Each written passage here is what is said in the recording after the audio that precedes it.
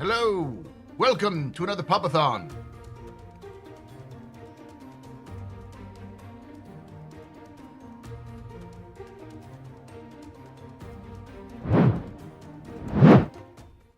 I'm Paul, Berserker01, Batman Shelley, your humble host and space bartender here at the Astropub, your space bar at the end of the universe. Sit back, relax, enjoy the show. We got a good one for you. Oh, damn.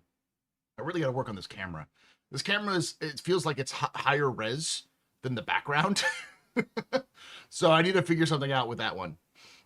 Like add some like depth of field shader or something like that in the back, because it just looks like I'm on a actual background now rather than any sort of like belief. I just need to fix that. It's all right though. There we go. So, for those of you who don't know, Pub-A-Thons, we're doing a giveaway right now. The giveaway is for a page.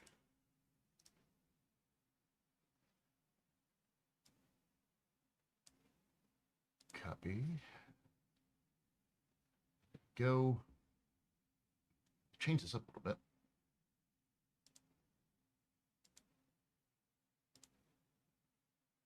Chatbot. Chatbot.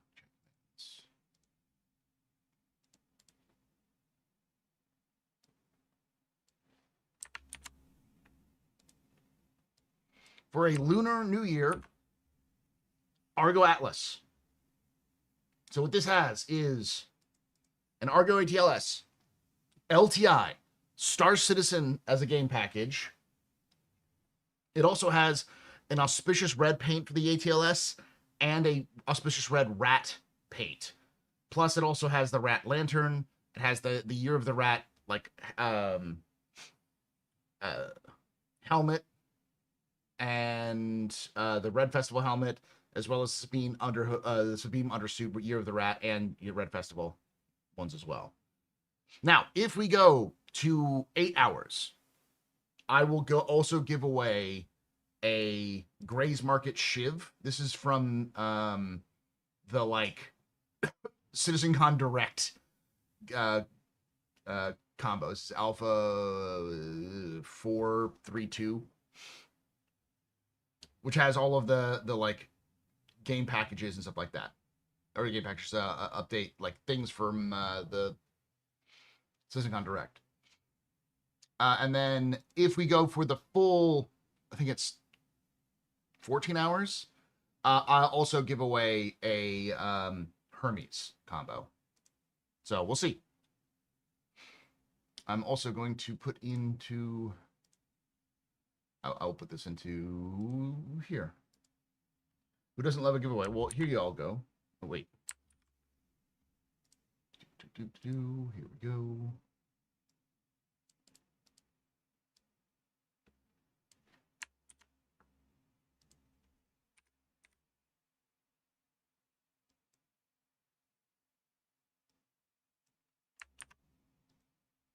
There we go. And for YouTube, what I'm going to do is I'm going to do this, and then I'm going to pin that so you have the chance.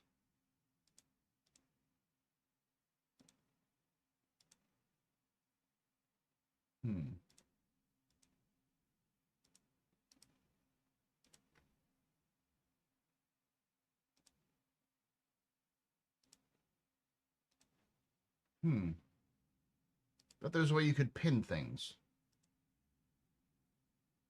on YouTube. You can on Twitch.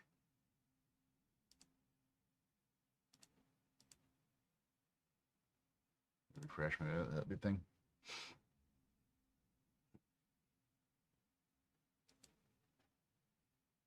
Try one more time.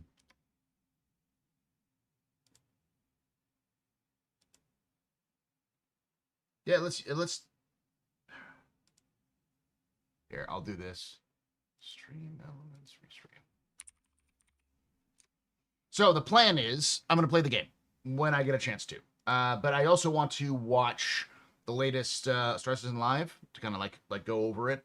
Normally I do that during, well, yeah, I'll do that today.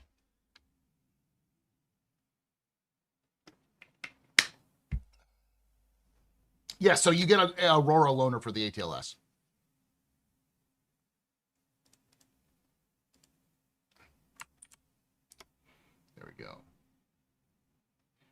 Pin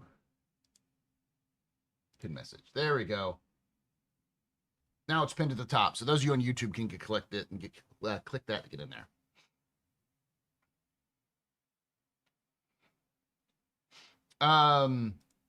My plan is to new glasses. Yes, you noticed. Thank you. It's just they're clean now. It's the same model, but they're clean now. I have a different style as well. I am of the weird. I'm in a weird position because I hate putting things in my eyes. I'm like real like even like eye drops are difficult, but I'm toying with the next time I go to the optometrist asking if I can get contacts, because I feel like if I got contacts I could do things like VR a little bit better. Flying buttress, because like I can see fine without my glasses. It's just like blurry, like everything looks a little blurry, and if I like really focus I can like undo the blur, but you know it's painful. So like I don't really have a need for glasses other than for like driving, especially at night and that kind of thing, and reading. Get to clean this off a little bit. It's got a little smudges on it.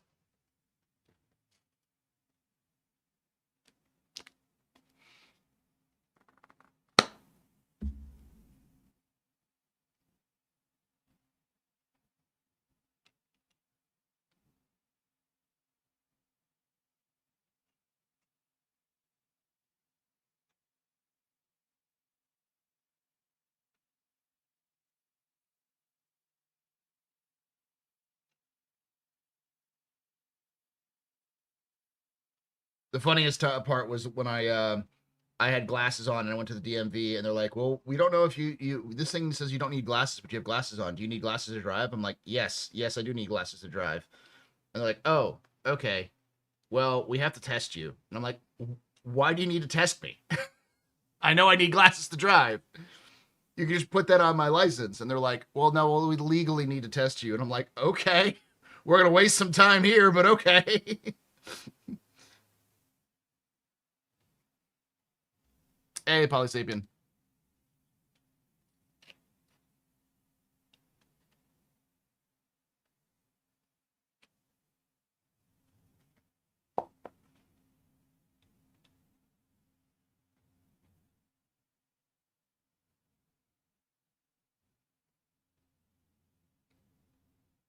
I am sort of blurry.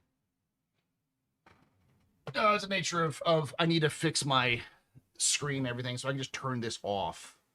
So instead of having to do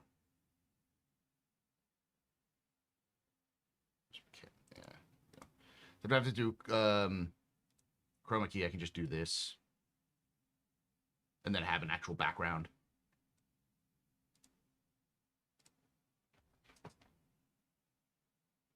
What's my daily flyer these days? The Freelancer Max. I still love the Corsair, but the Corsair is got some issues.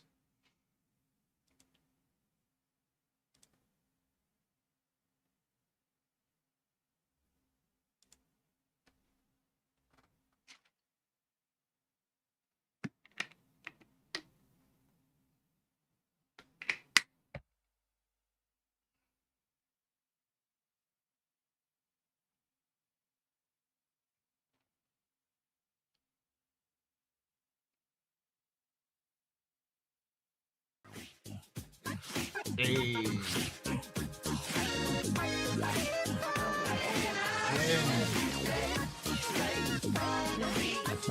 Congratulations.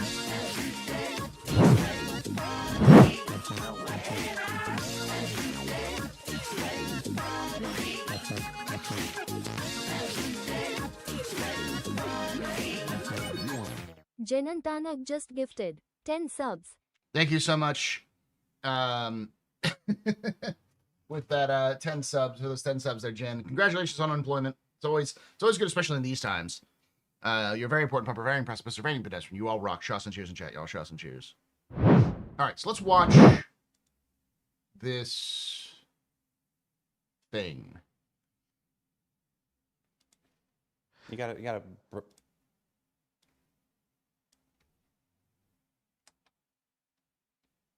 I should have gotten LASIK when I was in. Would have been free. Thanks, job requirements. Knowledge, don't you have, like, you're a Marine, aren't you? Don't you have at least some sort of, like, VA shit that can cover some of that? I know the VA is awful, but there are some things. Like, I know my father-in-law was in the Navy, and he was offered something like that. Some VA paid for LASIK. You can take away my spaceship. It was only covered while you were in. My space suit. You can even take Oh, away no. my space lasers. No confuse. But you can never, Now it's an elective. ever take away my space game. So where are the advice for those in the military? Get all of your free collective shit done right before you leave.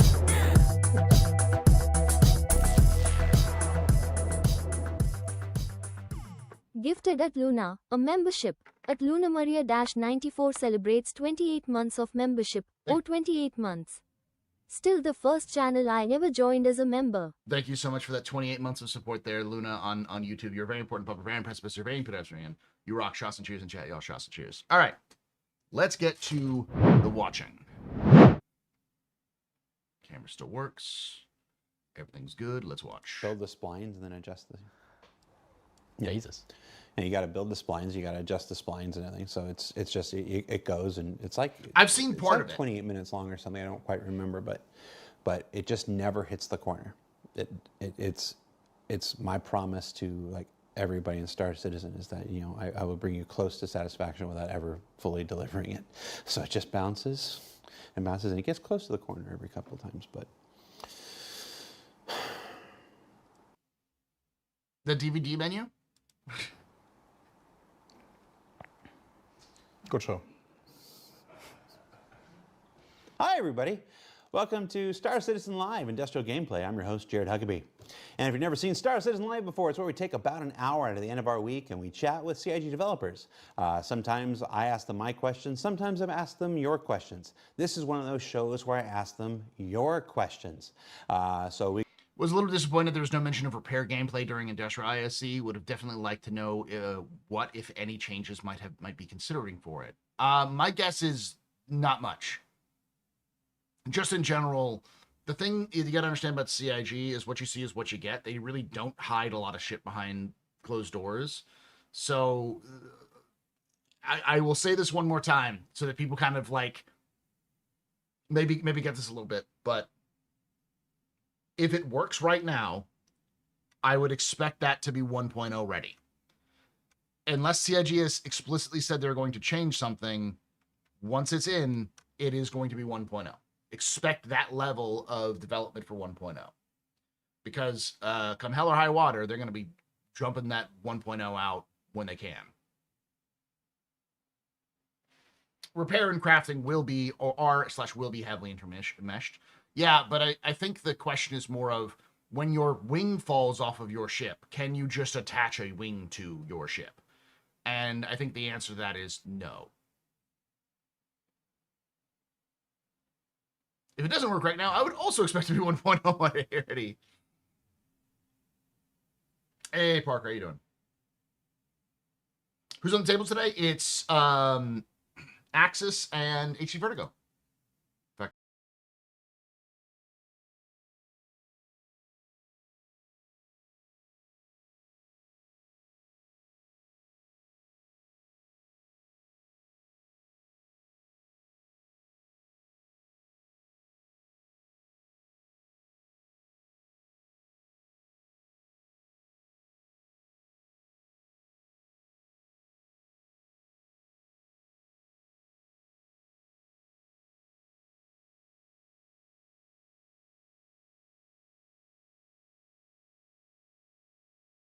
Batman Shelley, your humble host and space bartender here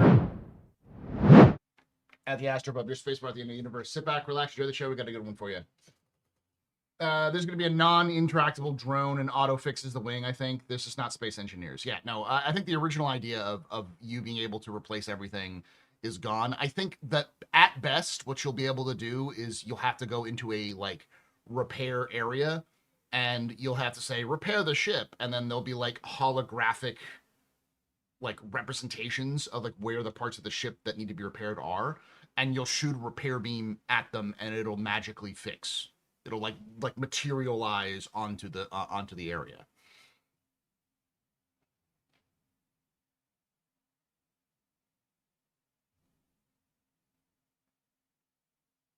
Hey, Taco Van Life, how you doing? So yeah, we've got Axis 0096 and HC Vertigo, and we'll be talking about the Spare the Air event, the current event in Star Citizen.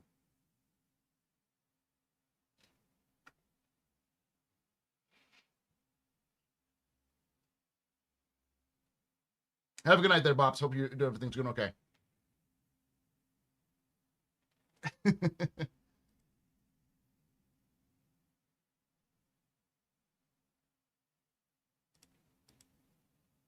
currently giving away a Argo ATLS courtesy of CIG. Thank you, CIG. They're gonna they give us some of us content creators like periodic, monthly, and event packages. So I've got some to give away today. You got to get some rest after 15 hours. You just casually drop 15-hour streams. Like that's insane, dude. That's insane. I was like when HC Vertigo's on, especially when Darsh's on too. Those two have fun chemistry. Well, I really want both of them to come on for our first look at Squadron 42 when Squadron 42 releases. The first Captain's Table after Squadron 42 releases. I kind of want Vertigo and Darsh to come on because they've been around on the table for so long.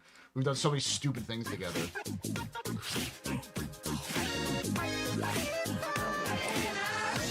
Fun.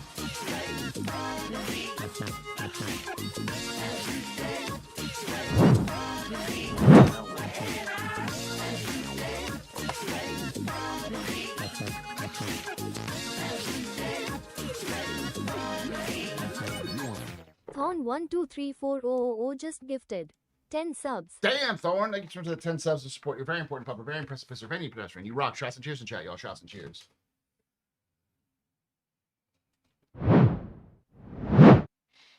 All right. Yeah, hey, Q-Ban. You look up the Helldiver stuff.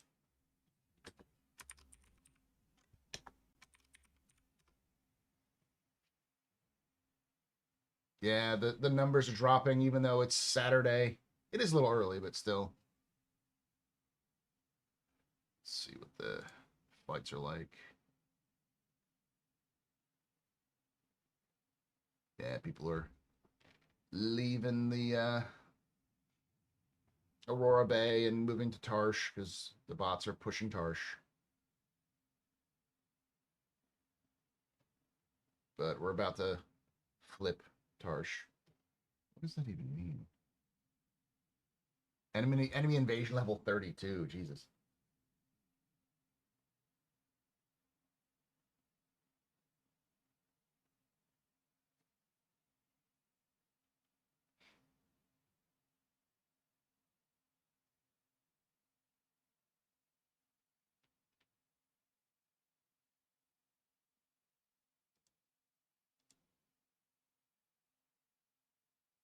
All right. Yeah, they haven't done a new major order basically in 24 hours since we failed, and it's like, okay. I'm not going to go too in depth on Helldivers stuff, but I think Helldivers, I really hope Arrowhead listens to the community because the community has basically said, hey, there's a problem what you have right now.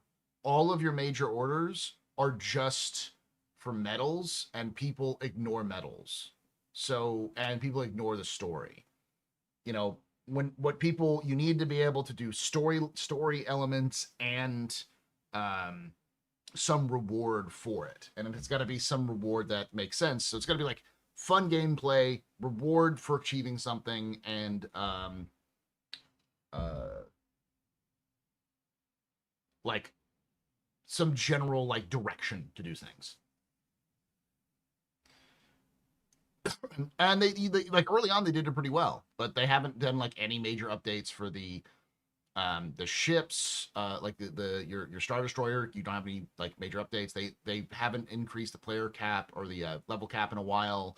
They haven't added anything to unlock with requisition slips in a while. Only focusing on war bonds and the superstore.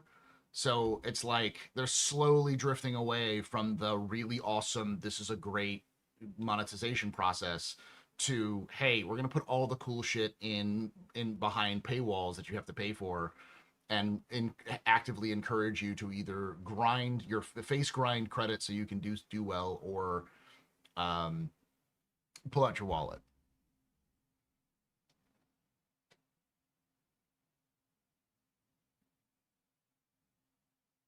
Go for it, Axis. Don't worry about it.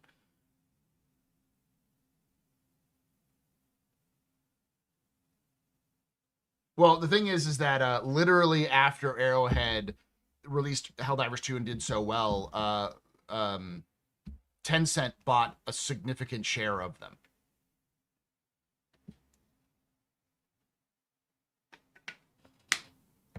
So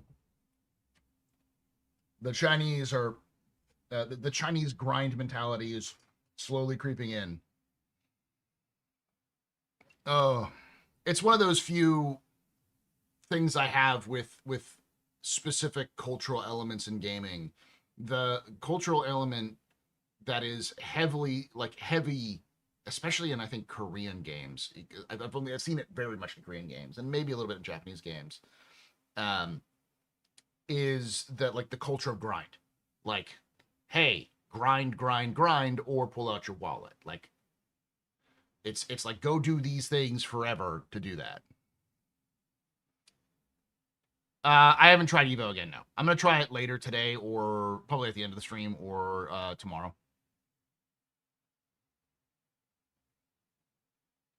All right, let's watch this real quick. I will also say that there's probably some element of ego with Arrowhead, because Arrowhead has done this before, where like they think they know best and they'll do things regardless of feedback from players, which is why MANCHACA, they're like Helldivers but with magic. You know, Helldivers, but instead of a soldier, you're a mage game, fell on its face and imploded because they didn't listen to feedback, and so people just stopped playing it. It's a good game. It's just, it has some issues it needs to change, and they never did. We got about 30 years. Also, you got to remember, right after Helldivers 2 released, a lot of players were like, hey, this is great, but here are some of the problems you need to fix. And they were just like, no. especially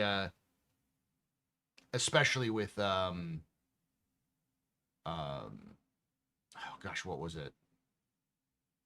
Oh, weapon balance. Basically the community had to drag them over the coals to get them to even change weapon balance for a PvE game, because it was like, oh yeah, by the way, we're gonna make this weapon really good, and then we're gonna remove that weapon so no weapons are good. And it's like, so you just want us to suffer, like to not have fun. And then they started having a huge drop off of players, and they were like, oh fuck, and then they changed it so that the weapons improved and people came back. Some pre-taped, and then of course there'll be whatever ones pre-taped. It's not pre-taped, it's live. Oh yeah, this is where Jared fucks up for like 5 minutes straight. Plus we'll take some questions from chat, so we're just going to jump into it. Let me introduce you to our two steamed, Steamed? Too steamed. They ask, like, Our hey, stew Jared, do you need steamed. anything to prep for the show? And I'm like, nah, I've been doing this 11 years. I got it. You hungry there, Jared? Yeah, it's something. Our two esteemed guests joining us recently relocated here to the Manchester studio permanently, so I get to see you every day I want to and just get to walk up and be like, hey, Torsten, what's going on? Don't you hate it when a multi-billion dollar corporation chases profits instead of listening to the customers? Wouldn't know anything like that, right? Here at CIG. Well, CIG isn't multi-billion. They're multi-million, but not a billion yet. It's more of, I think there are things to learn from Arrowhead, and there's things to copy and things to learn from. One of the things that I really like about what Arrowhead does is they know how to blend narrative, PvE, and like events together. Like the way that I want CIG to do.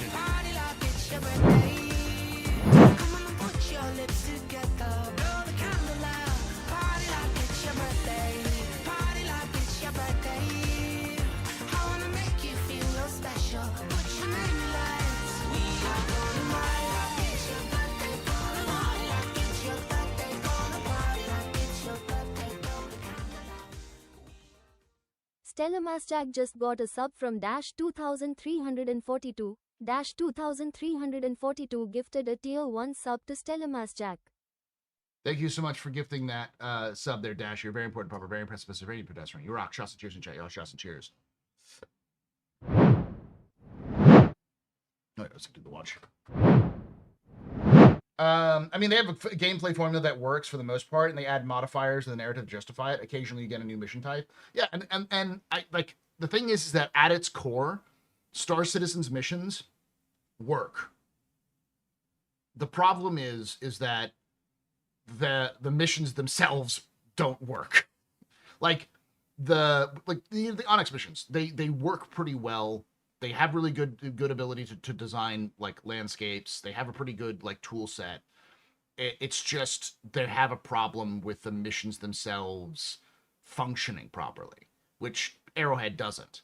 But Arrowhead has a game. Helldivers 2 is as buggy as Star Citizen.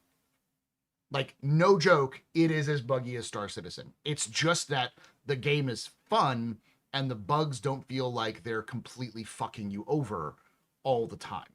Because the game is designed to be a little bit harder and a little bit more face punchy. So it's like, okay, yeah, well, it's unfair, but the game's unfair. Deal with it.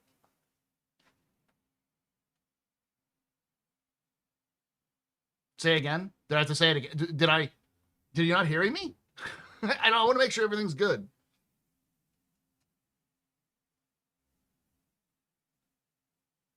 Drinks all around. Let's party like it's your birthday. Party like it's your birthday. The part these things they theoretically on a mechanical basis, sort of the way they're designed, they work well.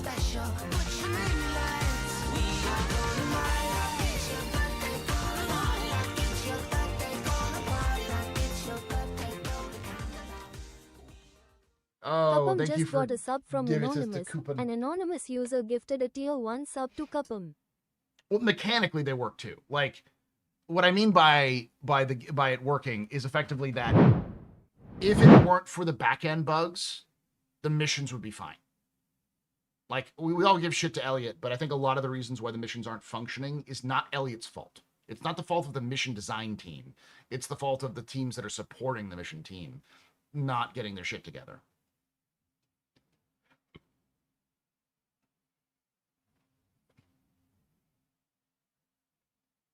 Mechanically, they function. It's just in terms of when you apply the missions to the back end is held together with spaghetti and spit.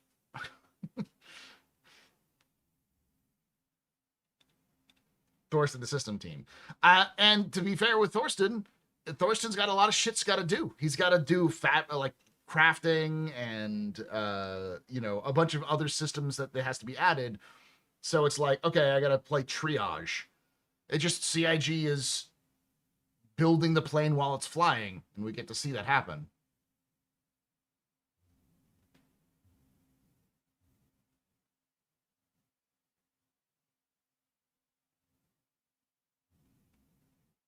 Yeah, a lot of it's just performance, and eventually they'll get there. It's just time. It's a time consumption thing.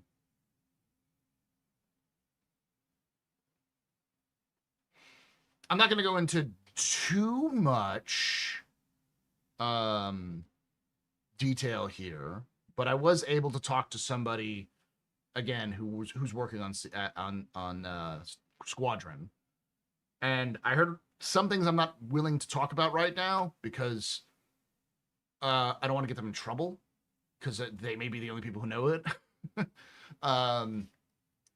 But I did hear some updates on Squadron, which is it's just unstable. Like, you could play the game from beginning to end, but there's still things that are missing. There's still some things that are that need to get fixed. It still depends on the build that they're working on. Hey, how you doing?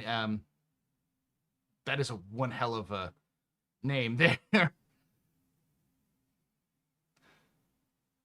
Abdio G. Waldi Fitsanticia?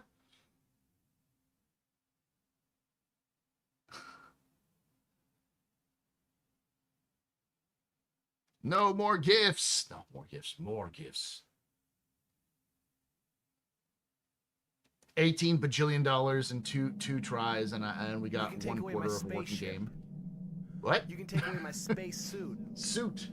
You can even take away my space Yes, lasers. Gonzo, your name's easier to pronounce. But you can never, ever take away my space game.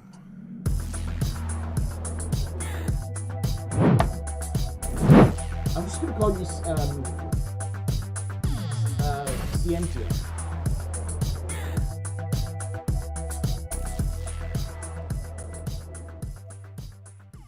Gonzo 209X just resubscribed for 93 months. At least my name is easy to pronounce.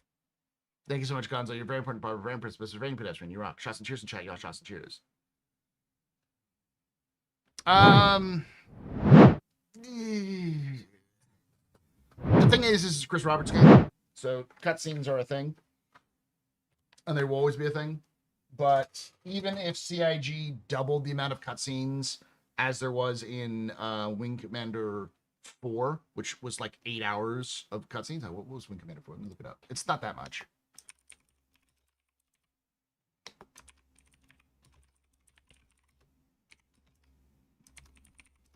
Someone put them all together. It's almost 3 hours. So it's 2 hours and 50 minutes based off of people putting stuff together. Like putting all the cutscenes together. And the game...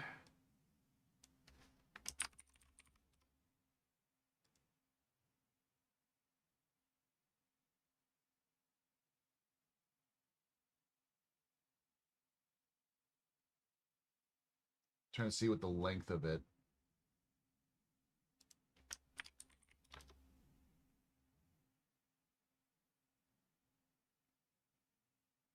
$15 hours, 10 to 15 hours. So it was about 30%.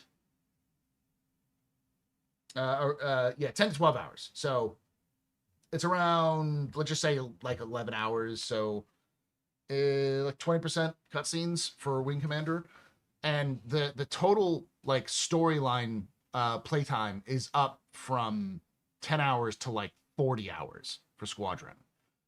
So even if they keep that same ratio, that still means we have like 5 hours of cutscenes, and I doubt we have 5 hours of cutscenes.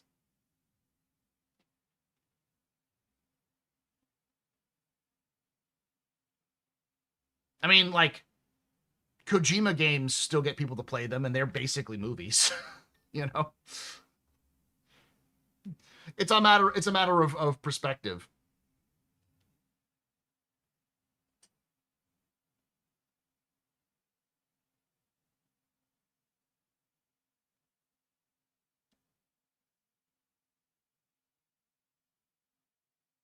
What? Kojima, it does, like, am I crazy to say that Kojima loves his cutscenes? I mean, am I wrong? It's Kojima. That's his thing.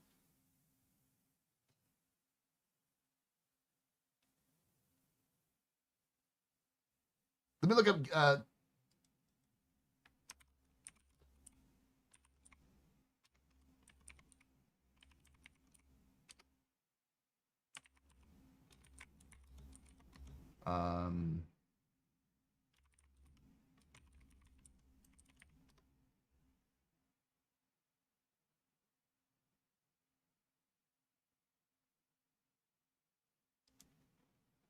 According to what I can find, there were 7 hours of cutscenes in Death Stranding.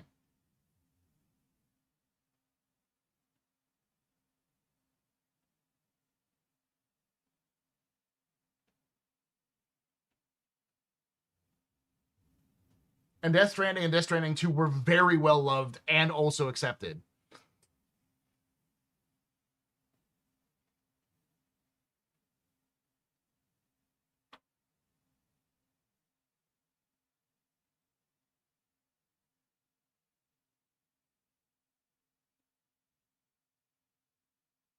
Yeah, but Kojima's games worked out. Sometimes. Yes, Paul, you're crazy and you're correct. Yeah. I just have heard the argument that like Squadron 42 can't have a lot of cutscenes because young people can't pay attention to cutscenes and they just want to play the game. And I'm like, guys, there's entire genres of this sort of thing that people enjoy. I think people have under the assumption that like Squadron 42 has to be like Halo in order for CIG to be successful. It's like, no. That's why I said last week, I'm like, you're going to see Squadron 42 sell maybe over the course of like a year, maybe 1 million, but probably more like at like a tops like 500,000 sales of Squadron. And that's me being optimistic.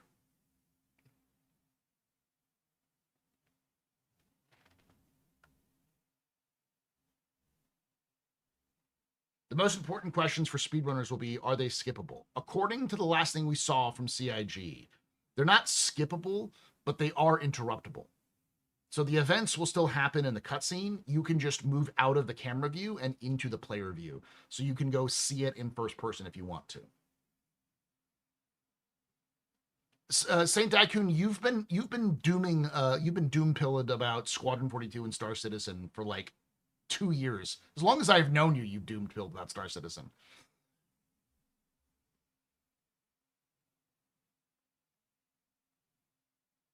How much of the 1 billion have they spent on Squadron 42? That's impossible to calculate, because Squadron 42 runs on the same engine that Star Citizen does, the Star engine that they build. So a lot of the work that goes into Squadron goes into Star Citizen. In fact, a lot of the elements of Squadron are also elements in Star Citizen. The difference between Squadron and Star Citizen is really cutscenes and not being online, as far as we know. I hope not. Jesus Christ.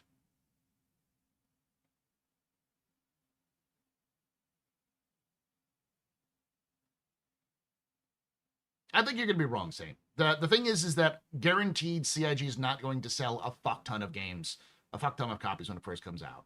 But over time, if it does well and it's well received, it will build an audience over that word of mouth. And because again, CIG doesn't have to make a bajillion copies in order to like make investors happy. They just have to do well and sell over time, because once it's released, you don't need a huge staff working on it. You just need to maintain it and update it here and there.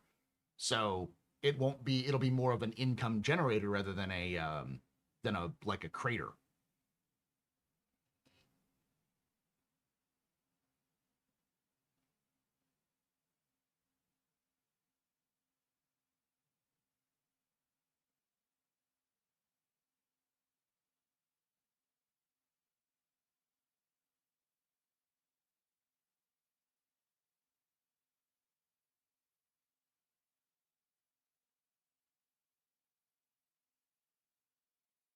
Do you think we should move out from Europe to the USA equipped with anti-gravity technology, or USA doesn't deserve it? I have no idea what you're talking about. Let's continue to watch this. Look, I didn't put my hand on it. You thought I was going to do it. You thought I was going to do it, and I didn't. Audio guy gets angry anytime I do this. Torsten, tell everybody who you are and what you do for Star Citizen. Hello, I'm Torsten.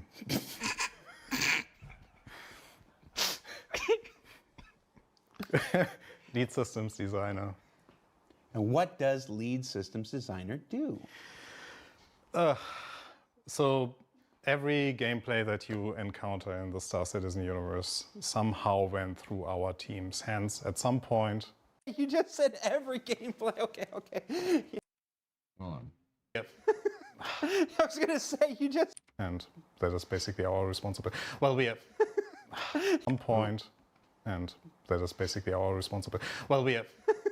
I was gonna say you just said every gameplay. Okay. Yeah. Send your letters to Torsten Lyman, care of 6 Manchester Goodyard Street. It's all your fault. Go ahead. Congratulations. I love Torsten because Torsten is the most German I've ever heard in Star Citizen. My favorite line from Torsten is still, people call our game Beam Citizen. What do you say about that? And he just said, they're correct. Like, no, everyone else laughing. He's like, what? They're correct. It is Beam Citizen. He is very German, and I love it about him. It's all our fault. You just took responsibility for everything. Well, Including mine. someone has to take responsibility. Yes. Yeah, that's it. How do you think the show's going so far? You're killing it. Yeah, it's okay. It's got this light. Anytime I do this, the audio guy's like, stop doing this. You make it hard to hear. What if I talk like this? 11 years. Elliot. No, it's not. It's above. I did this. What the fuck is going on This with is a Jared? perfectly natural and normal way to hold your face. You look like you're Spock reading your own mind. Oh, it's because Jared's American. From what I've heard from Europeans is that you can tell somebody's American just by looking at them because they lean on shit. Jared leans on things all the time. And that's why it's driving them fucking crazy, because it's like, we don't get our audio equipment for people who lean. You're supposed to stand up. When you lean, it might hurt things. Elliot, come on. My mind to my mind. Yeah. My thoughts to my thoughts. There's a developer Elliot, panel who from are you last and what are you night. doing? Hi. Yeah. I'm. What was that panel? I mean, I can pull it up.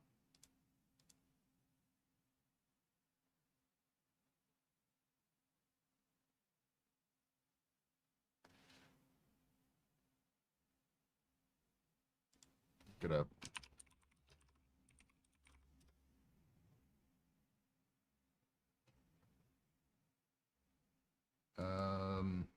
Let's go with Atmo esports with Emma.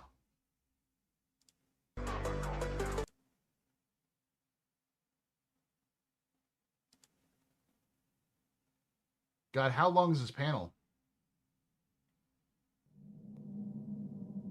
You can take away my It's only like 20 spaceship. minutes. You can take away my space suit. You can even take away my space lasers.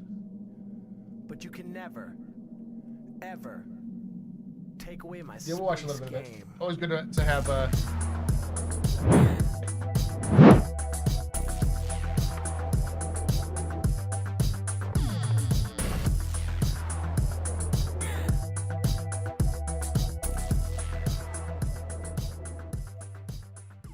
Slim Jim Reborn just resubscribed for 3 months.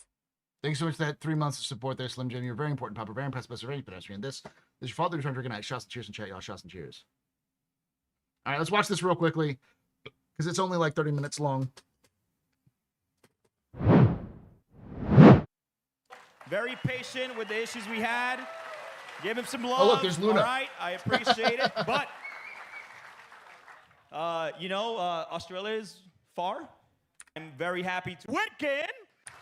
Yeah, Xylo. The lovely. Yeah, And Sandy. without all He's looking better. All right, here we go. He's looking better.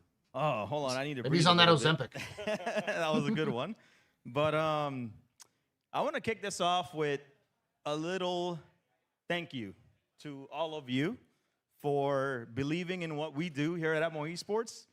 And in Manchester, I said, I hope we do it again. And we're here again.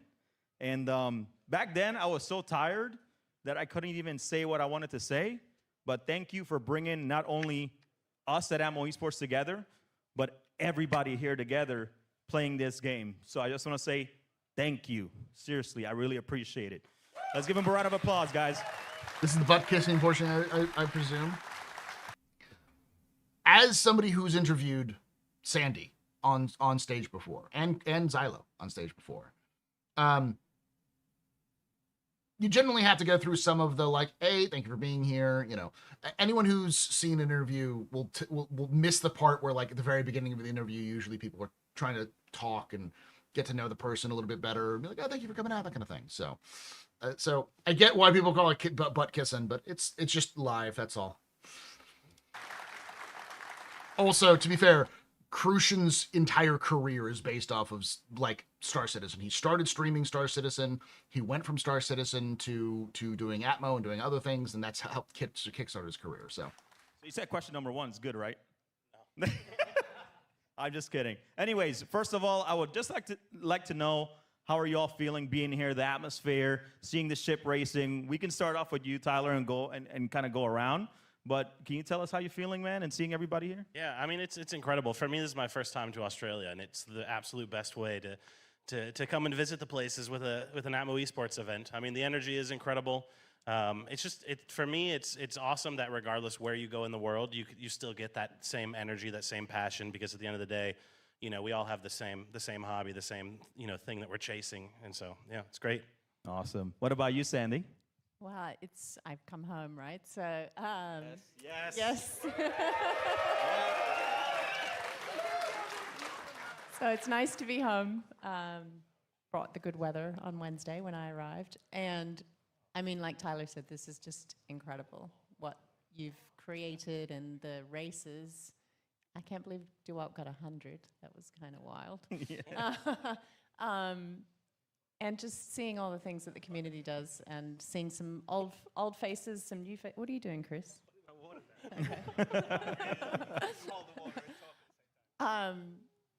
And I'm just blown away. Really, I'm just speechless. I've got a shirt. I've got a VIP thing. It's amazing. Oh, I appreciate it, Chris. I mean, you know, the founder of Star Citizen. I mean, you probably feel the way I do, like seeing all of this. How are you feeling seeing everybody here? Yeah, I mean, you know, what Tyler was saying for me is definitely. I mean, I have to pinch myself because I sit up there and I'm watching all this, and I'm like, this is in the game that we started 14 years ago, and I would never have guessed there would be like an event done to this level of profession. I mean, this is like watching a proper, you know, like a real TV sports, like the Olympics or something, and we're here watching.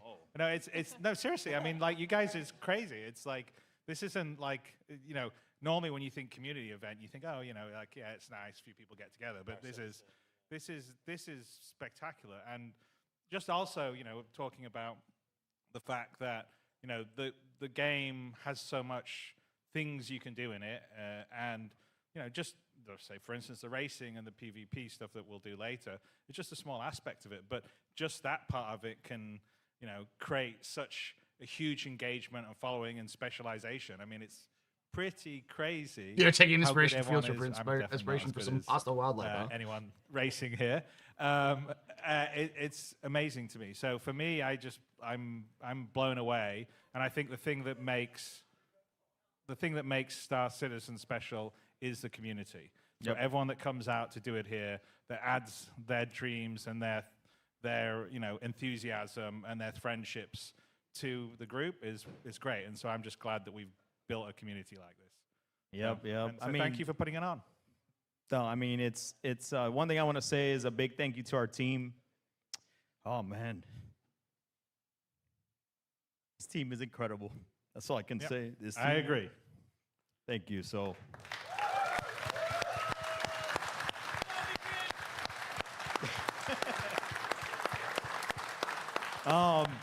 Chris, I'm gonna keep you here with me for a second, right? Because I know the vision, and you know, I've seen over the years, been playing this game since 2015. A lot of people don't believe me. Somebody asked me, "Do you even play?" Yes, I do. Okay. Yes, I do. Okay. I was in that hangar module. I couldn't even get out. I blew up, and then I exit the game. So you know, like it's tough. So sounds about right. Yeah. But have you ever thought seeing like a game in a competitive spirit? Was that in your vision? Or was that something no, I mean, that was... honestly, that's what I was saying. The racing aspect of it sort of grew out of, the arena commander stuff. We're like, okay, we can't have the full PU yet, so we're doing these game modes. So we'll try out the flying around. Obviously, sort of wing commander, privateer, freelancer style, space combat. So we put that in, and we said, oh, let's put in a few racing modes, and then everyone really just starts to engage in it. And then on top of that, when the PU comes out, especially when the planets start to happen and people are sort of creating their own courses, because some of those courses that are in Arena originally was someone just found a cool place on Daymar or Delamar or wherever it would be to race around and say this is a really great place to race, and then the dev team took back some of it and put part of it into Arena Commander, and we built it out in the PU. But that's an example of the community and the devs sort of vibing off each other and adding and creating something better. And so for me, I would never, if you told me there would be, a whole thing about people training to race in the way that we've got here, I would be like, really? Does that stuff happen? And it does. So for me, it's great because I just sit back and I watch this and I go, that's why we're making this huge, expansive sandbox, is for people to enjoy and do what they want to do inside it. And that is, like, for me, I don't know, like a proud father or something looking at it going, okay, this is very cool. That's awesome. That's awesome. It kind of brings me back like to the interviews we did with the races. I'm not sure if if you guys saw those, but Blowtorch talked about how much he loves racing, and then when he just wants to hang out, he just goes mining on his own, out lost in the wilderness and in space, which is awesome. How about you, Sandy? Like seeing this whole competitive spirit and everybody come together. We got flags. We had signs of Wayne DC go. Like how does this make you feel? I mean, I talked to Duop before I came out here, and he said that he had joined because of the Next Great Starship, which was a very, very long time ago. But that was something that we that was community created. And so just seeing this now, how it's expanded and grown into something so professional, it's just amazing. It's like, I went to, next to our old offices in Los Angeles, where the League of Legends, where they do. I mean, this is just as good. Oh, well, that's... And the other thing I'll also say, that because Sandy doesn't toot her own horn as much as she should, but when we started this a long time ago, Sandy told me, before we did our crowdfunding and Kickstarting, said the key is going to be putting the community together. And that was one of the reasons why there was the website that was done before we even announced the game, where it had the golden tickets, and I think we had about 40,000 people sign up with it. And so the building around the community was very much Sandy's idea at the beginning. She says that's where your power, that's where the strength is going to come from. And so it's been in the DNA of Star Citizen from the very, very beginning. And I think that's what gives us the longevity. It's what, we're going strength to strength. Last year, it was more people playing, more people joining than we ever had before. And that the strength of the community is really the superpower of Star Citizen. So, my beautiful wife was the one that was like, that's what we got to do. Oh. So there you go. TMI. Let's give Sandy a round of applause.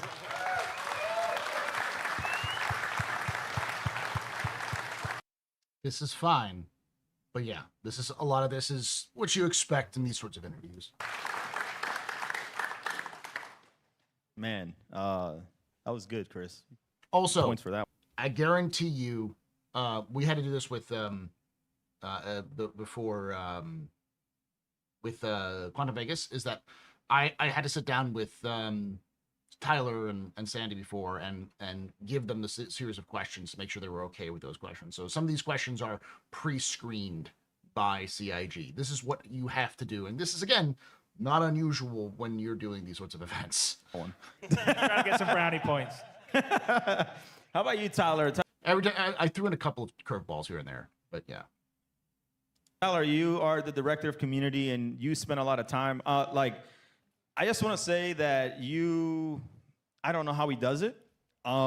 This is one person that I respect everybody, but for myself, I do a lot, And it's because I love this community, and that's why, you know, Tyler does so much behind the scenes, and, you know, coordinated with Chris and Sandy to bring him out to Australia after like 12 years, and we were pushing for it so much. But Tyler, I mean, you know, you've seen our events, you've been to our events, but like being here in Australia with almost 500 people here, I mean, how does that make you feel?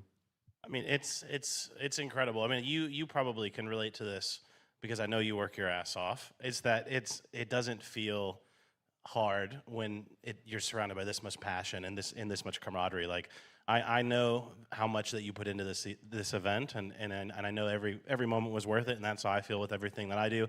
I think it resonates with the entire team at CIG, not just, you know, the community folks. Everybody, you know, is building this because Deletes Angry Spectrum posts. That's not his job. That's the job of the moderators on Spectrum. it is the game that everybody's always wanted to play. I think that doing it alongside the community is just a gift that we're incredibly grateful for every day.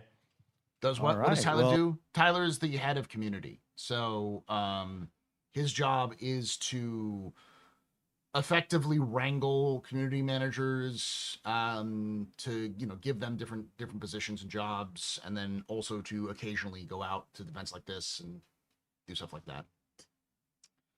Their job is to communicate with the community. So all of the posts that are made on the website and all the social media posts are all under Tyler's foray.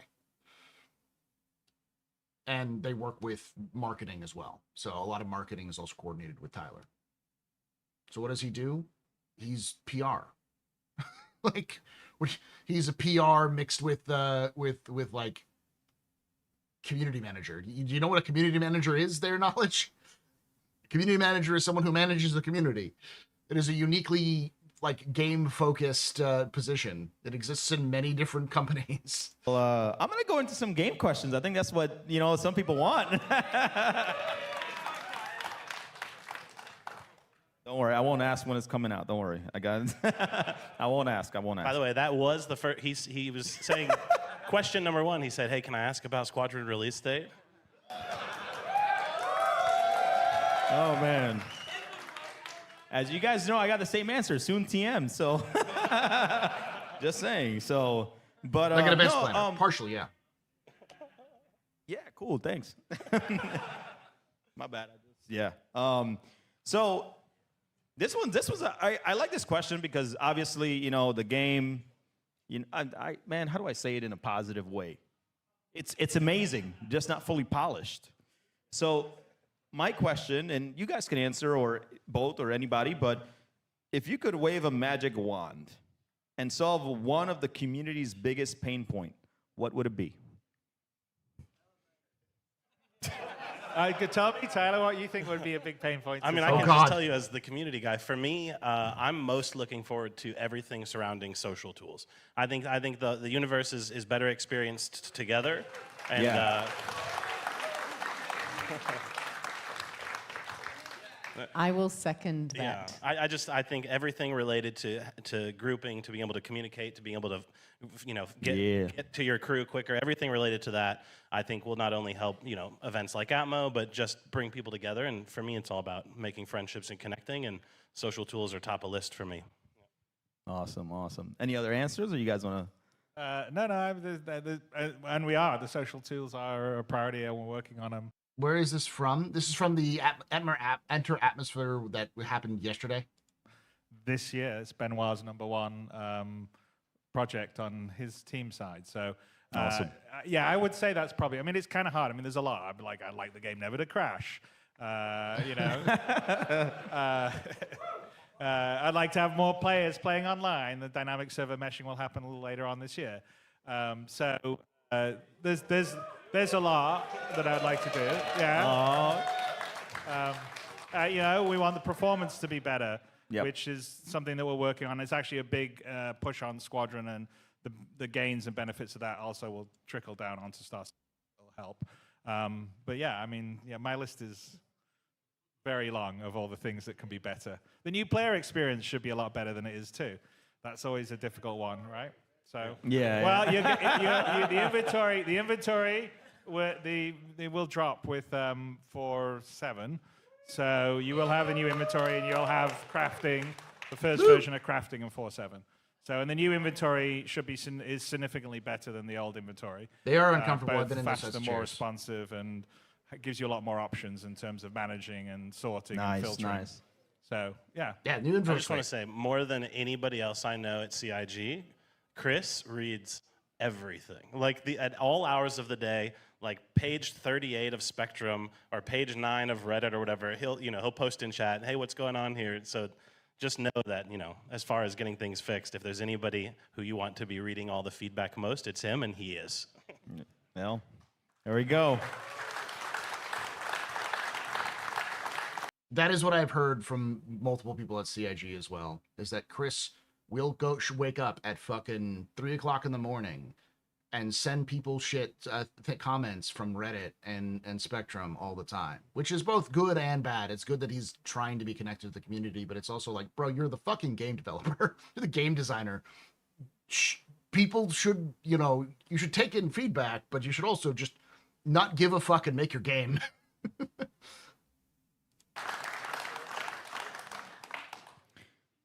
So we talk about, that was a good one. So thanks for letting them know. I mean, a lot of people are really excited for so many things in the game, but with features like he literally responded. Do you not know that Cameral and Chris have talked directly on Spectrum? Chris responded directly to Cameral on something to try to address his concerns, and Cameral just ripped into Chris. Instead of responding, he was just like, fuck you, you lie, and it was like a list of like insults that he threw at Chris. It was like, oh damn. refueling, exploration, longevity of combat encounters, and other core mechanics still evolving. How do you guys currently prioritize, refining existing systems versus adding new ones? Okay, well, I'll take that. To a certain extent, I will say that we're using Squadron as a bit of a test. Everyone's input is important. I'm going to say this right now. Not everyone's input is important. Some people do not know what they want. Some people are just mad. Some people are taking out aggression that they have in their own personal lives on the game because it's the only expression they have. There is such thing as good feedback, and then there is noise. And a lot of what Star Citizen players, and this is not just Star Citizen, just gamers in general do is noise. Because gamers will do anything other than go to therapy. I want flushable toilets. My opinion matters. Yeah.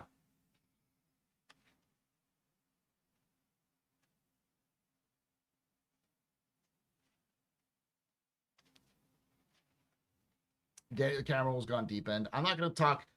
One of my mods joked about Mike, and people lost their fucking minds.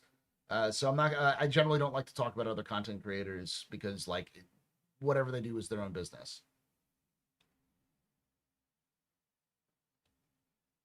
But yeah, I can see when things become more focused on specific aspects. When you start appealing to certain demographics, it can benefit you, but can also hurt you, depending on what you do. Like, generally speaking, my experience is negative content in Star Citizen does well, but it only does well when you're being shitting on CIG. So if you want to make content on a regular basis and you shit on CIG as part of that content, people don't give a fuck about anything else you make unless you're shitting on CIG. And that's not a unique thing to Star Citizen or CIG. Like negative content does well, but most people, if they sign up to see you do content, like they sign up for your content, especially negative content, they don't want to see you do anything else. That's why drama channels have such a slow lifespan, and why they have to constantly create drama in order for them to stay relevant. It's just one of those problems. Drama tubers, yeah. And then there are people who are constantly glazing and being like, yes, and nobody wants to hear someone glaze all the time. Because that also doesn't do well.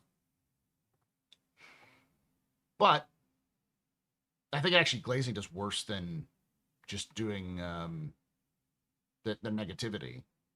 But generally speaking, trying to strike a balance Being authentic is what's important. Kitchen for some stuff. Nah, Mike strikes a balance.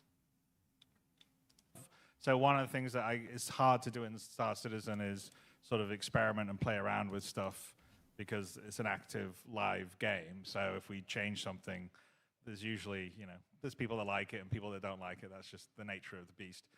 So there's a lot of stuff that we're balancing, like the new flight model, the atmospheric flight model that happens, with proper aerodynamics, is in Squadron, and it will come across into Star Citizen. Same on the FPS. There's a lot of improvements through FPS, feel, play, everything that will come from Squadron into Star Citizen. So that's part of what we do, and not all of it obviously will be in Squadron, like things like the crafting. The inventory stuff is much more Star Citizen specific stuff.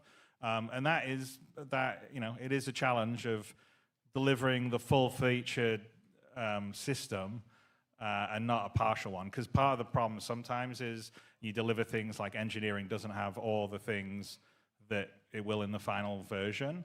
And so not everyone can see the full context of it. Yeah. And so that makes it a bit more challenging because you're like, oh, this doesn't work because of this. And I'll be like, yeah, I know, but when these things come online, then it will all make sense. And so that is actually that is one of the biggest challenges we have on the Star Citizen side, is how to roll that out. So we're trying to make sure that we cook it a little bit better going forward. But I'm sure we'll get called out on Reddit and everywhere else. Shout outs to Reddit. Yeah. Any other comments from Sandy or Tyler? No? Okay. All right. One thing I want to talk about that you guys really surprised us, because we have in the Demo Rally, we actually have multiple teams that race in VR. And these guys are like, they take it serious. They're like, they have a whole cockpit with VR, and they're literally racing Demo Rally, which is in the truck division, which is like a 7-hour race, depending on your experience. And they're in VR the whole time. But you guys did a great job just kicking out VR. And how is there more coming for VR? Volume's too low? Yeah, there's definitely more. I mean, so for a start, I mentioned it before, but Squadron will be fully VR supporting too. Hey! So you can play that, which is going to be pretty That's a news. Squadron's full VR support. That's pretty good. cool. Yeah, it'll be very cool. You can reach out and touch Gillian Anderson. Not inappropriate. Oh, no, Chris. No, Chris. But I just want to be sure you know we're live, right? So we're pretty committed to, making the VR implementation the best that you've seen in gaming for any game. I mean, I think already, even the experimental mode, just the nature of Star Citizen, the fact that it does so much detail but also scale, VR is kind of perfect for it, because you can walk up and actually feel the difference of an Idris compared to just getting into a Hornet or something like that. That's scope creep, by the way. That's 100% scope creep. That was Sylvan fucking managed to get VR working in Star Citizen. It exploded in popularity across the entire VR space. People were like, VR's in Star Citizen. That Chris finally gave him the fucking money and the time to like, all right, put this in Squadron. Full tactile, do it in Squadron. That. And you also can get up close and sort of see all the detail that the ship artists have put into the ships, and the environment artists have put in the environment in a way. No, Squadron wasn't sold with VR. It was sold with specifically Oculus dev kit support. Not full VR. That on a flat 2D screen you can't. So that part's really great. We're going to be supporting more VR specific controls, so VR controllers as well as the general control stuff we do at the moment. So it is an ongoing project, and one of the other aspects is the UI side of things, which still has to be dialed in. It's sort of improved from the experimental release in Christmas, and 4.5, 4.6 has a few improvements, but it's still got quite a long way to go. But it is definitely on our plan, and so when Squadron releases, it'll be full featured, and the same parity will be in Star Citizen. But I think as headsets become lighter, and you've got a little more power on your machines, then VR becomes more viable. Because doing it now on a high resolution head, like an OLED that isn't too heavy, it's a totally different They're all experience heavy, yeah. than doing it on a VR headset 10 years ago. Because we actually had VR in the beginning, like in the very early stages, and then we disabled it because we were rewriting the graphics renderer and the engine, and so all that had to change. And so now that we've sort of got the next gen renderer in, which is in the Vulkan stuff and the other stuff we have, and it's also in, with ray tracing is, will be coming to Star Citizen because it's in Squadron right now, and it will come across into Star Citizen. That's enabled us to be able to do the VR support.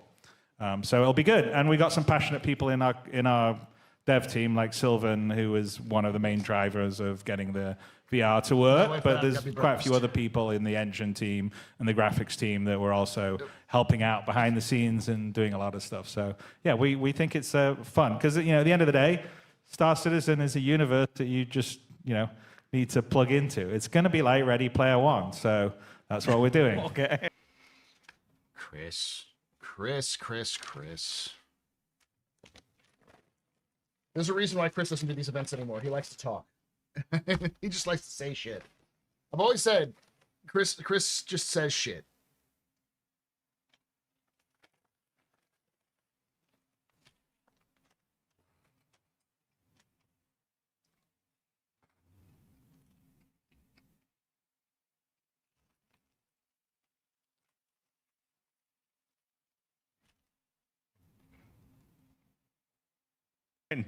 All right, some next level. Any comments? I mean, have you guys tried VR?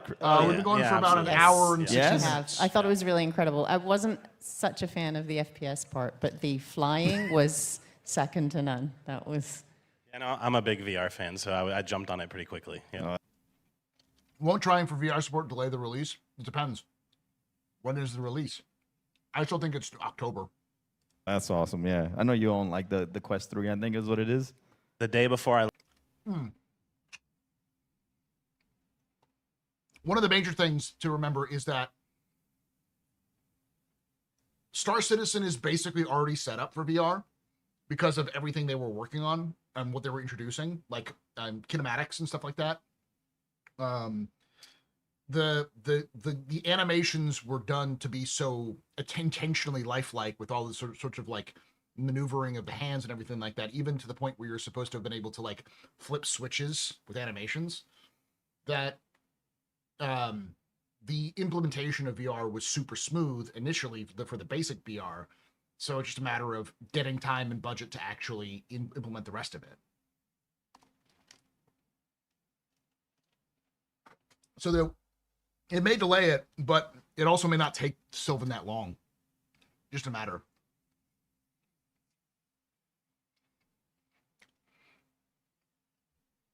But here's the thing. In Squadron, the turning on your ship in Squadron is already got full animations. We've seen it. Like, basically, there's a fuck ton of animations which are in Squadron and only in Squadron, and some of them have been imported into Star Citizen, like the ASD switches. Those are all Squadron assets. So it's probably easier for CIG to implement VR in Squadron right now than it would be in Star Citizen because they have all of those things done. Landed in Australia. I walked all the streets around the hotel in VR just so I would know the neighborhood. Oh man, that's a good one. That's a good one. Yeah, I think VR has been pretty great. I don't have a headset yet, but I'll definitely get something soon. So, thank you. Appreciate it. So, well, let's kind of move into some other foundation questions. I kind of want to get back into some more of these event questions, but I know you see a lot of ship racing and dogfighting, and the reason why we do that is because it's easy to kind of switch things out, especially in a LAN environment. But is there anything that you, Tyler, Sandy, Chris, that you guys would like to see outside of either dogfighting or racing here in LAN events? That's a good question. I don't know. I mean, it depends on what you would be able to do in a sort of short, like, game mode setup is what we're talking about, right? Yeah. Huh. I mean, there's a few. I mean, it's still kind of dogfighting, but I kind of wanted to.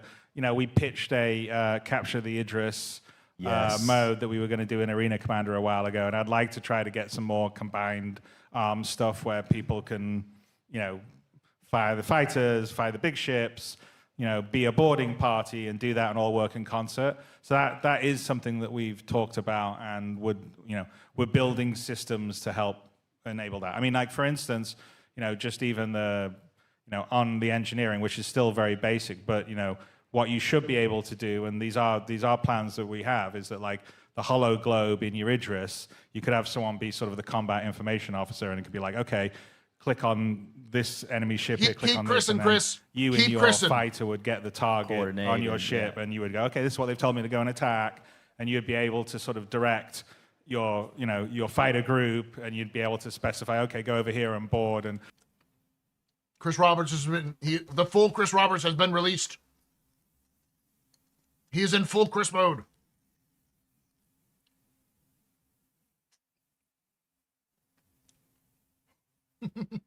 So have a whole sort of combined, like kind of arms game mode, which would be very, very cool. And then you can either do it in the PU, just acting naturally, or maybe have also a sort of supported game mode in Arena Commander.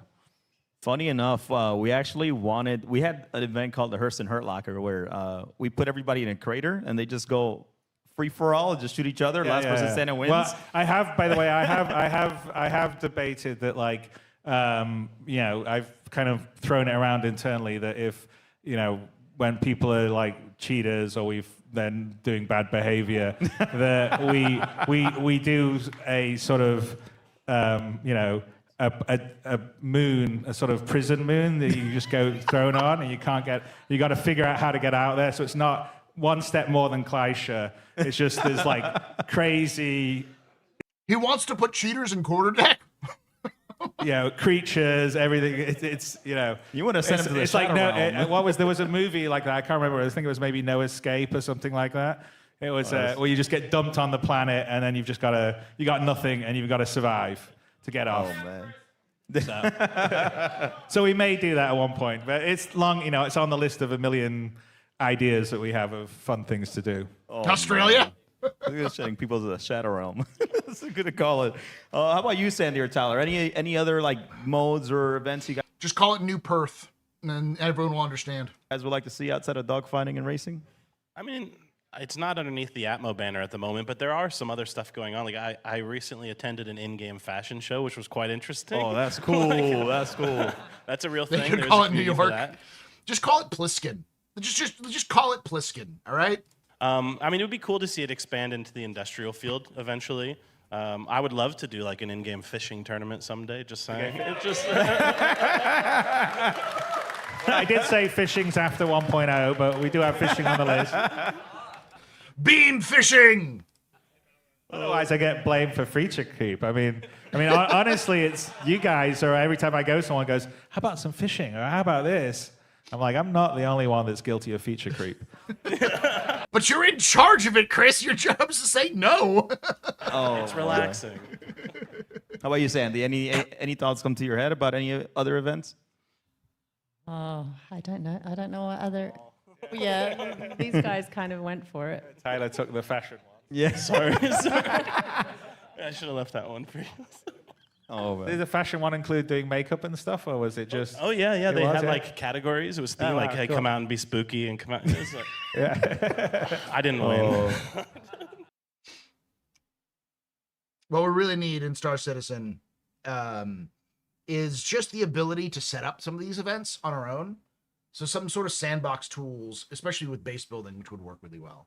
Because you could do things like, you could do a runway for fashion, but you could also do things like what I want to do with like museums.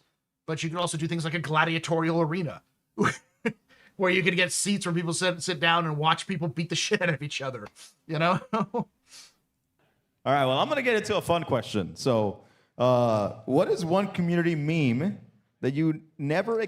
So this is the Enter the Atmosphere.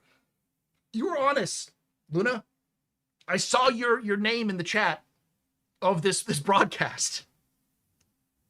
Expected to still be around since the beginning of Star Citizen.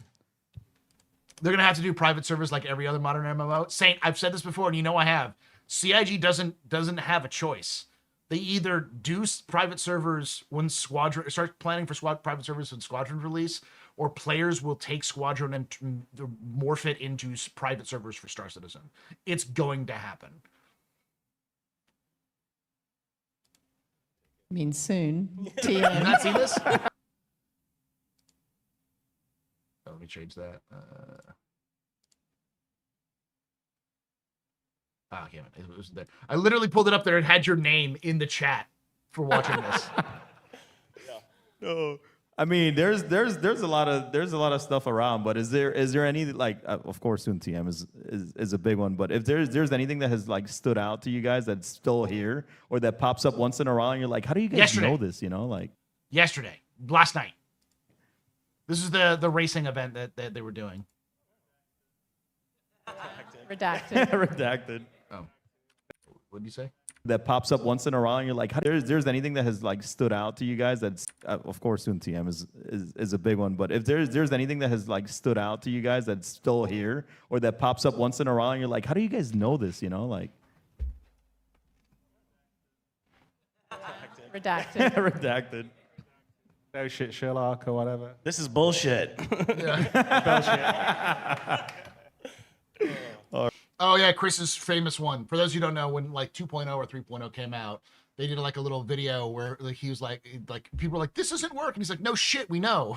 Like we literally built it. We know." All right. I'll go into the next thing. So my next question would be, what is the most unexpected item that someone has brought you to like a meet and greet or an event? Well, I can certainly tell you that CitizenCon in Manchester, we had the live one. I think there was more than one, but someone printed my head on a big pillow thing. I don't know if you saw. And they were waving around. Yeah. And it was A Dakimakura? I don't know. I think I took called? it home. Yeah, you did, and you put it in the I closet. put it in the closet. And then I opened the closet and started screaming. Yeah. But I also, occasionally, I was like looking for stuff. I opened the oh no, it's my own head. So It's not a body I would pillow. say that It's just his head. probably is the one that takes the biscuit for the Oh wow. Like if you look at the CitizenCon footage from 2014, I think you'll see someone like waving around in the front row and stuff. It's like my head on a sort of round pillow thing. And I think there was more than one too. You're just lucky it wasn't a body pillow.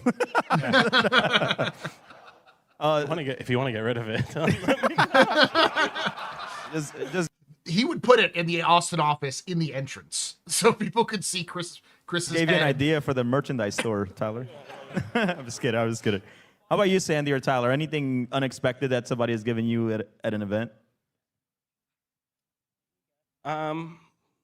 At events, nothing really as weird as a body pillow. If you, by the way, if you made it and you're here, apologies. I think for me, I've had to get used to larger items because we have such a creative craft community. I often will travel and we'll receive like a massive 3D printed Kraken, you know, that's the size of my desk, and they're like, "Hey, this is." I didn't say I didn't watch the stream. You just didn't see. You haven't seen this part. Like it was funny because like it was at the very beginning of this part, like right here. I pulled it up, and it was like Luna Maria. I was like, "Oh, Luna was here for you to take home," and I'm like, "This is amazing. Thank you. How am I going to get this home?" You literally stopped watching right before this section. We've had some weird packages sent to the office, you know, that were gifts, but not safe for stream. So. What have we had? I've had calligraphy tools. I've had Oh wow. fans. I've had all kinds of clothing given to me. I had every brand of vodka bottle given to me. We had like I can't remember. I think Aaron got it. It was like a massive box just filled with meat. It was like a whole leg of a cow once. It was on Twitter. I'll dig it up. But that was an interesting one. I mean, we got a survival cooking kit in Italy. What was that? Yeah. That was a weird one. Oh yeah. We've had 50 Philly cheesesteaks show up to the office because I said I'd never had one, and so then there's just this whole office. Wow. Yeah, no, shout out back to 2015. There was a guy who delivered a keg every week to the studio. That was appreciated. He doesn't do it anymore, so the role is open if anyone's looking. That reminds me, I have to send the mission team flowers. I've always promised that I'd send them flowers as like a little note. Like we hate on you a lot, but we wanted to give you your flowers when you're right. Oh man, We tapped it. Yep.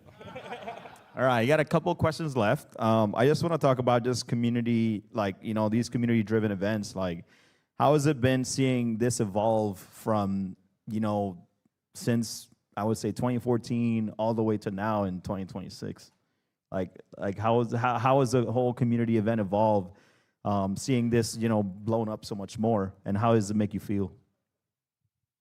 Well, amazing. I will say that I think the first time that What you're saying is they haven't been right yet, Paul. No, I was gonna send it for them for Onyx because I thought Onyx was great. It still was. It's unfinished, but it's good.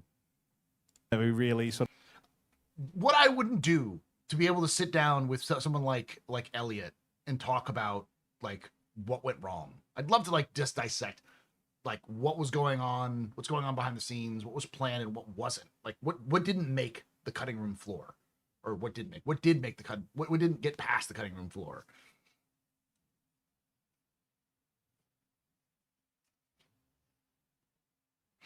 When I was at EA, our group's breakout room had 6-tap kegerator in our break room.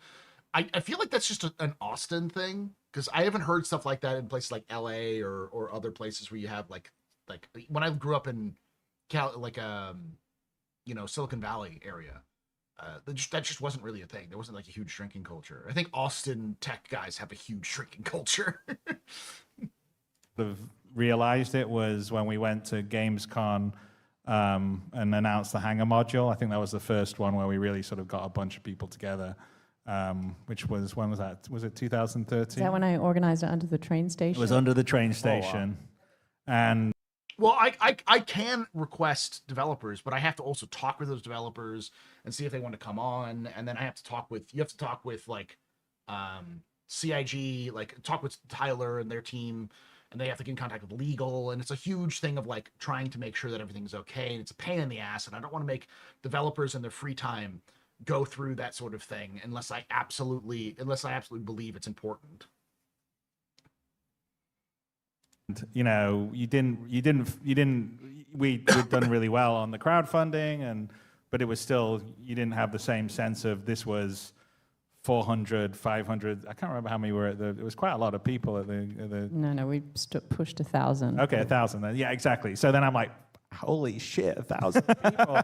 Like, we're like, you sort of felt like, oh my God, we're like a rock band or something. It was very different than like I'm used to, because normally as a game developer, you make the game and it gets put in a box and goes to the stores, and people like it, or you see reviews, or it sells well, but you don't get the connection with the people playing it. And this was the first time that I really got to feel that, and it was intoxicating. It was fantastic. Wow. And we sort of went from there. We were organizing events at Gamescom, and then Sandy had the idea to sort of do the CitizenCon, which I think the first one we did in Austin, and that was just at the Alamo Draft House, if you remember, and we did the Hornet commercial. And we were sharing it with this finance group or whatever. It was very weird. That was weird. And then it's it's grown to like what we had in Manchester with 5,000 people, and and the thing that's amazing about it is the ability to meet everybody that's so passionate and loves the world that I'm building, the rest of the dev team is building, and honestly, for me it's the sense of a shared passion, because I know that everyone here they have their idea and vision of themselves being in the world the same way I do. Because when I'm making a game, I'm normally making a game going, this is something I just want to play, something I want to be inside. I'm not making a game going, this is... Oh, post 1.0, I would love to be able to talk with like all of the developers.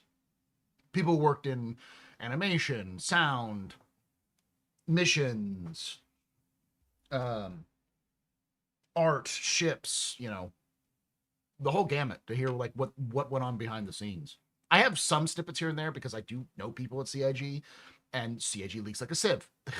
I get all sorts of information from CIG. Occasionally, I will get information from CIG where I'm under NDA and I cannot say anything. because I actually have a chance to, because I live in Austin. Every so often, I have a chance to go to CIG's offices. So I can't say much about certain things, but I can tell you what's been leaked to me by people while I'm not under NDA. You know, this is the 5 things I think should be in the features, and this will make sure everyone likes it. I'm just basically making a game that I think is cool, that I'm going to be in, and hopefully other people do.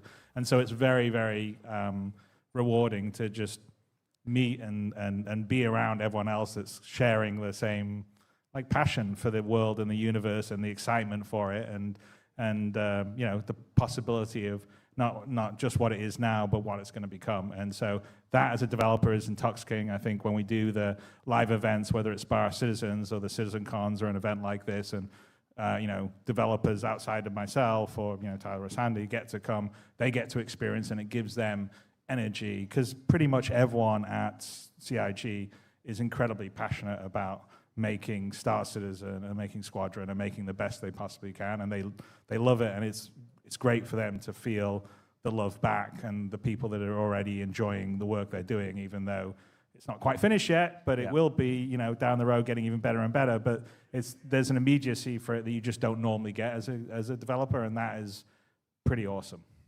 Awesome. Well, thank you. Such a detailed question. Any other comments? Yeah, go ahead. Give him some love. Give him some love. Well, we do have to close it out because we have to get some dog fighting happening here, which is my favorite thing, because that adrenaline is amazing. I will tell you, when we did Fight or Flight, we do a big online tournament. We do regions. We do Asia, Europe, and the Americas. I will leave casting, and I still have that energy going, and I just run around my house with my kids. It's so fun. But PvP is so fun. So if you haven't watched it, it's going to be incredible. But thank you all for coming here, all the way to Sydney, Australia. It's so appreciated. Great. Love it. But I want to give you guys the last word. Is there anything that you guys would like to say to the community here, those watching at home? I want to leave the floor open to you guys. I'll go first then. Yeah, we'll wrap it with you.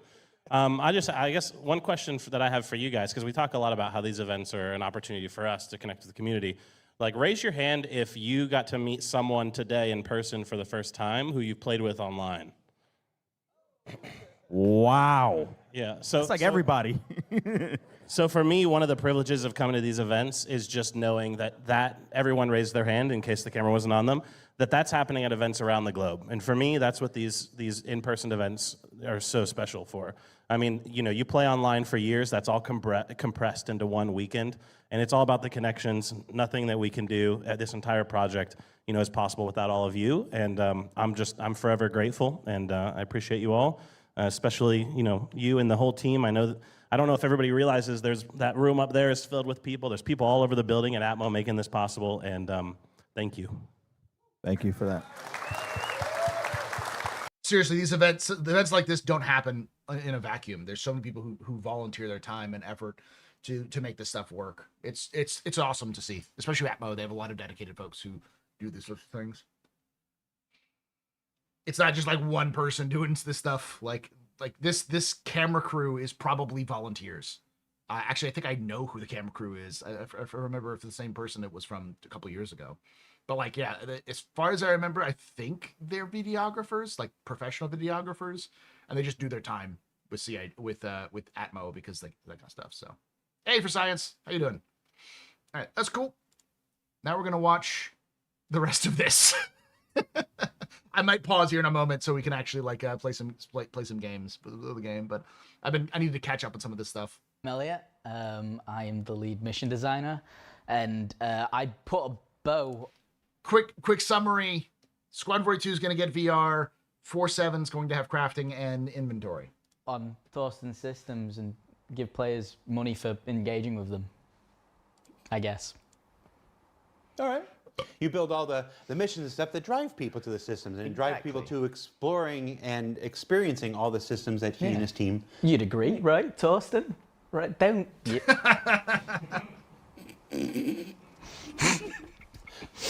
Does your work without his work? Does my work?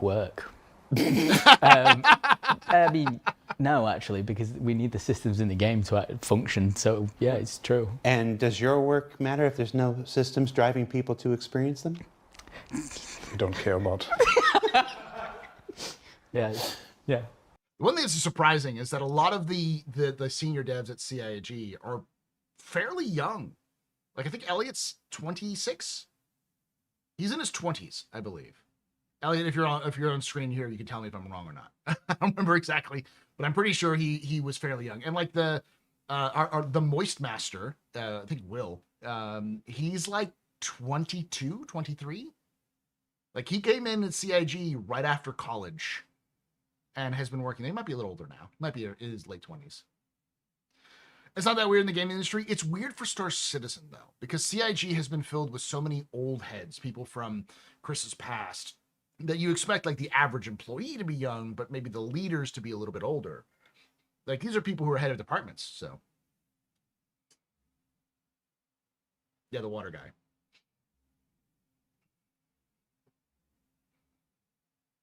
You know, thanks. Great news for Squadron VR and Squadron 2. Yeah, full VR too, not just VR like headset, but like kinematics, full control, and that kind of stuff.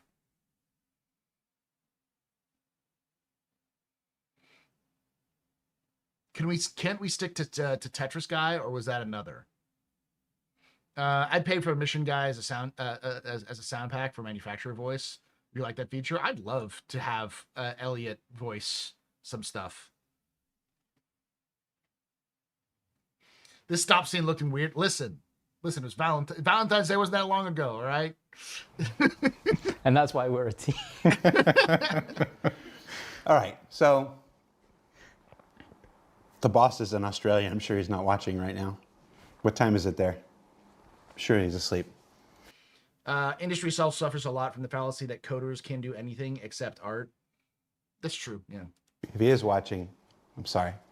So as we are wont to do sometimes, we put up a thread up on Spectrum, which is the bespoke communication platform available on robertspacindustries.com. Yes, I'm still shilling for it 10 some odd years later, where you guys get to submit your questions, vote up on which ones you wanted to see answered most. We ignore the voting whatsoever and pick the ones that we want to talk about. And that's what we've done today. So we've got a list here in no particular order. We're going to start with the first question. What is your plan to make industrial gameplay actually fun? Which one of us is that for? Isn't it fun already? I was going to say, it's fun already. So there are definitely things. Does anybody here think that industrial gameplay sucks? I mean, like, who is actually looking forward to industrial gameplay? And I don't want to hear, I don't want to hear, who was it?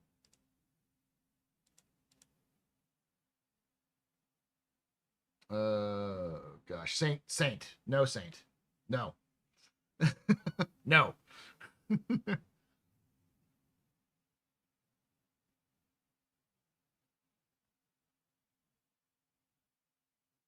No, I think it could be better, but it's always true. Like it's fun. Tractor beaming hell gets kind of mind numbing. I can see it could be improving, but I like tractor beam gameplay. I think it's gotten better and it's fine as it is. The one thing that I think they should do is palette.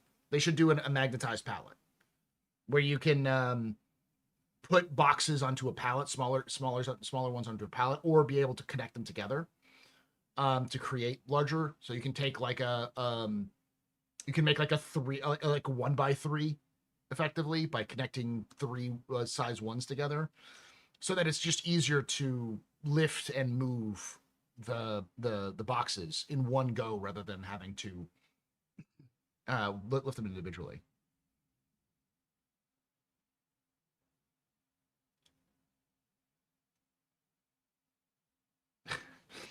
They literally say in a few minutes they're going to add PvE enemies to industry play, and someone calls them out for adding combat to everything. I mean, it's part of the game, though. They have to add some risk. Adding enemies is fine, but I think the other thing they're missing is environmental dangers. They need to add more environmental dangers. There needs to be a risk. Things that can still be improved, but I think we already have some well-working industrial gameplay loops. So mining has a huge fan base, salvage has a huge fan base. They also specifically target different type of player groups. We have refueling somewhere still in the background of all the existing mechanics that is still there. There are some plans to improve it in the not too distant future, but... You heard it here first, folks. Refueling is there. Yeah. So there are a lot of industrial gameplay loops that we already have, and they work right now in isolation, and they work more. Some work better, some work... There should be navigation hazards. There should be random pockets of radiation. There should be coronal mass ejections. There should be energy storms. There should be things that, as a miner or salvager, you have to worry about. Like, a good example is you don't have to go as in depth because everyone wants to be in depth, but like hard space shipbreaker. One of the things you can easily do is cut into a reactor and blow yourself up.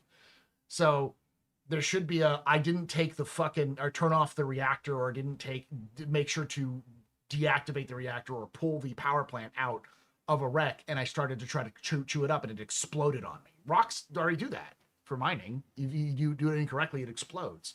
There should be stuff like that too. How long to captain's table? You still got a good 2 hours and like 2.5 hours just about. So you got plenty of time access. Can be improved, but yeah, overall then there's the up and coming. So some of you might have already played the tech preview for crafting, but yeah, that is basically the end goal that every industrial gameplay loop that we have will actually tie into. So moving forward, and basically that will be also covered by a lot of the questions that you asked. We will always come back to, yeah, because we have crafting now and because crafting is right around the corner, everything will start to tie back into together or tie into each other, and then we will finally have a full gameplay loop that is then called the industrial gameplay loop. And then way later... Dangers that require land travel and vehicles even? It's science fiction. It's science fiction. Go fucking nuts. There should be shit that's fucking like insane, that is unrealistic as hell. It doesn't have to be that unrealistic. There's plenty of weird shit that we know exists on other planets. Mars has like months-long dust storms that can like basically hurricane of dust storms that cover the entire planet. Like that shit could easily be done. There's like Venus is was it pools of mercury or something like that? Like pools of lead that exist there. Yeah, there's an entire section of Africa where if you get too close to these pools, that you will die because it actually like replaces the oxygen with that. You know, shit like that. There should be shit that like you can easily use to be like, all right, we're just gonna exaggerate this, or just take actual things that exist and then plop it on things that maybe shouldn't have them, just to be like, this is an environmental hazard. You have to land and get into a vehicle. When we have base building, we will basically fulfill a full circle where we then start with the normal player-to-player, ship-based industrial gameplay loops, into crafting, into base building, and then with the location-based. You should use combat now. Remember you tried to battle me on whether or not disclosure would come very soon? You put more faith in the federal government than I do, my man.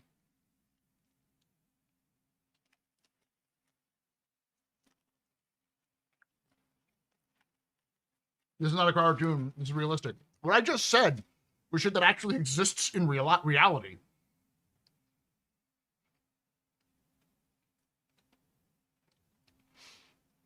Man, like I'm just saying. You can believe it if you want to. I think you'll be disappointed when if anything actually comes out of it. Industrial gameplay loops. So to answer the question, is it fun? Answer the question for yourself. If there's something that you enjoy, it's fun for you. So you're telling him to look. We want this game to be taken seriously, not to be a cartoon. I just said there are dust storms on Mars that last months that cover the entire planet. Reality is stranger than fiction, dude. Like, just in general, it's weirder. There are liquid pools on, what is it? One of the moons of Jupiter, or is it Saturn, has oceans of hydrocarbons. Basically, oceans of, like, fossil fuels. Not fossil fuels, but something like that. Titan, yeah. There is a moon of Jupiter whose interior is an underground ocean, but it's layered with ice that has liquid water underneath it.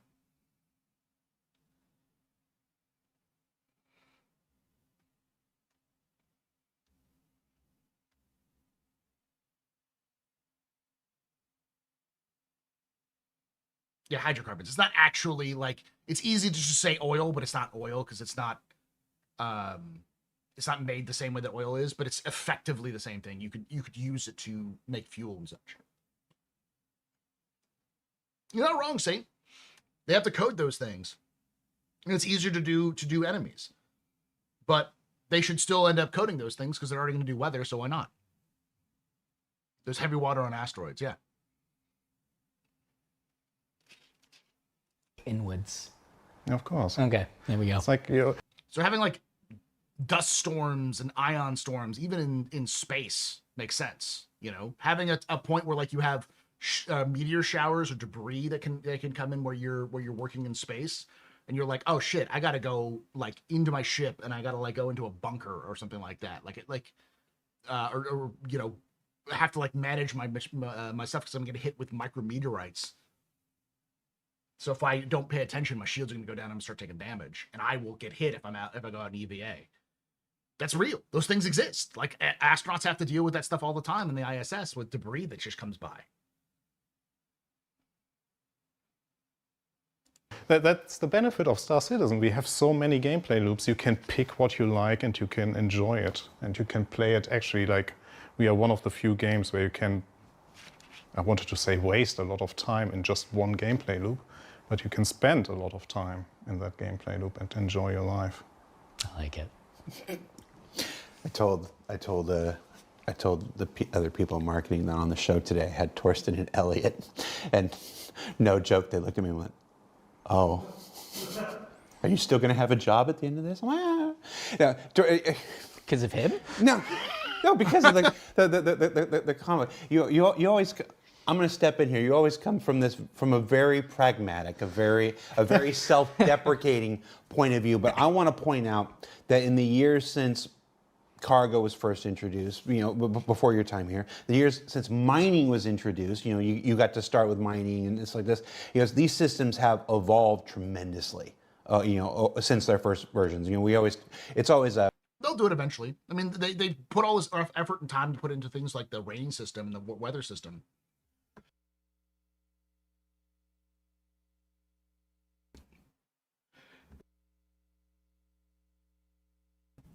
They're not going to just stop working on that. It's just a matter of when do they work on it and how much time do they have on it. It's just easier to add in enemies because they have that working. There's a bit of a Star Citizen meme, and there are many Star Citizen memes. You know, this is T0, you know, T1. You know, we have seen mining and cargo and salvage as these industrial gameplay loops continue to iterate. You know, year after year after year, mining is a far throw from where it was when it started. We recently just had another big revision to salvage, where salvage is in the best place it's ever been. Your first version of engineering You know, it just came out. Where I was just in a meeting where they were talking. You were presenting new improvements and the evolutions to engineering stuff. These things continue to evolve and will continue to evolve. So, what is your plan to make industrial gameplay actually fun? Is a bit of a trick question, because it's literally the entire purpose of your existence here. It's Yes, I would say so. it's like I half expected you to say, like, I spend every minute of my life in this goal. I hope I achieve it someday.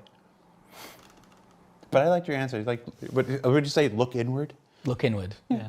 Yeah. It's one of those things. It's hard too, because not every gameplay loop is for every person. Yeah, that's salvage and versus mining is actually one good example there. You have the hull scraping, which is more relaxing. You put on some music, you do something on the side, but Some light you jazz. still feel productive in the game. Versus mining, where you have to pay attention to not blow yourself up. Yes. It's like this little cozy gaming kind of thing, where you just Yes. kind of sit back and write your name in the hulls of ships, and only your name. Yeah. Nothing else. Can we have more variety in industrial missions? Yeah. Cool. Moving on. Yeah, so when we do some missions like this, we try to go at it and be scalable, so that as we build more and more systems and more locations, these missions can populate into other systems and always give players something to do. So our first delivery was that. It was something that was scalable, that was fun and open, that players can sort of choose how they come at it. However, we definitely want to keep adding it and have things like Shubin are asking you to go mine their mining claim. They own this mining claim, they own these pieces of rocks, they've given you exclusive rights, and they want you to go there and mine it for them. We want Battaglia back, and we want her to have missions where she's sending you to go do scouting missions. So you don't have to mine the rocks, but she wants you to go out, and she goes, I need you to find me 10 of rock that contain iron. And in the future, when crafting comes online, it's like, I want you to find me 15 that have a quality over the value of 400 or something like that. So we definitely want more variety in our industrial missions, because what we've got right now is the base level. It's the foundation of industrial missions. It's the idea of this location wants a bunch of resources. You choose how to get them. You use whatever tools are at your sandbox control to do it, whatever tools Torsten gives you, and then you look inward for the fun. You mentioned Battaglia. We're working to bring. What are you laughing at? We're working to bring Battaglia back, hopefully later this year. We are. Yay, We're welcome working back. very hard. I have been reviewing the stuff we've been building for it, and it's very fun. So why are you smiling, Torsten? Have faith. Fucking hater over here.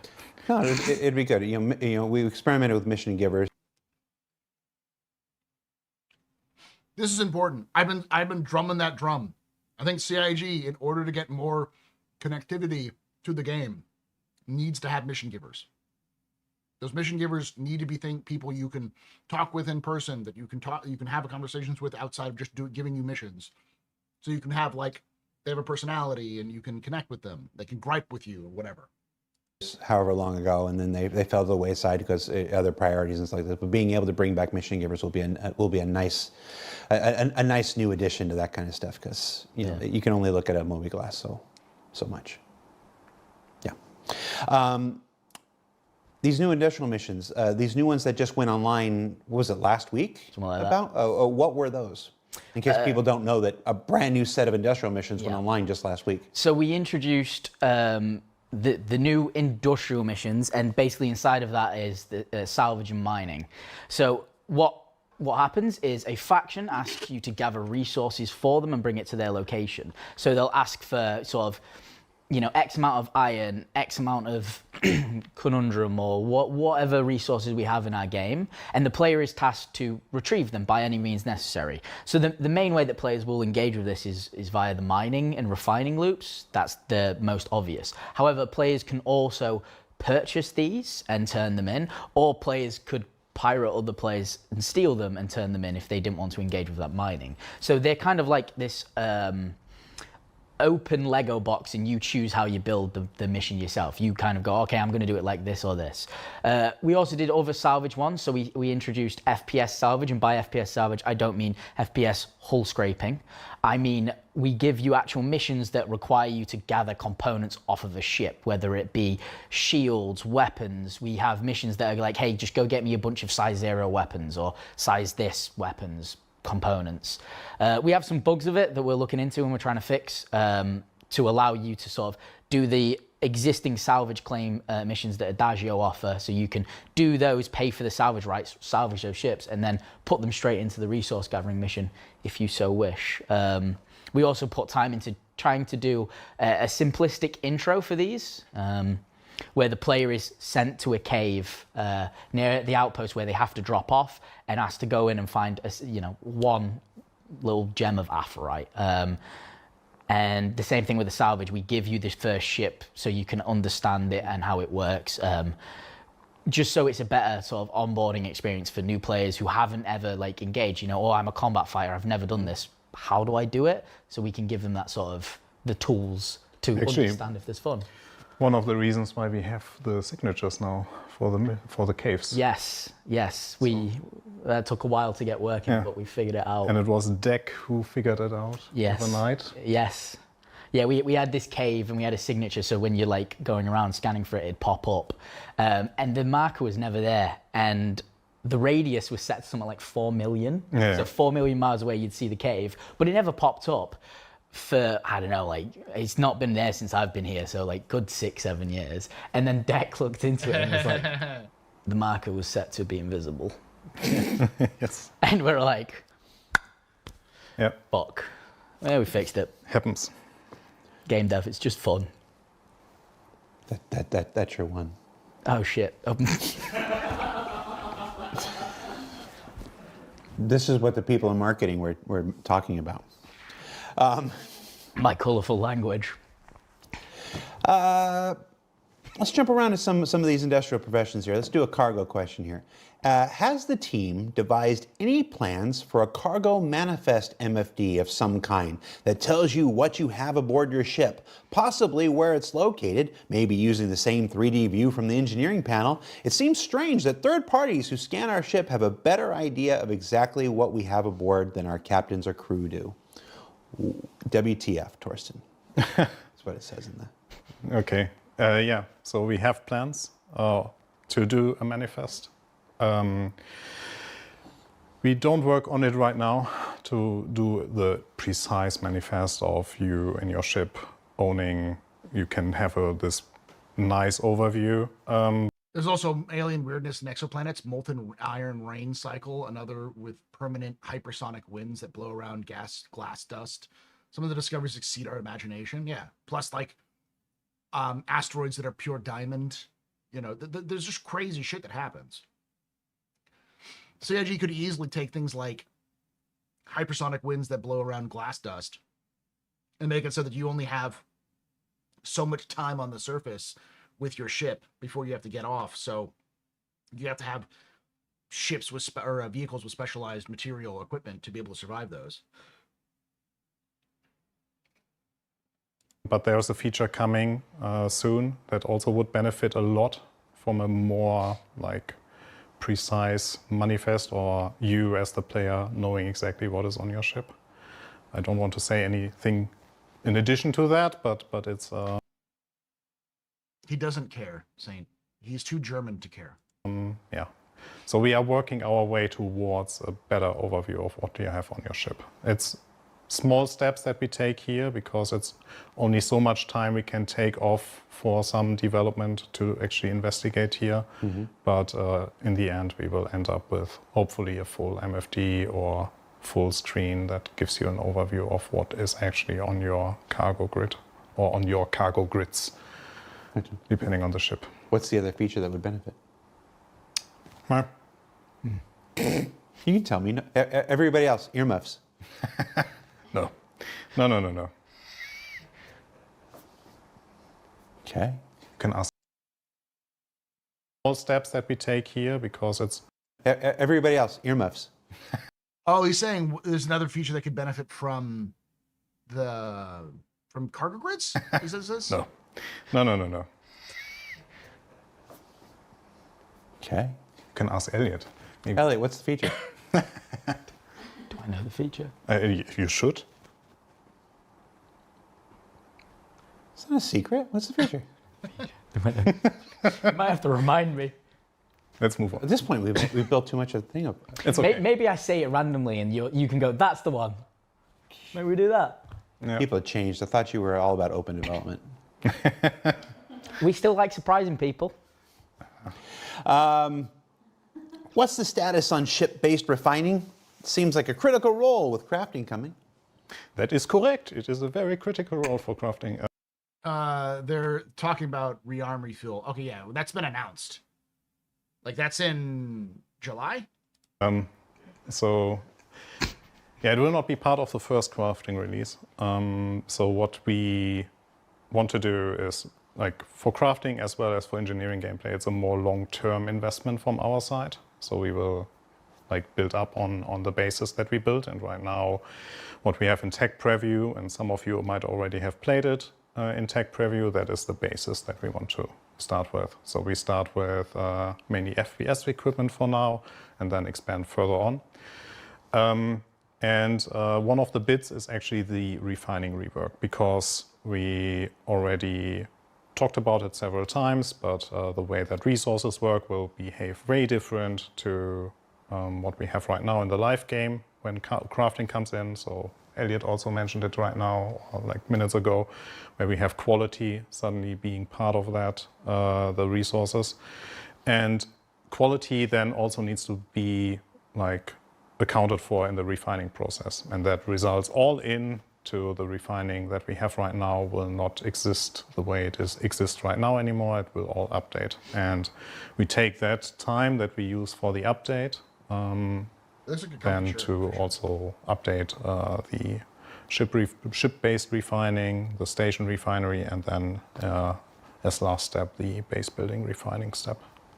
No FPS refining, right? Just having to crank a wheel or something. Well, we have the crafters. Technically, the crafters are capable of doing like small refining jobs, but that is, undecided at this point.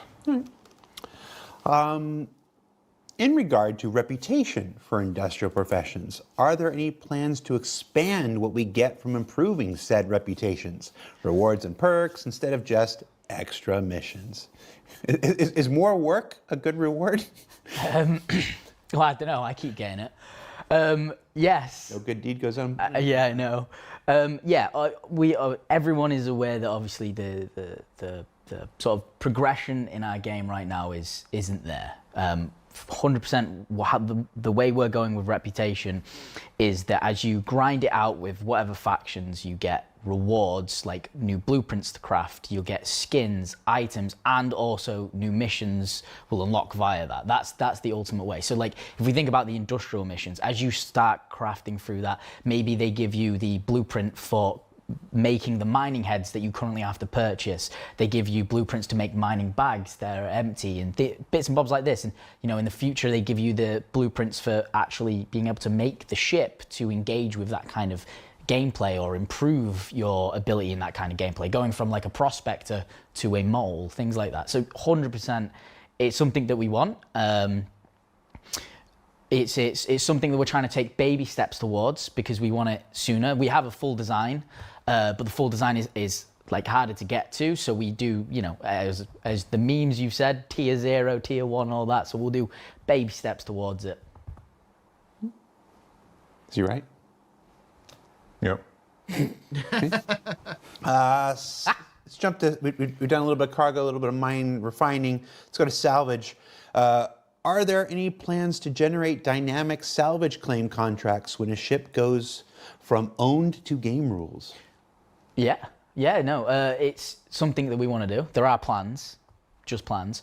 We want to have it so that we can have missions spawn dynamically based on this. So if you leave your ship outside anywhere, we can have a intelligent system that goes, right, this one's going to be salvage claim. It's not going to be every ship. Performance reasons, we need to just clean some of them up. But there will be ships that we go, okay, right, this one we're going to keep and we're going to assign Adagio, we're going to sell the rights to it, or a player is going to get a mission that takes you directly to it. That's going to break the fucking game. When they first introduced that, that's going to be like, oh yeah, there's not that many procedural wrecks. And then like by day 3, the servers will be on fucking fire. And your list is just going to be nothing but player wrecks. Because obviously, apart from just like a forceful cleanup to help with performance, we also can utilize players via missions and paying you.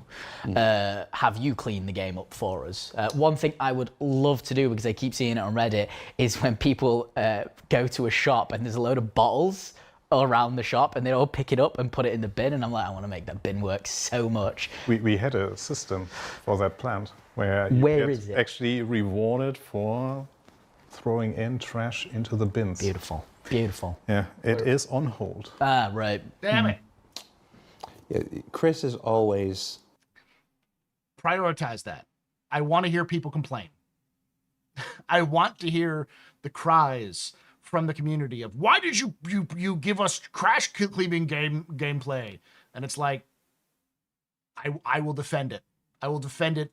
I will ride in with on my white steed, with my shining bright armor, and defend CIG from the haters.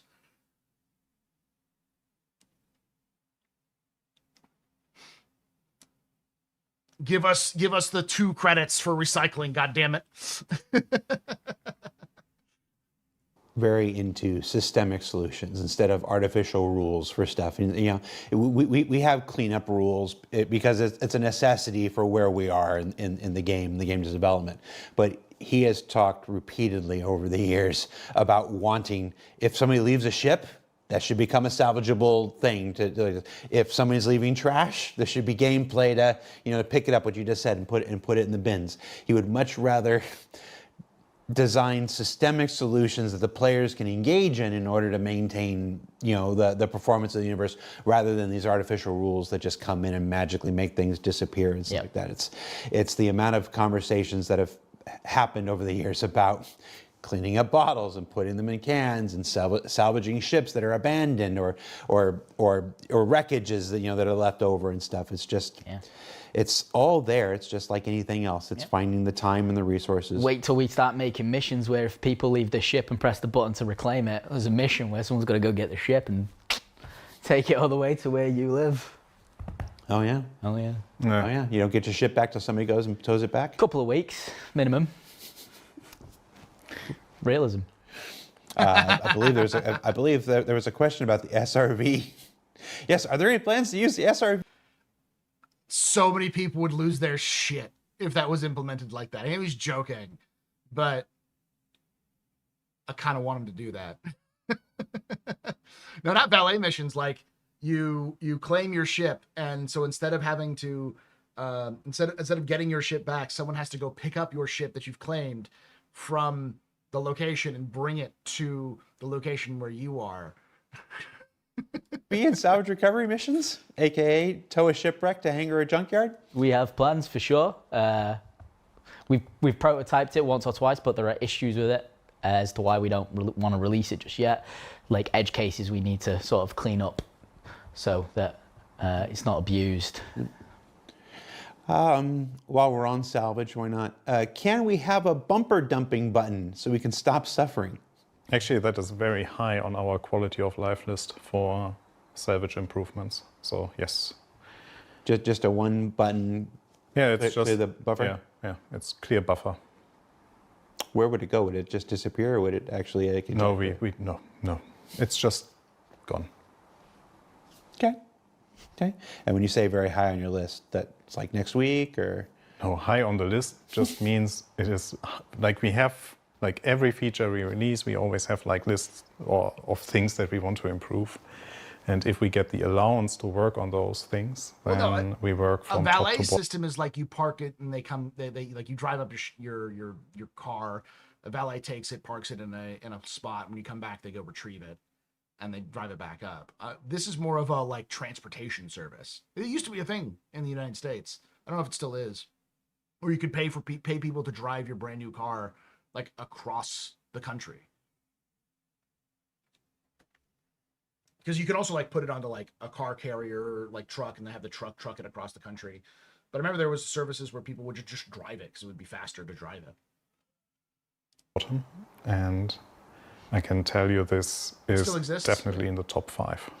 Okay. For the guy who goes, we don't do when questions. You just asked the when question. I checked the show with Benoit 2 weeks ago. I was asking a whole bunch of them. I'm at a point in my time here where I'm like, if they were going to do anything to me, they would have done it by now. Let's hope he's not watching from Australia. Hi, Chris. How different will ship refining be compared to station refining? Just jumping all over the place here. Yeah, it will be. So, station refinery right now will not be the refining method that you will have on your ship. But also moving forward, station refinery will not be what it is right now. Back to what you were saying earlier. Yeah, that's salvage law, Saint. It's not just in New Orleans, it's everywhere. It's not just in Nolans, it's everywhere. I should say that. My dad used to hit me when I say New Orleans or New Orleans, because my dad grew up in Louisiana. And he's like, it's Nolans, Paul. Nolans. It's like, okay, Dad. Okay. Oh. Yeah, so back what we were saying earlier. So it will be the same gameplay. Full stop. So we will, like the moment that the new refining method comes in, it will be shared between player-driven and station-driven. The only thing that... You're from there and you always enunciate it correctly. My dad just hated it. He said it was touristy to call it New Orleans.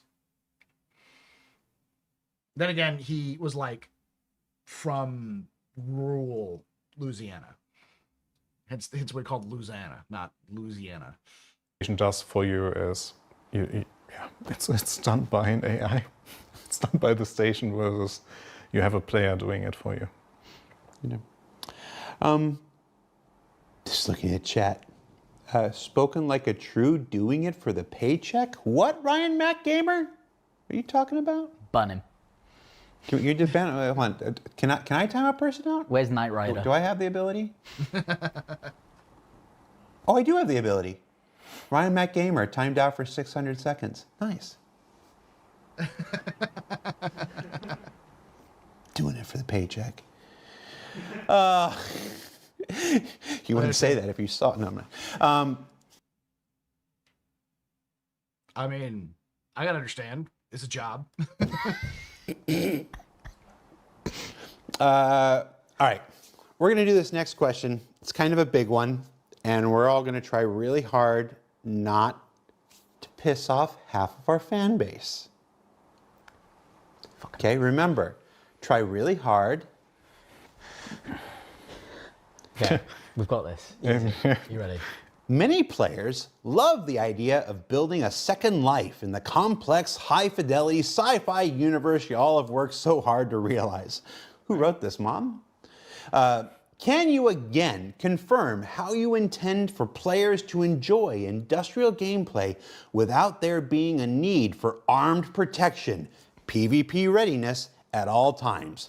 Your messaging has been mixed, and Spectrum continues to flare up on the issue. Thanks. Got this one. Next question.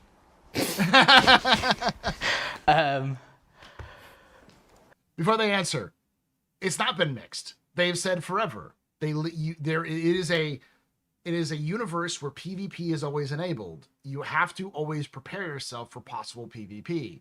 So you can either take the risk and not have any armed security, or you can get some armed security and lose a little bit of your profit because people will want to get paid for it. That's been the game design since like day one. Yeah, your security is your responsibility. You do not get special treatment because you don't want a PvP. It is a PvP enabled universe. You always have to risk that. They already have security. Like they already have it on the map. The map has security ratings. So, Star Citizen is a living and breathing world. So, What the fuck? What about hard mode for Outlaws? What are you talking about, Cosmic? There is no security. There's players. you can hire a player to protect you. No, that's easy mode for Outlaws. Going where there is no like security. He's talking about like how anyone can attack anyone anywhere, which is true.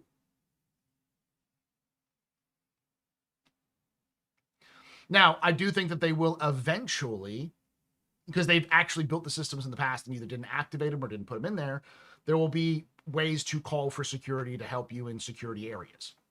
So you can call for, like, basically dial 911 and get, like, security forces to show up in places like Stanton, and the responses will be, depending on where you are and what the system is, they'll have the responses. They've talked about these ideas in the past. They've actually even talked about, they said they implemented something like that, but they clearly never activated it, where like your reputation with certain groups means that you will have the you know, when you get into a fight, the you have people show up to defend you, that kind of stuff.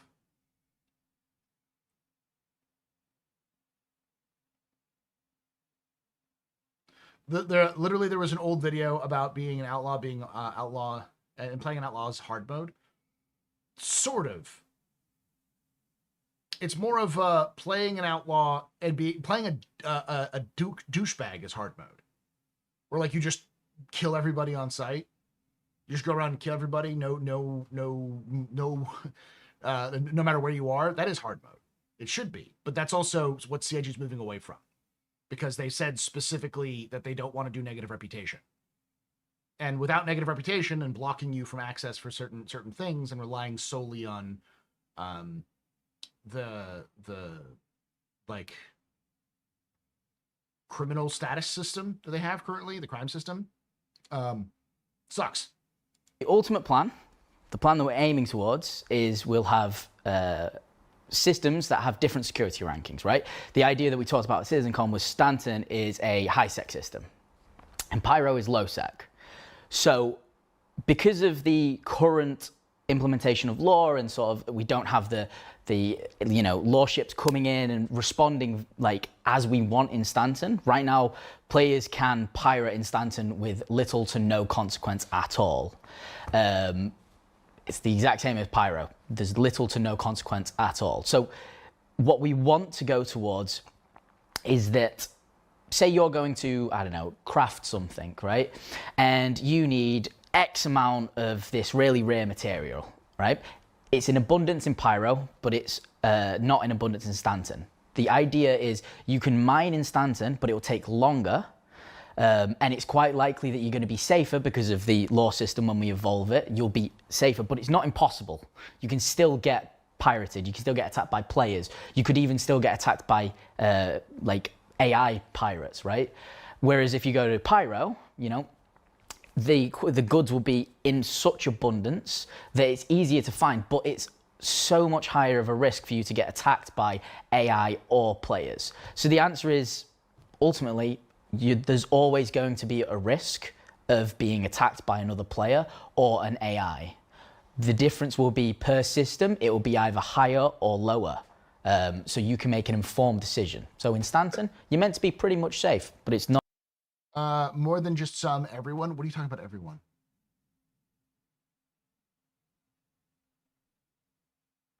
I think people need to wait for the law systems if they feel murder is constantly happening to them. I mean, I may be in the minority, I guess, but I rarely experience other people in certain areas unless I go searching for places that are filled with other people.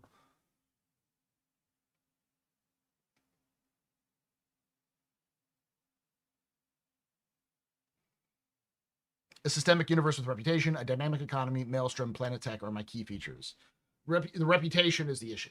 I think CIG is currently on path to fuck up reputation. They're sleepwalking into fucking up reputation. Because I think by not having negative reputation with consequences associated with those on landing zones, they're opening themselves up for the most exploity bullshit you've ever seen. Going to rule out the fact that you're going to get attacked. You're meant to be Why more are they safe. so opposed to negative reputation? They said it in an ISC, or an ICL, which was effectively they don't want to lock players out of content. Which, to me, is a shitty fucking mindset, because consequences is content. Than you will in Pyro, perhaps not as safe as you would in like Terra. Exactly. Yeah. It's the short answer to this. And Elliot, you actually acquitted yourself very well there. Thank you. It's the answer is the law system is not where we want it to be. Yeah. That's essentially the slug line, the 10-cent version of that. The law system is hot ass. It has been hot ass since it was introduced as a temporary measure to try to have some consequences, and they just copy GTA. It's been shit. It has always been shit, and will continue to be shit. There will always be conflict. There will always be some chance of having your day rained upon, just like there is in the real life. But if we do our job right and we continue developing the game the way that we want to, the systems that we're still waiting on, remember how long we waited for server meshing to this, if the systems we're waiting on come online as they're supposed to, eventually this will grow into a place where where those changes in security and everything are obvious to the players, and you will be allowed to make those decisions for yourself. Do I want the high risk, high reward of Pyro, or do I want the safer, more secure experience of Stanton? It's never going to be as simple as PvP players or PvE players or Care Bears or griefers or whatever pejoratives you want to throw. It's never going to be that simple. It's not that simple in real life. We're not aspiring to build something that simple in black and white for Star Citizen. It's one of those things that's hard. It's hard to always picture where we're going based on where we are and where we've been. But I actually think we've been rather consistent in this messaging. The question says that we're not, and I think that's more about people hearing this part and not that part on any given stage, or people regurgitating this part and not that part, or maybe there have obviously been times over the years where we haven't been as clear as we should have been. It's a mixture of everything. But the goal has always been the same. A living, breathing, diegetic universe of risk versus reward. Just where do you want to go? Where do you want to go and how do you want to play? We intend to cater to as many different groups as possible. I think Rich Tyler said it. It was 2 years ago. 2 years ago. 2 years ago during we're not a PvP or a PvE game. We're an everything game. Yeah, we just want to have like areas where you feel very protected. Yep. So where the security has like very short response times and is able to arrive in time before you explode. Yeah. So those people that are like not that into PvP, they have the AI protectors helping them. Yeah. Rhino Separath says, actions, not words. To which I will say, look at the game today versus the game 3 years ago versus the game 3 years before that versus the game 3 years before that. The actions are there. We just have to keep going. And we will. All right. Let's do another cargo mission, or cargo question. Will we be able to pack and unpack uncontracted cargo into smaller or bigger containers? Uncontracted? Or contracted. Did I read that wrong? Yeah, so contracted, I'm not too sure. Please.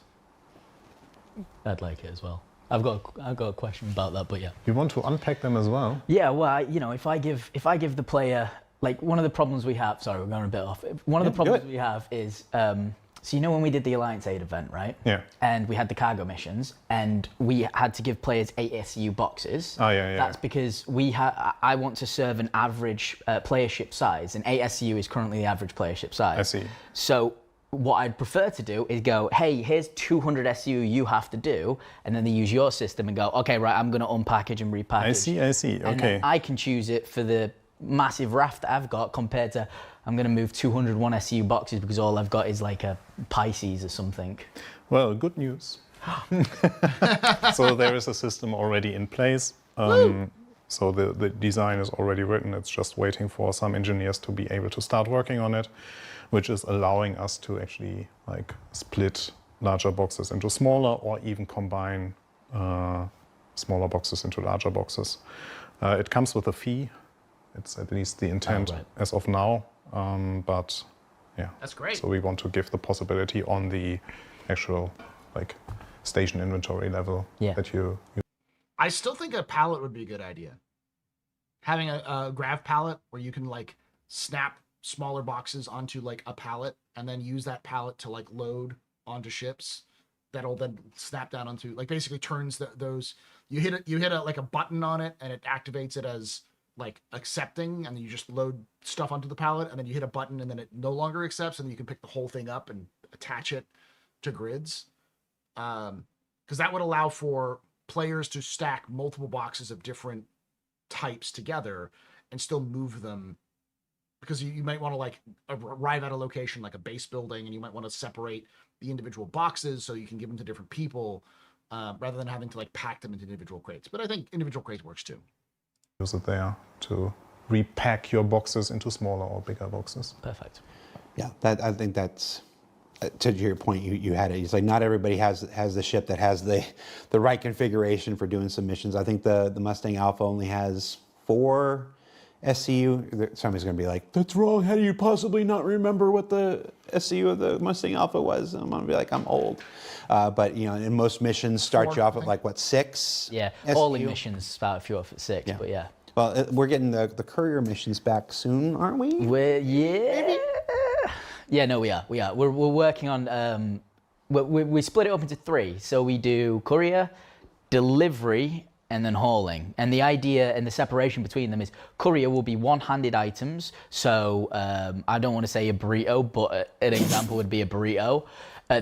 Why do they need to clarify this in SCL on air? The reason why they're saying it's an SCL is because they know this is also going to be a video, like I'm watching it right now.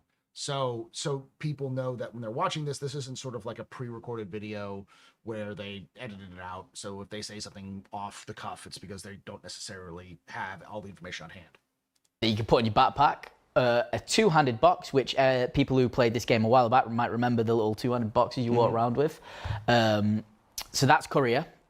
Then delivery is how we bridge the gap between courier to hauling. So delivery will start at 1 SCU box, and it will go up to a total of 6 boxes of 1 SCU. We don't go above the 1 SCU size, which will help bridge that gap, and then players can do the hauling. And when I say it links them, it's not that...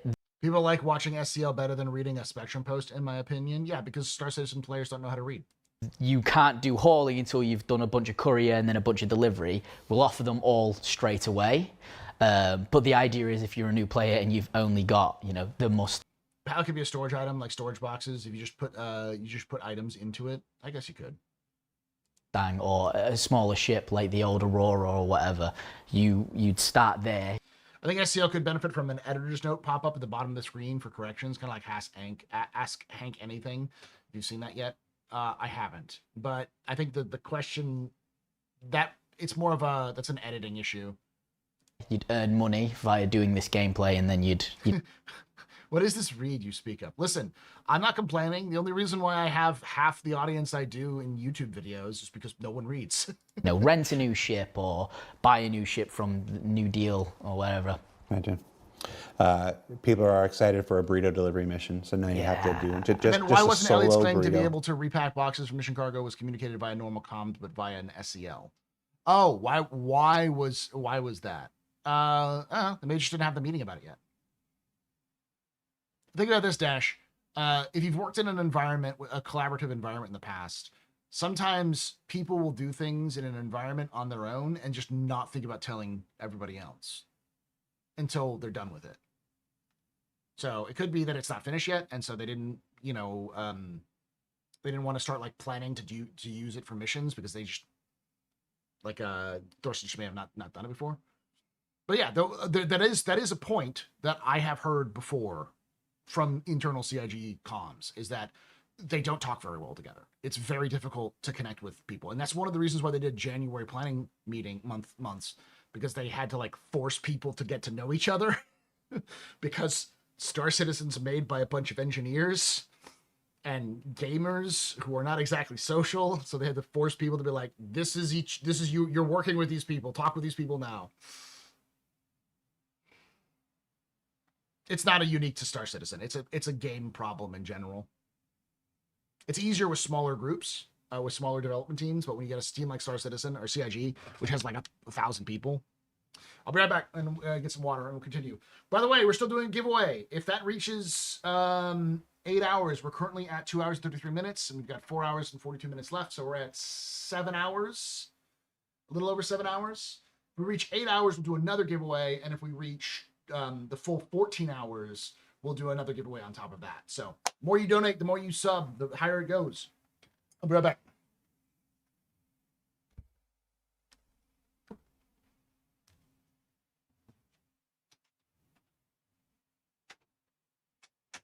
Genesis.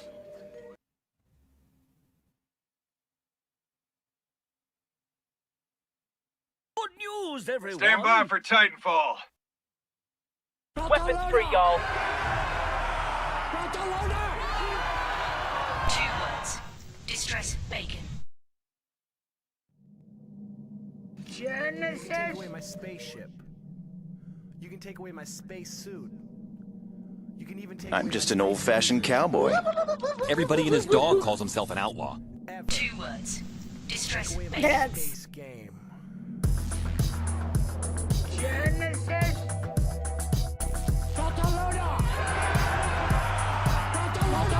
Stand by for Titanfall.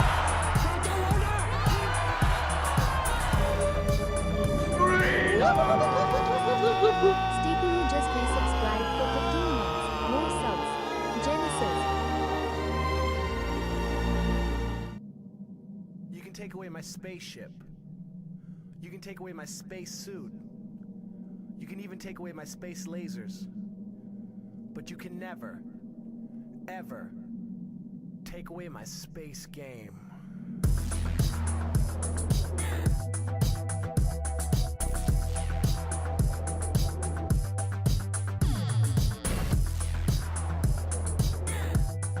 Thank you, Steak, and thank you, Farouk. Farkason95 just resubscribed for 3 months. Time to raise the timer.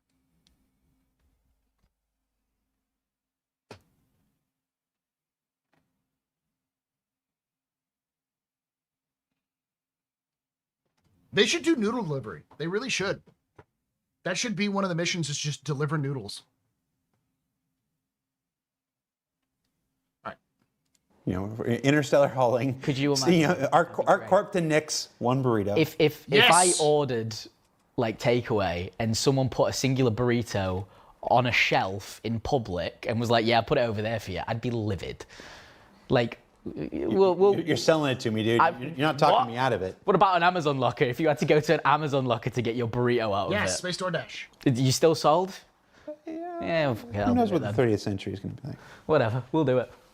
What do you think, Tom? Just have it so that you have to deliver it to a location, like on a desk. Just on a desk. That's all it is you had to do. They have designated slots in like on shelves. They just make a desk. They have desks in game. They have desk assets. Just designate a spot on a desk for delivery. I still want like same location delivery missions. Mentally connected. Also coming. Hurston train deliveries. I love those. For those of you who don't know, originally when Hurston was first released, they had courier missions where you could pick up a box from the spaceport and deliver it to one of the gates. So you could literally not leave the landing zone and make money. So the DCs, the distribution centers, one of the things we're going to do for the delivery pilot missions is you're going to get missions to move boxes between the wings of the same DC. So you get your little vehicles, load it up on boxes and truck on around and then take them off again. I used to beg Todd Pat. You could do it very fun. Yeah, like with the Outpost tab where you put it on the desk. What you would do is you'd talk with the guy and be like, "Hey, I've got your food delivery." I'd be like, "Oh yeah, my lunch, thank you." And then just say, put it on the desk. And you put it on the desk and he'd pick it up and that's it. That's all you'd have to do. Like, I know that's like all you have to do. There's lots of more complicated things to it. I get it. But like, you already have the materials and you have the techniques. You can talk with the guys now. So happy. for the stupidest mission in the world. This is the absolute truth. I said, I want a mission. I would love a mission where it's just, it's like from Jared, it's from Disco or whatever, and it says, I've lost my keys. Can you help me find my keys? Like you get it from a kiosk, and the keys are sitting right on top of the kiosk. And you're just like, pick it up, and it goes, great, deliver. And you just, like there, you never have to take a step anywhere. It's just the dumbest, most pointless mission with my name. How much are you going to pay them for that? Okay, we'll talk with economy about it. They can't get the bartenders or baristas to work constantly, Paul. They don't work well because they're more dynamic. In this case, it's more of a just put the damn thing on the desk. Like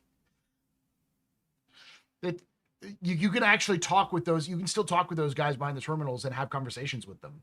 They've re-added that, and it's still there. I used to like just a mission to find my keys, and they're right there. I just tried. Bring back the racing missions. It's not really industrial. Well, no, but we have a bunch of missions, like the courier ones, that I don't want to say died, but broke when we did 4.0. The systems changed, and it was quite a lot to get back. The racing missions are also one of them. They require, it's kind of like a multifaceted thing to get them working. It requires a little bit of us, a little bit of engineering, a little bit of UI, sort of to get it all together. However, we also want to look at the experience of it. One thing that we found really frustrating, and I know players did as well, was I get my ship, I fly 30 minutes to get to the racetrack, I bungle out on the first fucking corner, and then I'm like, right, let's get that flight suit, let's reclaim that ship, let's wait, we want to have and try to get a nicer experience for racing missions than what is currently, you know. Ages ago there was all sort of talks about having some form of like a little platinum bay right next to the station, you know, maybe a little med zone, boom, boom, back in the ship, round the track. Because we want racing in, we also want it to be fun and accessible. We're gonna need to get a button next time Elliot's on the show. What's my button for? Oh right, yeah. I'm making an active effort. It's just I know. No. It flows. We have the same vocabulary. The only difference is I'm trained to crush it here. Yeah. You've had 11 years. Outside of the show, I'm very blue. It's not that bad. As long as you don't swear at the very beginning, usually Twitch and YouTube don't care that much. And you make a game for basically mature audiences, it shouldn't matter that much. I mean, sad, not. No, just kidding. What is the plan to make industrial multi-crew gameplay more impactful and a forced multiplayer, i.e. mining and salvage? We did already a lot to improve the multi-crew experience there. I think we did more on the mining side than we did on the salvage Now, the average SC player, the last I heard, is like in the late 20s, early 30s. side. But still older than 18. So I don't know if... Yeah, so one thing we did was making use of the instability, for example, for mining. Multiple lasers, being able to shore up the rock. So if you're in different ships, multiple lasers will increase the instability. If you're in the same ship, multiple lasers actually won't affect it too much. So that encouraged players to use the mole, especially for the instability rocks, or the harder to crack instability rocks, or at least that was our intention back then. And it somehow worked. There's definitely still like room for improvements in regards to like true multi-crew multiplayer gameplay. I think like not industrial, but engineering gameplay also like already moves into that segment. For salvage, it's a bit harder to achieve because of just the mechanics that we have for salvage, because they are like either you point a scraper beam on the surface or you basically align a ship into a deconstruction field. To give you the idea, the average age of people in my the age range for Star Citizen is between 25 and 54. 35 to 44 is the highest for my specific demographic. And that's about 42%. 25% is 25 to 34, and 26% is 45 to 54, with 5% around being 55 to 64. And I guarantee you that my audience is probably closer to the average from CIG. Then again, CIG's average is probably a little different.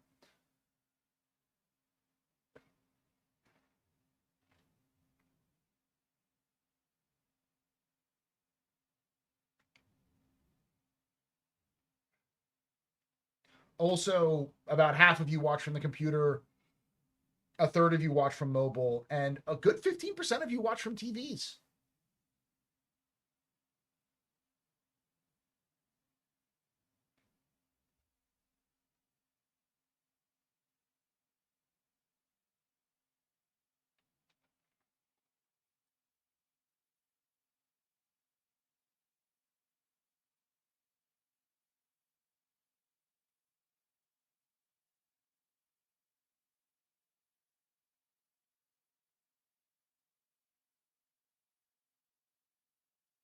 So there it's a bit harder to find like meaningful.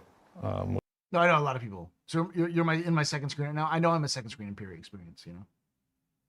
Hey, now I wasn't 31. I was 29 when the project first started happening. 28. Let's see. No, I was 26, and then I started doing content when I was 28. Multi-crew or multiplayer. That's the reason why I hear a lot of people being like, "Oh yeah, you got to be young to do content." No, you don't. You can be old and do content. You just have to people have to give a shit. Gameplay mechanics, but especially on the salvage side, we have huge ships where it's very, very beneficial if you have a lot of players on the ship. Talking about the reclaimer, it is very useful if you have someone in the cargo hold already unpacking the filler stations.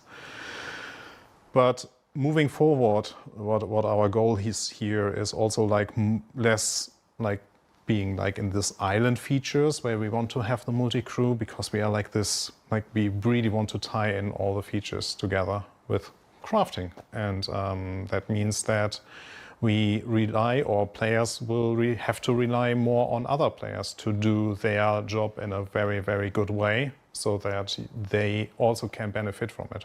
What I'm talking about is, if you have a miner that basically is very effective in finding and mining the high quality resources, and then I have no problem being second screen experience, because I don't because I make content like this where I'm talking and just hanging out. I am not making a television show or a movie. Those should not be second screen experiences, but they typically are.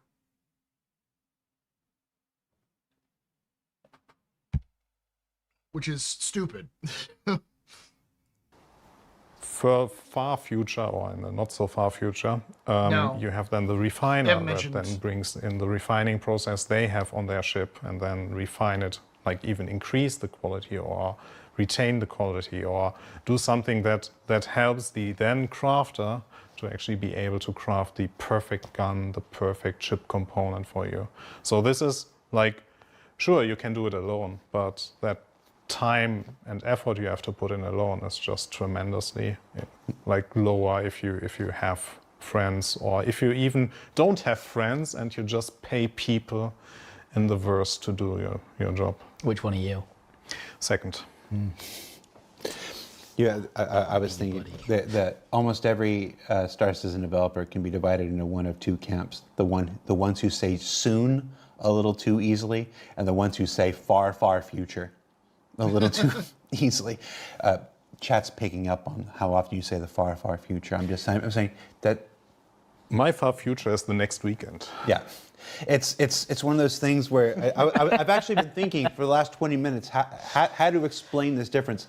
There are people here who have to live What's the line from Fast and the Furious? I live a quarter mile at a time. There are people here who live like one patch at a time. Like it's the ones who have to deliver what's happening right now. They're actually down in the code, down in the stuff. So anything beyond the next patch seems like a universal way, and it really skewers the timetable. For years, with multiple weekly shows and stuff, I could never think of something more than 3 weeks away. 3 weeks away was this impossibly far. So what I'm saying is, just like I would caution you to, what you read into when someone says soon, caution the same thing when Torsten says far. None of the people in here are in charge of the schedule. So we're not making any comments related to that. Elliot? Yeah? Why do event missions keep using a bunch of smaller boxes for the mission size instead of the larger ones? Do we rewind to the conversation me and Torsten just had a couple of minutes ago? Yeah. But why do you do? But why? So it's the same thing. I'll go over it again. What I talked about with Torsten a few minutes ago is. So when we do an event, we make it for everybody. We want it to engage every type of player we had, because we have so many different types of players. And one of the fun things about events, or that can be fun, and we saw with Alliance Aid, is all of these peoples of different walks of life coming together, right? Everyone being in this station in Levski, running around, all doing the little bits, whether they're going out to go murder a load of, Marine gang, or maybe they're like transporting goods. So with that, we look at the average ship size that's owned by players. And it comes out of the SCU as around 8 SCU. So we sometimes go lower than 8, sometimes we stay at 8, but we don't want to give really big boxes, because then some people can't engage in some form or fashion. But that's only a temporary thing we're doing until the system Dawson was on about comes online, where you can choose the size of your box, because that means in the future when we do these missions, we're just going to tell you how much SCU we need at the end destination, and how you split that up into box sizes is completely up to you as the player doing this. Yeah, it feels like either the system Torsten was describing, where you could split the boxes up, or something dynamic in Mission 2.0 that looks at what ship you currently have spawn and goes, okay, this thing has a storage capacity of this, so I will generate boxes of this side. There's some combination of the two, maybe. The problem with like the mission auto detecting it, right, is say me and Torsten are mates and we're both playing and we've both got a dead small ship. We then want to split it up, maybe for his ship, because owns a bigger one, or maybe we're going to do one run at the same time in 2 small ships. So instead, I want to break it up into smaller boxes. So we know it's not perfect. It's something we want to get better at, but we need the system to be able to do that. We touched on this a little bit, Torsten. I want to get it in and get it clearer here. Any plans to release fueling or towing missions this year? Yes. Yes. Okay. That means we plan on it. I don't know if we'll do it. Trying to think of what I want to say. Yes. And there'll be a discussion on that soon. The poor Starfarer has languished for some time. 4 years. Huh? 4 years. Starfarer came out in 2016. Yeah, but the functionality came out it was my first thing I worked on here. But there haven't been missions for it. It's refueling. Refueling is interesting, because I was talking about this. Been talking about it a lot, because there might be a new refueling ship coming.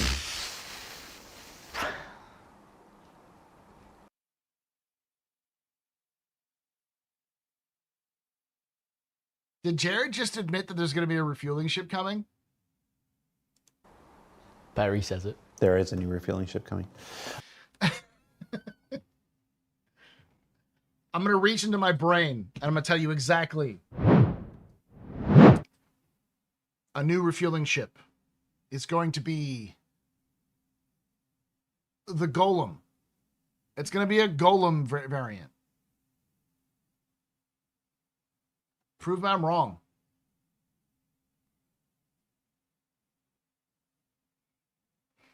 They're going to do a golem version, and then they'll do a medium version, which will be an Argo version. Probably, yeah, probably like a moth, or probably not even well, it's going to be an SRV.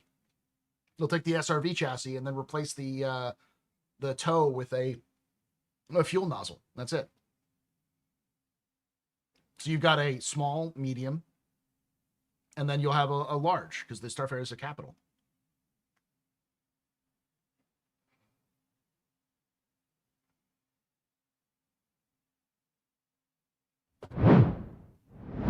Yeah. In a while. In the very far, far future. Not soon or far, just in a while.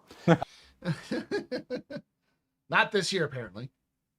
So we've been talking about this as a loop. Refueling sort of sits with the medical gameplay as this one where it's not really supported by the gameplay, like the story and the gameplay we provide. It kind of relies on other players. Like you have to wait for another player to get shot and wounded before you have something to do as a medic. And with refueling, you kind of have to wait for another player to run out of gas and be like, well, that's what I'm getting at. Go ahead. So we're actually currently working on refueling missions. And we're doing 2 types for the initial release. We're going to do player to AI refueling. So this is where I have my Starfarer. I can take a contract from the faction, which I'll leave as a surprise for later, not because I forgot the faction name. We'll offer you the contract. You'll go. There will be a ship that's out of fuel, and you will go up to it and you'll fill it full of fuel. And that might not all, that depending on where you are, potentially what system you are, you might. One second. I know the faction.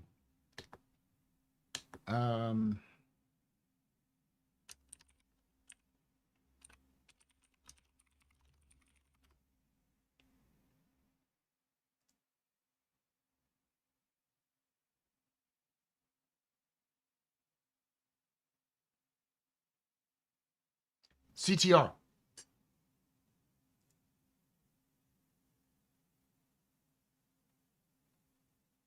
It's either going to be CTR or, what's the other one?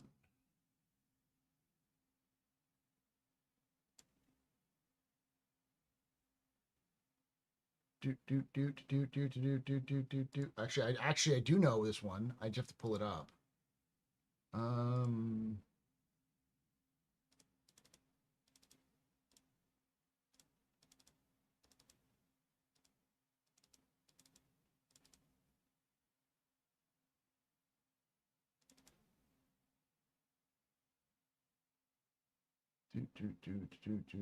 I had to make their fucking logo because I did when I did the. I remember I had to edit it significantly to make it work. The United Wayfarers Club. The United Wayfarers Club. That is what it is, which is Space AAA. Turn up and they didn't need fuel, but they want your fuel bags because maybe it's valuable. What? Someone abusing the service beacon system? Yeah. How dare they? We might also have ones where you've refueled the person, and then maybe some people come to finish the job off or something. Some pirates or whatever. And then we have the opposite, which is going to be AI 2-player refueling. This is where you put.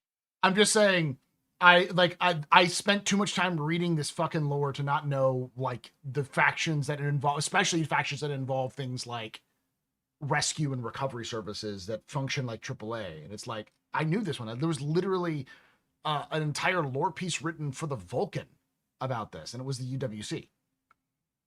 The UWC, United Wayfarers Club, is like AAA. It is the American Automotive Association, but for ships. They existed when ships were very the personal owning of ships was still very young. People owned them if they were on the expansion, on the like frontiersmen, or they worked in deep space. But most people didn't own pleasure ships until the 2600s. And that's when the UWC existed to sort of promote more people doing spaceflight. Because after the First of Iran War, more people were spacefarers because they fought in the First of Iran War. So they flew ships. Many of them flew ships or were operating on ships. So they bought ships because they got used to it.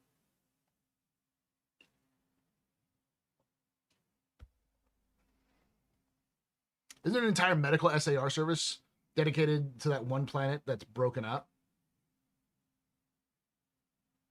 I don't know. Possibly. Just exclamation point ticket 1 if you want to.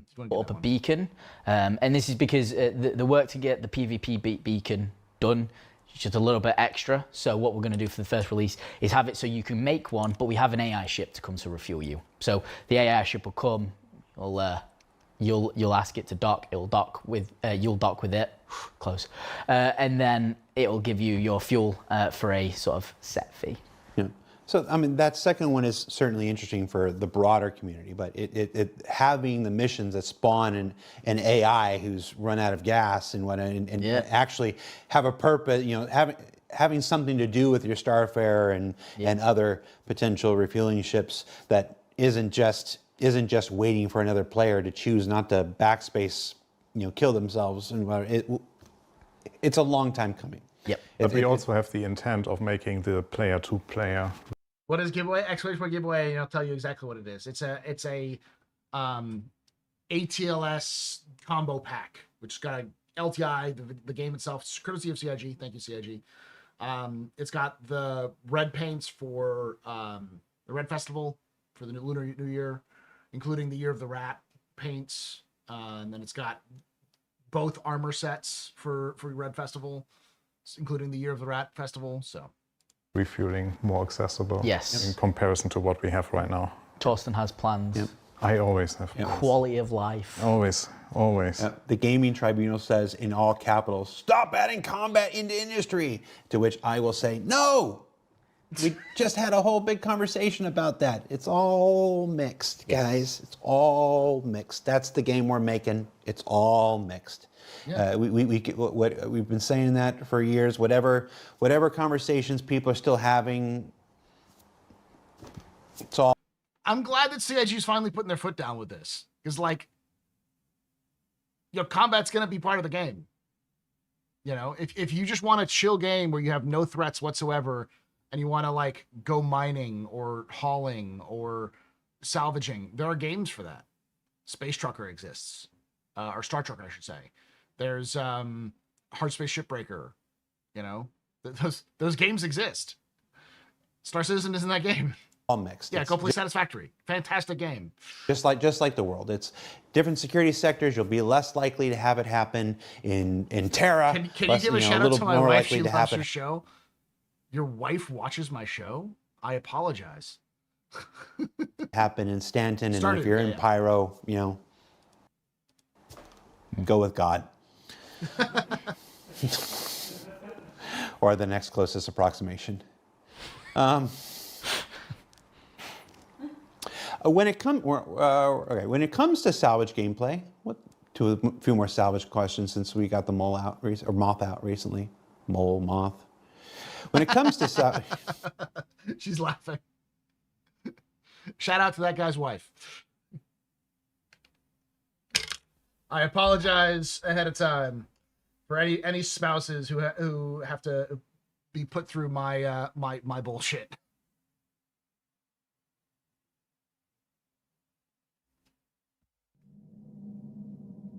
You can take away my spaceship. I was about to say something really. When it comes to salvage gameplay, it's still save that quote. You can even take away my space lasers. No pew-pews. But you can never, ever take away my space game.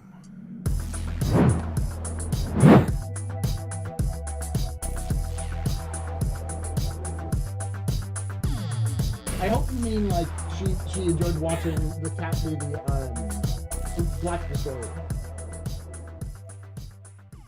Veritas just resubscribed for 18 months. Thank you so much for that 18 months of support there, Veritas. Is it Veritas? Yeah, Veritas. You're very important, but very impressed with surveying pedestrian. You rock. Shots and cheers in chat, y'all. Shots and cheers. No, you're in Pyro. You have found God. Yes. Do you hear the whispers of the prophet?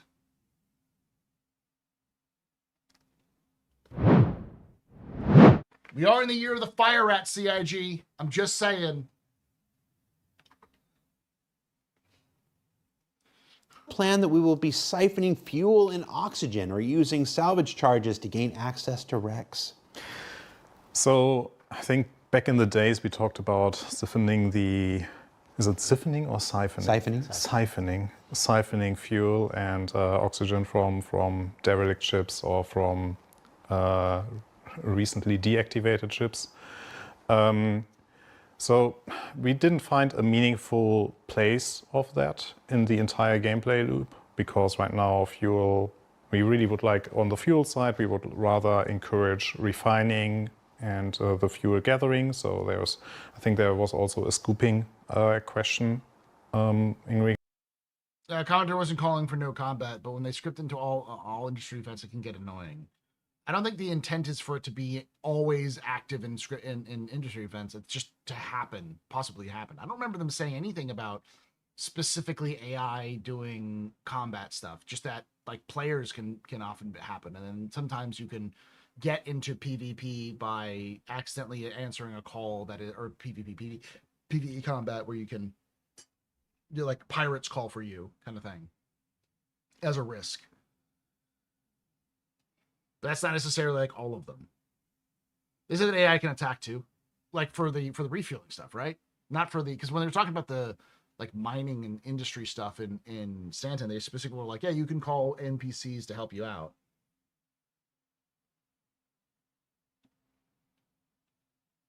Okay, so yeah, you're talking about the refueling stuff, but he didn't. I don't think he said that all of them are going to be like that though. Just that they can happen.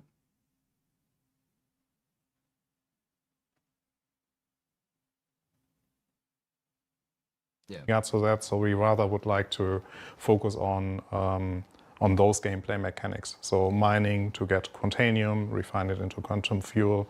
Also, then the scooping part to get hydrogen out of like gas clouds or atmospheres, and then refine that into the corresponding fuel, rather than you like invading ships and then like putting in a plastic tube and moving it from one ship to the other. So that like I mean, we could go back and listen to it real quick.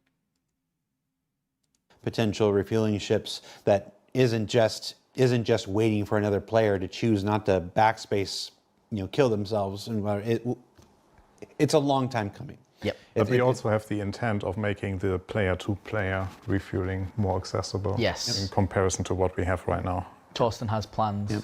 I always have plans. Quality of life. And we're doing 2 types for the initial release. We're going to do player to AI refueling. So this is where I have my Starfarer. I can take a contract from the faction, which I'll leave as a surprise for later, not because I forgot the faction name. We'll offer you the contract. You'll go. There will be a ship that's out of fuel, and you will go up to it and you'll fill it full of fuel. And that might not all, that, depending on where you are, potentially what system you are, you might turn up and they didn't need fuel, but they want your fuel bags because maybe it's valuable. What? Someone abusing the service beacon system? Yeah. How dare they? We might also have ones where you've refueled the person, and then maybe some people come to finish the job off or something, some pirates or whatever.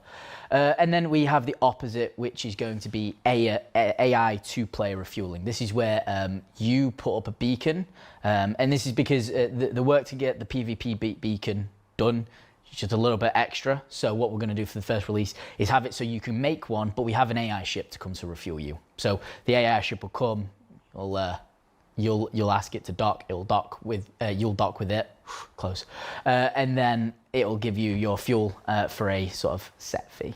Yeah. So I mean, so he wasn't saying he wasn't saying PvP in terms of player versus player. He was saying player and player contracts, which they clarify that later. That's just gameplay. He said specifically in certain systems or certain locations, you're taking a risk.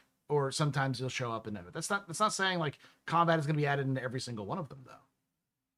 Yeah, they'd probably hint high risk or possibility of hostiles. Yeah, they do that all the time with like other missions that aren't necessarily combat. All right, I'm gonna skip forward again. Or the next closest approximation. And if you're in Pyro, go with God. Or the next closest approximation. When it comes to salvage gameplay, a few more salvage questions since we got the moth out recently. Moth. When it comes to I was about to say something really. When it comes to salvage gameplay, is it still planned that we will be siphoning fuel and oxygen or using salvage charges to gain access to wrecks? So I think back in the days we talked siphoning fuel and oxygen from derelict ships or from recently deactivated ships.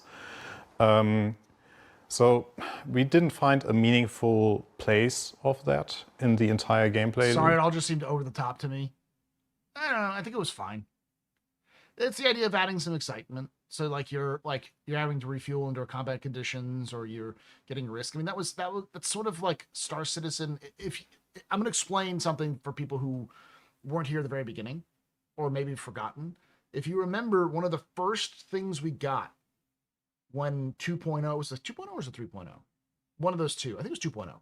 When 2.0 was being shown off, was a potential mission where Miles Eckhart asked you to do a job, and at the end of the mission chain, a bunch of other ships showed up, and Miles Eckhart said, basically betrayed the player at the end and said, "Hey, no hard feelings, kid. It's just business." And they cut off, they faded to black after the other ship showed up. And it was Chris was explaining, we want to be able to have a condition where they can betray you if you ask them. And that's been sort of in the DNA of Star Citizen forever, because it's going off of the classic, science fiction, hard-nosed Scrabble sort of thing where everyone is trying to play against each other and all that kind of stuff. And I don't think that's gone away. CIG loves that sort of cliche, and they're gonna play into it a lot. Was that 2015? Isn't it? Yeah.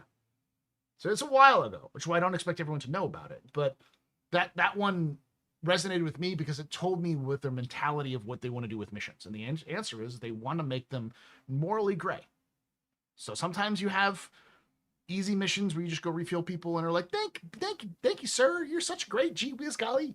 Sometimes it's someone's going to argue for the tip, They're like, you should have fucking late, fuck you kind of thing. And sometimes it's a trap.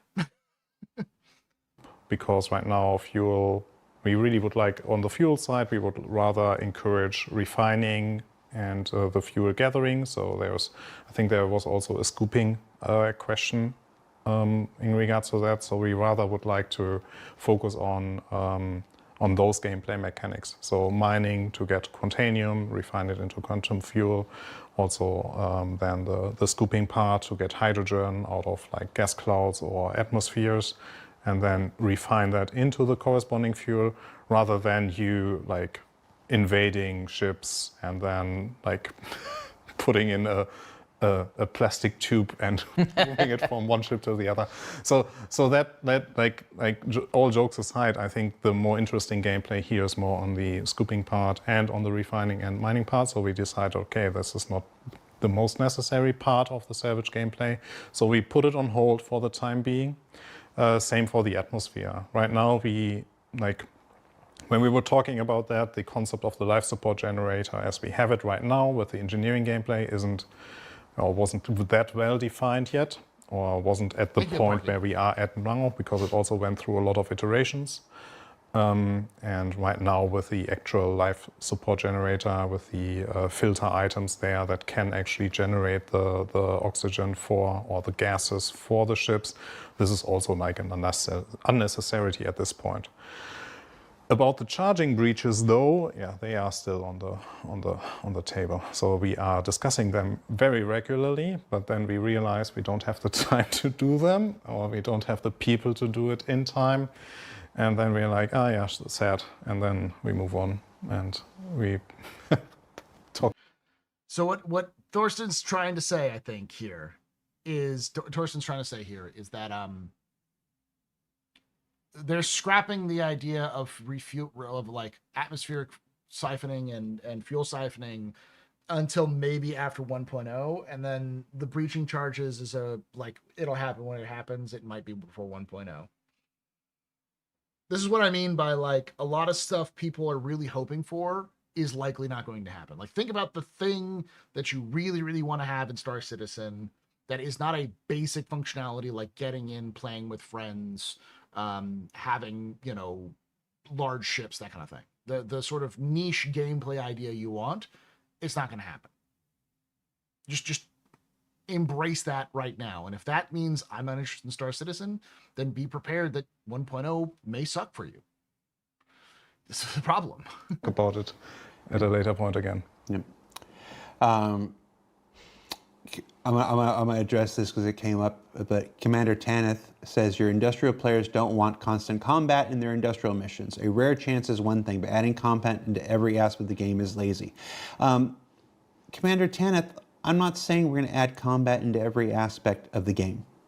That's a kind of a gross misappropriation of what we've been talking about here when we talked about this earlier. There will be a chance, is what we said, and the chance changes depending on what system you're in. As the law system continues to develop, those chances will reduce in the systems that you expect it to. There's a continual struggle. But didn't even Elliot say that there's missions where you can get, but there are also others where you will not? Yeah. So it's also like should be very clearly visible in the mission. Yeah, exactly. The mission will tell you. Yeah. There's a continual struggle in building an MMO out over the last, the PU's been up and running since December 2015. You take a mission, and you actually see this. Those who don't do combat may not know this. If you haven't done the patrol missions, there are some patrol missions where you show up and there is no fighting. In my experience, it's like I would say 20% of the time you do a patrol mission, you just show up and you do nothing and you move on. So like they already have combat missions with no combat. Literally combat missions with no combat. It exists in the game. So like if they had that same sort of mechanic where like you go to a high risk location and 20% of the time you get jumped, it's like 1 in 4, 1 in 5 chances.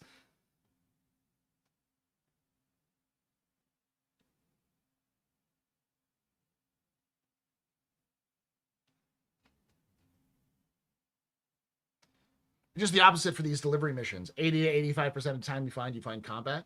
What delivery missions are you doing where you find combat? I've never found combat in delivery missions except for maybe the smuggling missions. Now there were some delivery missions, like higher end delivery missions they used to do. We had to go down to the bunkers while they were in combat, but that was like high end missions in the bunker.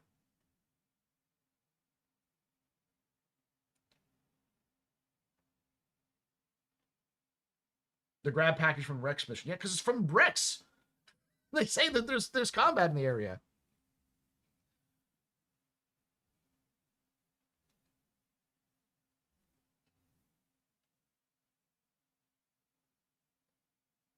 Is CIG's expanding on this? So about 10 years at this point.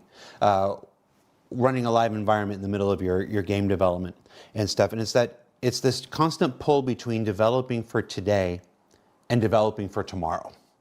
Anything that you build for today is almost guaranteed to have to be redone because of something that's coming down the line for tomorrow.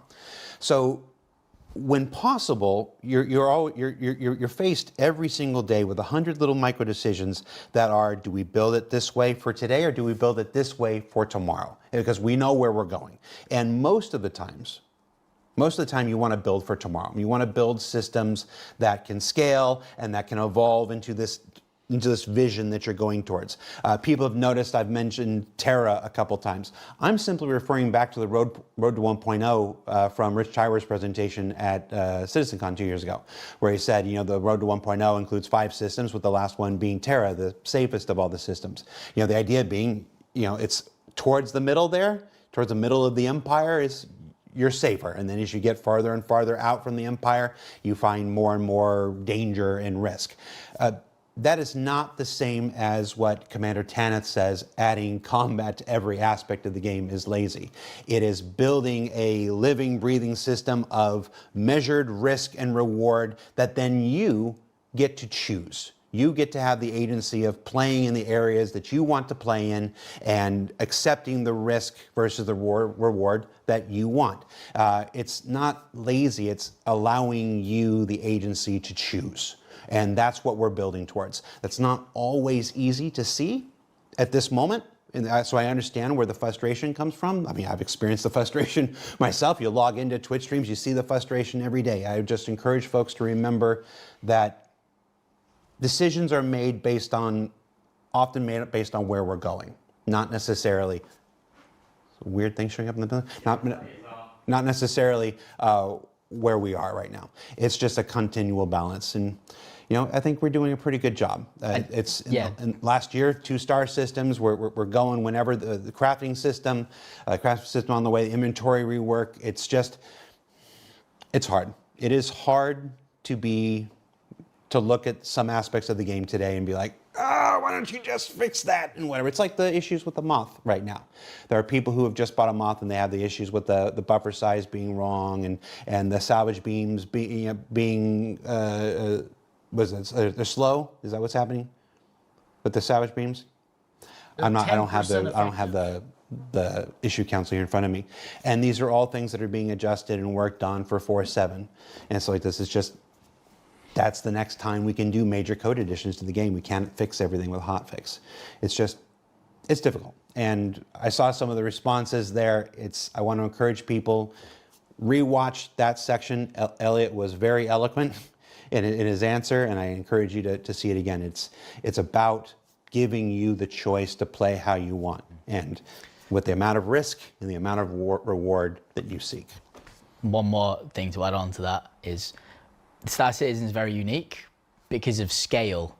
And when you're building content for something that's got an infinite scale, you need variability. So chances of other things happening so that it doesn't get stale. And that's what it is. And it will be controlled, as you've said, per the systems, per the law. But we need variability to achieve the scale and make it feel not the same old, same old. Right. And with that, we'll wrap up the show, guys. Thank you so much for taking the time to... That was good. It was actually a lot better than the one with Benoit. I love Benoit and Jared, but after doing that twice, I cannot watch and react to those live. It just not something I can do. I'll try to hop into a little bit of the live.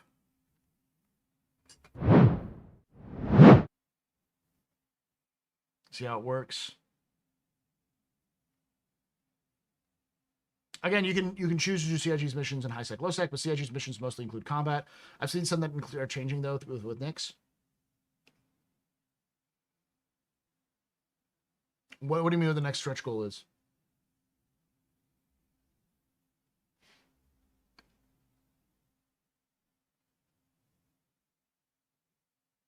You can actually see that now. That hasn't been popped up on the screen before.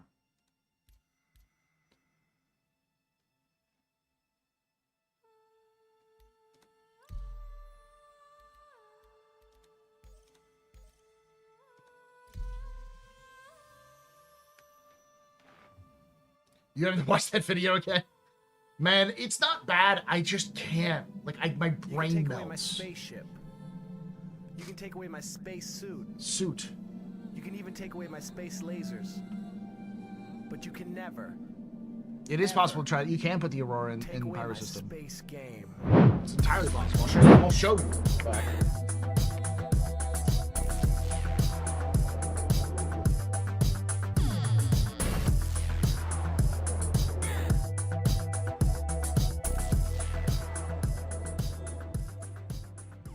Ramim_Noodle just resubscribed for 23 months. Ramim, thank you for that 23 months of support. You're very important, Pub-A, very impressive, very pedestrian. This is your probably drinking night. Shots and cheers and chat. Y'all shots and cheers. I really think people need to chill and come back when Terra is here, and they talk about law system being fresh and where you can call for help in high security systems. I mean, I have said many a time, the smartest people who have Star Citizen purchased it said, this is neat, I'll come back when it's done, and are still waiting for the game to be in a better position. Because when the game is fully out and ready to go, the only thing that players who play the game now will have is more familiarity with the controls. And not even like full familiarity, because there'll probably be things that'll change between now and then.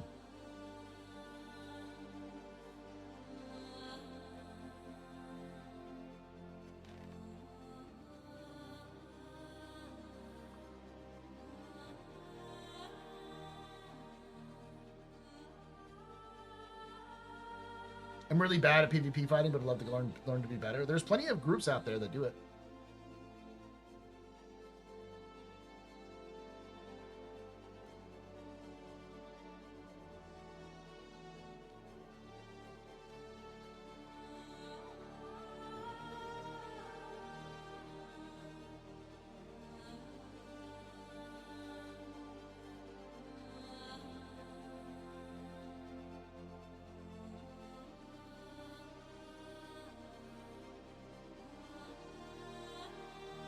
I used to play a lot more years ago, but I play very sparingly now, only to check on new ships and G. Mostly because I want to experience fresh when it's complete. Jesus Christ, this is taking forever.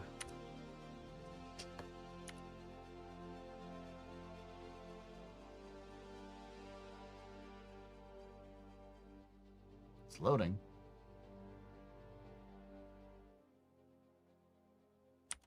Okay.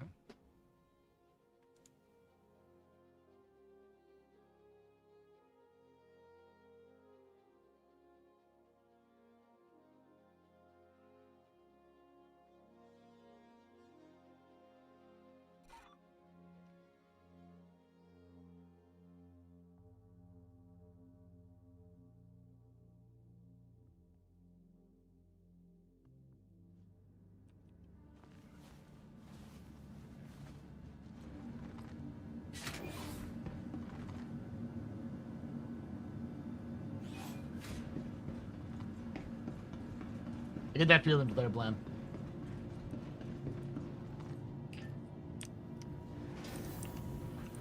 That was strange how long it took. I mean, I guess it's free flight.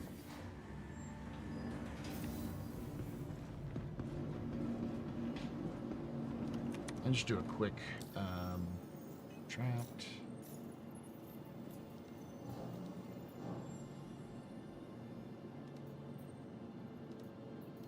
How are you getting by?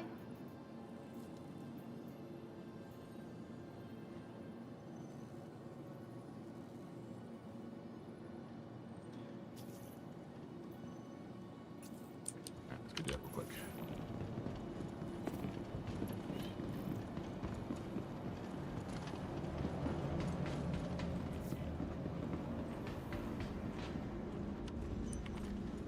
Welcome to the ASOP vehicle retrieval system. Nah, there's like weird things that happen with free flight. I also think that some of this stuff we'll have here.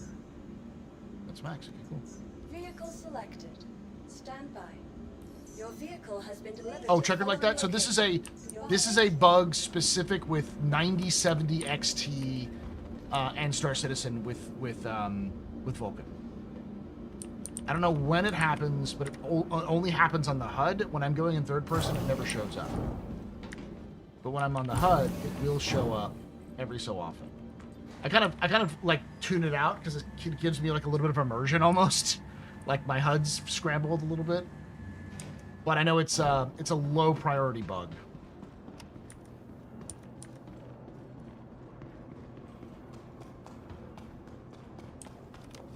It'll probably happen as I come in here too.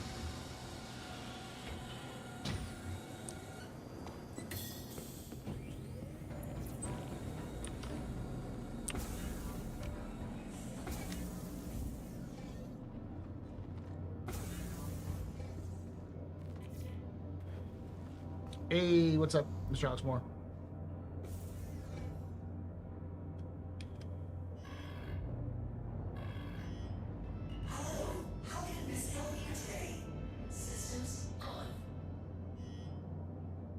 They're currently giving away a LTI Lunar Festival package, courtesy of CIG. Exclamation point giveaway to get how to do that, or exclamation point ticket space 1 if you're on Twitch. We still have about 4 hours to go. We've been going for 3 hours and 26 minutes. So yeah, 7 hours and about 7.5 hours is what we got so far. We go longer depending on your donations, your subscriptions, all that sort of thing.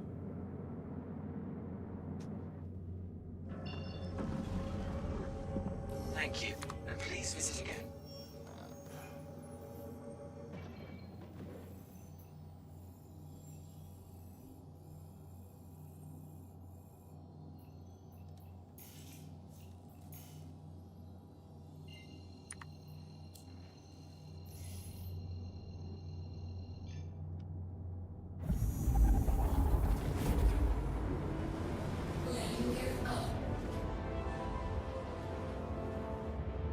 What I've noticed is that SC is one of those games that needs many hours to be able to achieve goals, but that's the nature of the game. There just needs to be more value for the hours you put in. Like, the game needs to be both fun and also rewarding. Yeah, that's the problem, is that's inefficient.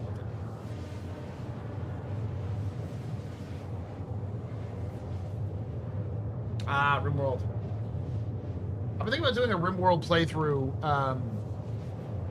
with y'all. But we'll see. Foxhole takes many hours, but it's but it's got immediate reward options, well, intermediate. Especially if you work together. It needs to respect your time more, for sure. There just needs to be... I think CIG needs to prioritize, once they get things more stabilized, because that's a huge issue, is short-term, medium-term, and long-term gameplay. Short-term gameplay should be something that players could complete in about 15 minutes. A medium-term should be about 45 minutes, and long-term should be an hour plus, or, hour and a half plus. And those should reward players based off of those times. They've started doing that with their, because they've got a team whose job is to manage the economy, and they're trying to manage that with payouts. But the problem is that there is no short-term gameplay. There's no game, go deliver these noodles, go pick this box up and go deliver it to some other place. It takes 10, 15 minutes. There's no combat missions, which is go shoot this guy here, It's always get to your ship, get it started up, fly around, go land. It's 20 minutes of bullshit for 5 minutes of action.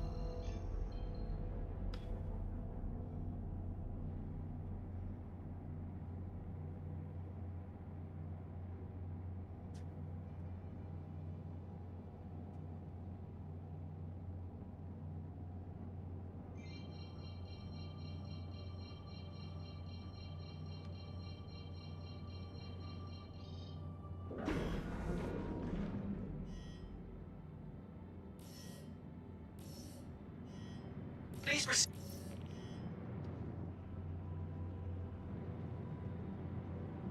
Yeah, UQT can help a little bit. I also think that, landing zones should have combat missions. No matter what, there should be landing zones where it's just hey, go to this slum area and go fight this guy. Bounty hunting missions that are just go to this area and shoot this person. I think they'll need to add things like the dynamic building systems.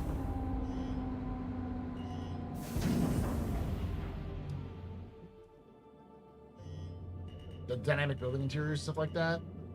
But stuff that a player can just walk out and do, and it makes them feel like they're accomplishing something.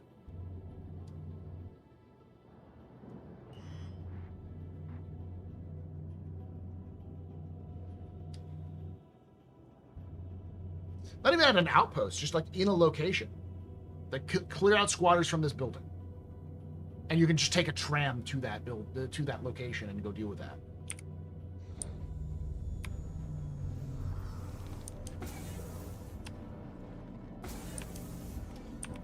Or this person is wanted at this location, go do that. You don't get a lot of credits, but you go over there, it's pretty low risk, and you can like learn the basics.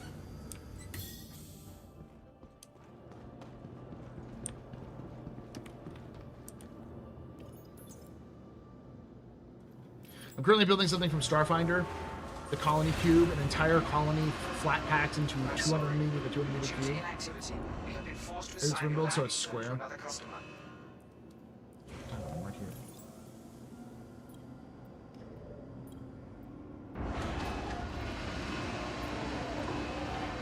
Yeah, a criminal somehow made it to the city. They're at this pub, go restrain them, or this person is wanted for assault. They beat up their boss and they're at this location. Last we saw them at this location. Go apprehend them and bring them in. You know, petty shit.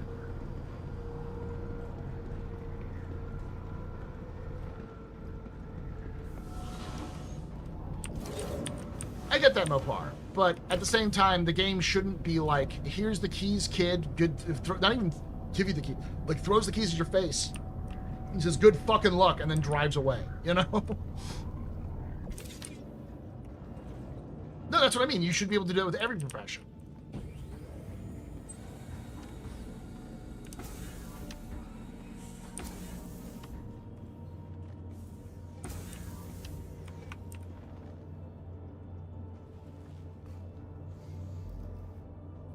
Yeah, CR mentioned as much. But they need to do the new player experience.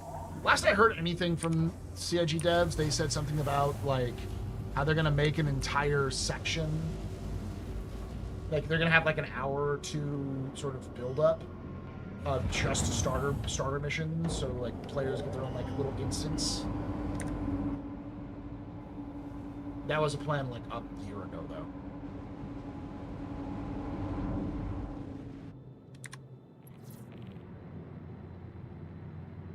The max is great. The max is small for what it can hold. It's super easy to get in and out of. It handles fairly good. Like, it handles as bad as any large ship does.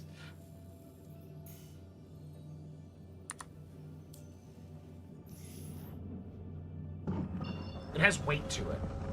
But it has reasonable weight to it.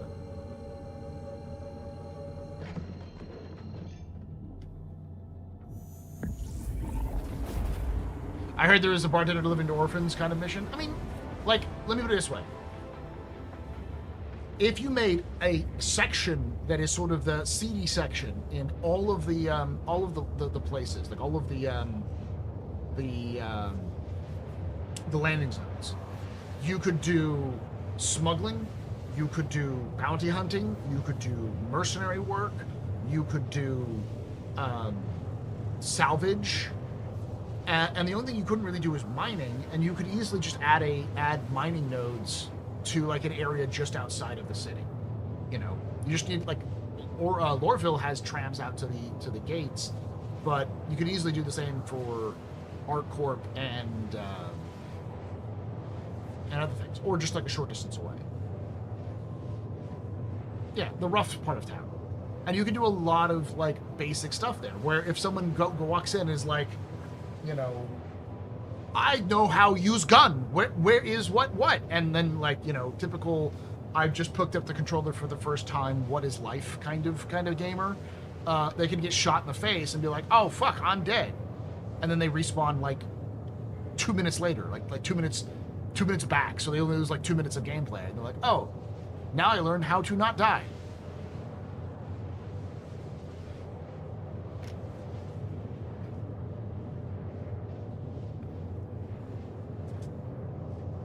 So build a more wretched hive of scum and villainy. I mean, there should be a seedy part of town in every landing zone.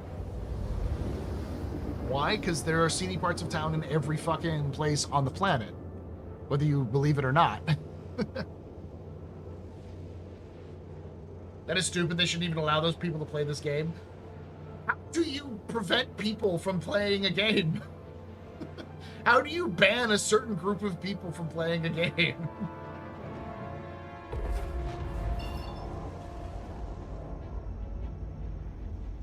Yes, especially the Vatican.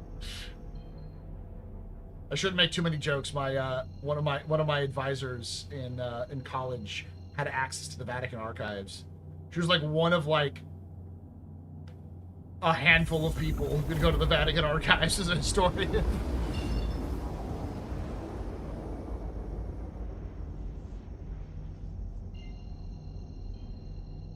This game should not be played by 90% of the human population. Lieutenant Fool, what I'm hearing is you don't want Star Citizen to exist.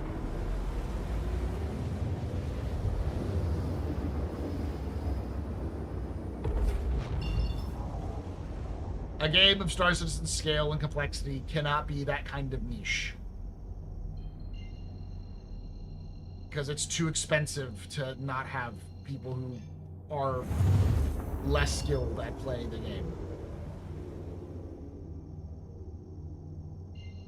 I'm not saying Star Citizen should be the next Call of Duty. I'm just saying you should have places where people can fail gracefully. And it doesn't like eat up their time.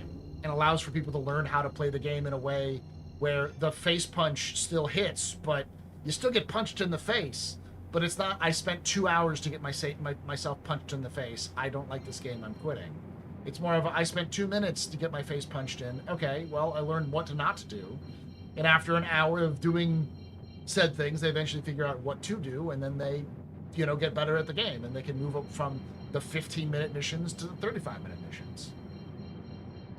Or they never do, and they just stay on that fucking mission level, and, you know, try to do their best.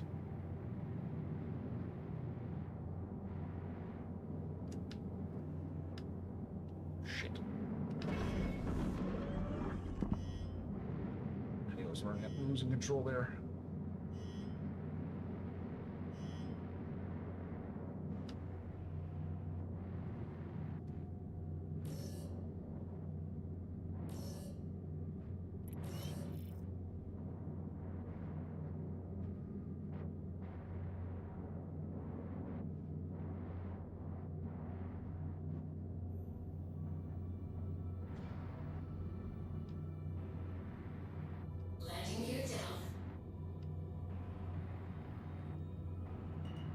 That's only in very niche spots in Elite. Like, oh, what's the place? Elite Gamers, you know what I'm talking about. There's a place where you can, well, it doesn't take weeks to get there, but it can take, like, hours to fly to it. And there's, like, a mission you do to fly out there to deliver stuff.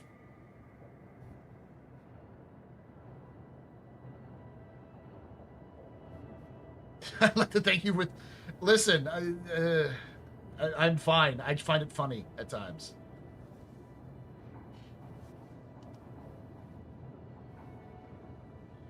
Nice paint, thank you. I'm Mick loving it, okay?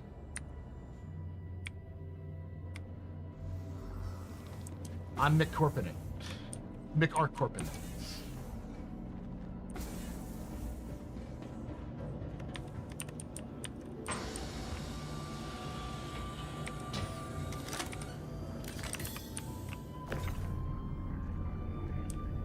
Yeah, it's the Art Corp paint from the event. It's one of the rarest paints, actually. Very few people did Art Corp, so this is not a common paint to see in the verse.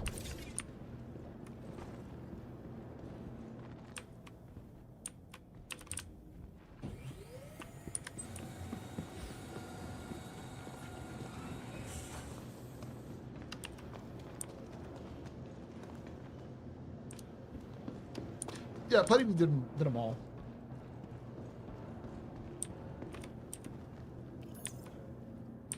I think that's another thing that people need to come to grips with, because like there is, as somebody who lives in video games in many different aspects, there is a current trend amongst shooter fans that they do not want the Fortnite-ification of their hardcore shooter games. And so there's a fear, I think, and also a sort of a general distaste for very colorful or random additions to a video game that doesn't meet the aesthetics or ethos of the game. And so I think when people see weird kooky armor and that kind of stuff show up in Star Citizen, or the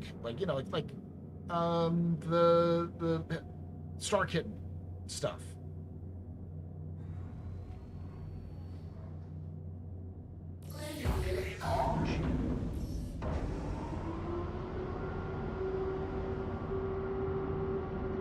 Pink Ammo does look stupid, but people think that's like, oh well, this is Star Citizen it's not going for realism. It should be super realistic, and it should fit with this hardcore niche that shooter games generally are going for. And they forget that Star Citizen isn't just a shooter game.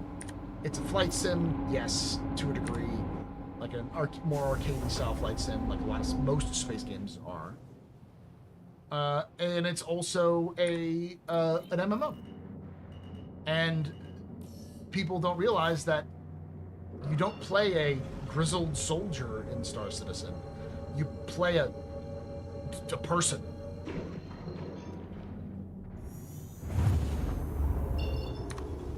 So, like, do people wear kooky, crazy outfits? Yeah, all the time.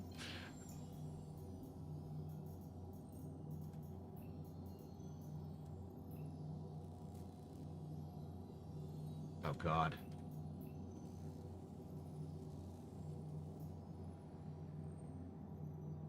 This should be fine.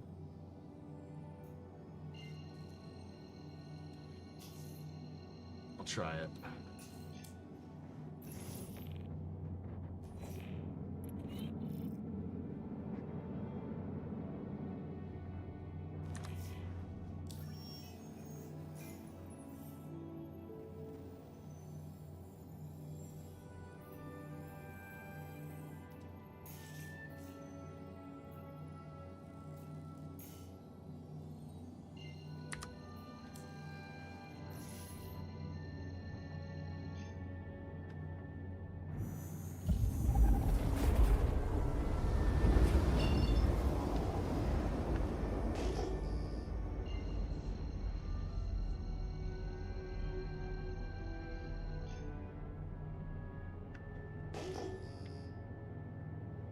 I feel like some people want this to be hardcore flight sim. People like people always complaining about PvP.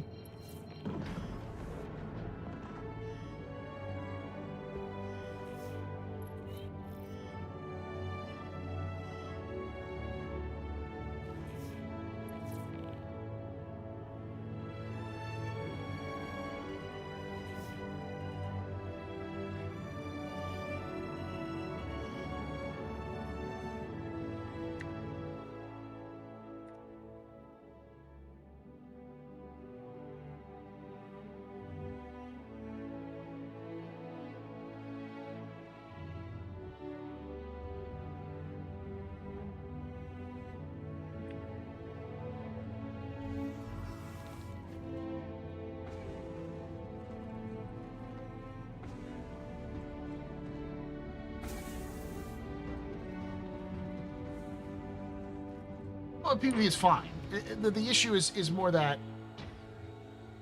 I think because of the different. This is going to sound weird. Star Citizen is a very diverse community in terms of the kind of people who play it. And that diversity can cause a lot of friction simply because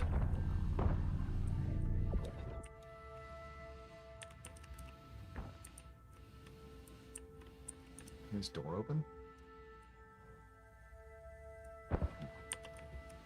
Take us through that.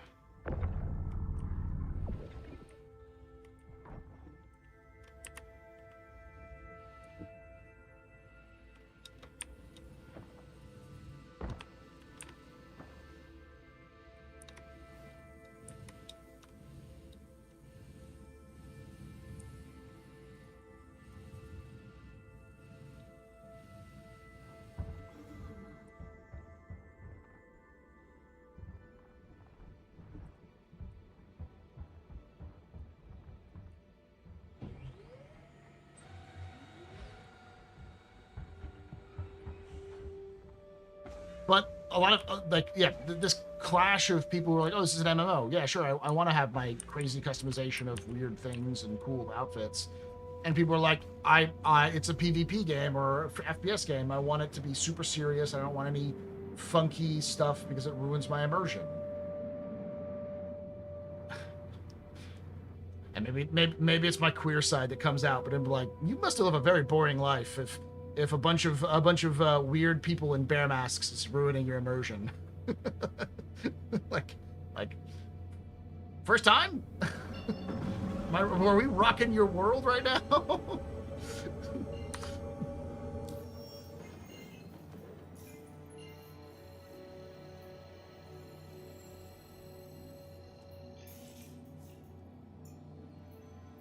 Holy fuck, that's a long distance.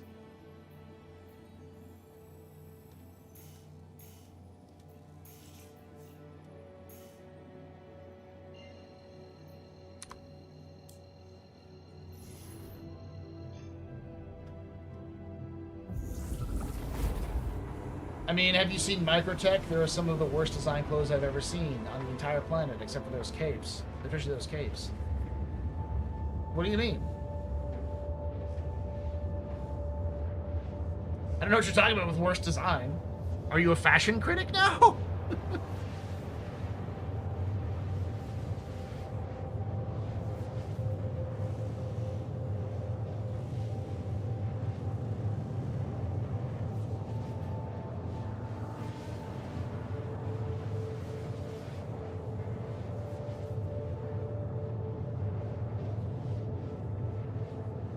I will never be seen without a cape. Capes are cool.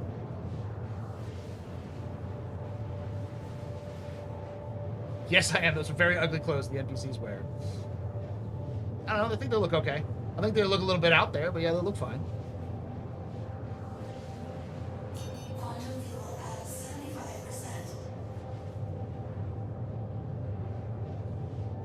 Like the clothes people wear in Area 18 are far better. Because, yeah, I mean, yeah, I understand that from coming from your perspective. From the guy who's like, I want everyone to get punched in the face. If you are being willing to be stabbed 20 times, then you shouldn't be able to be allowed to purchase Star Citizen.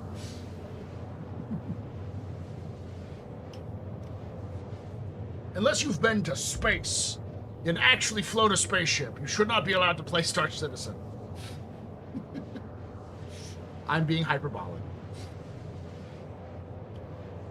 But that's the thing. That's the thing about an MMO, is that they're designed for multiple tastes. And so fashion will evolve, especially depending on where you are. And people's individual choices with armors and that kind of stuff will evolve too. Especially if you can start applying, cross-applying buffs to specific armors that have specific aesthetics.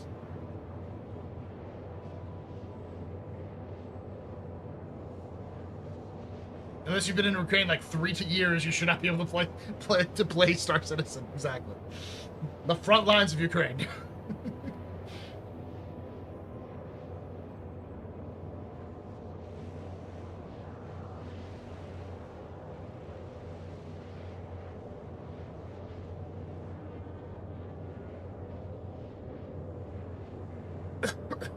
Well, that's another thing that I think that's going to happen fairly soon is there'll be some places you will land at where you cannot wear even a spacesuit.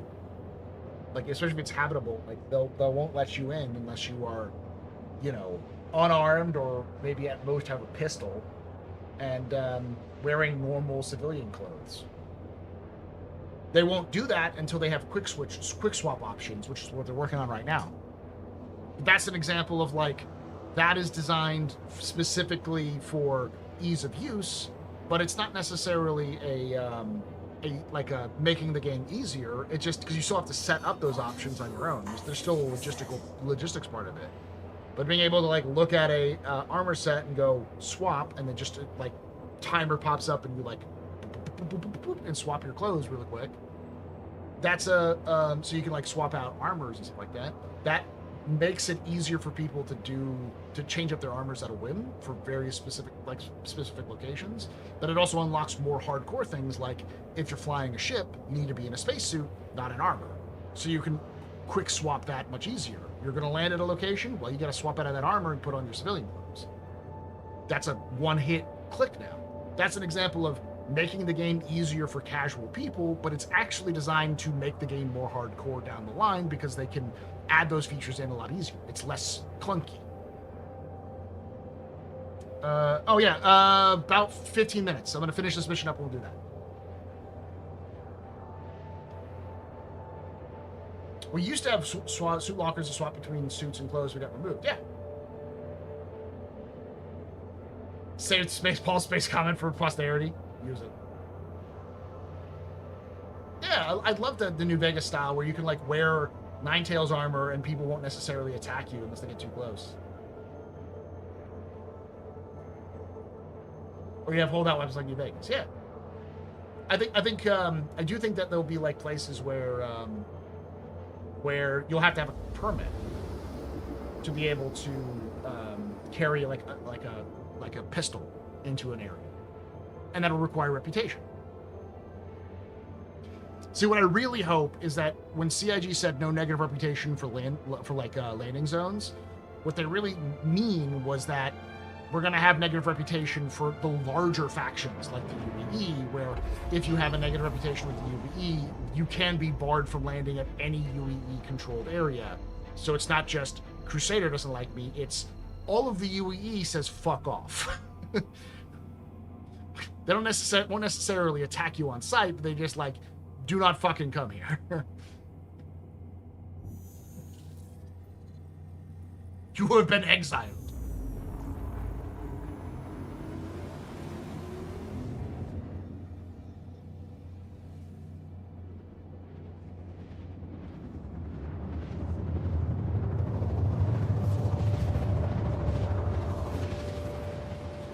Could they also have meant that while it was in testing, they don't want to have a negative reputation and 1.0 would be okay? They could have been, but the specific context was they didn't want to prevent people from accessing landing zones because of negative reputation. Drinks all around. Let's party like it's your birthday. Party like it's your birthday. Oh no, I know what you're talking about. A new hand touches the beat. I too played Sky.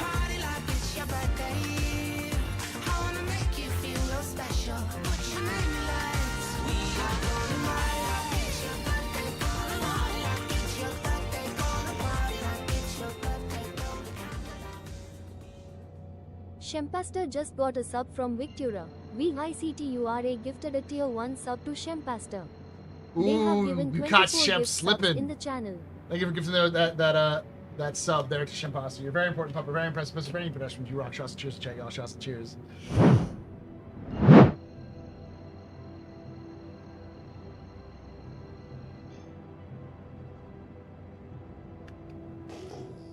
I mean, again, back where there was only so many landing zones. I mean, how far of landing zones had back then? That's not including 10.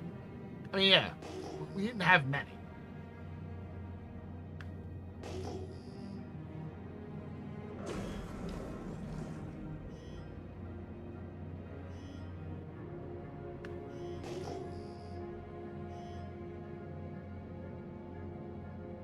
Summon Castro.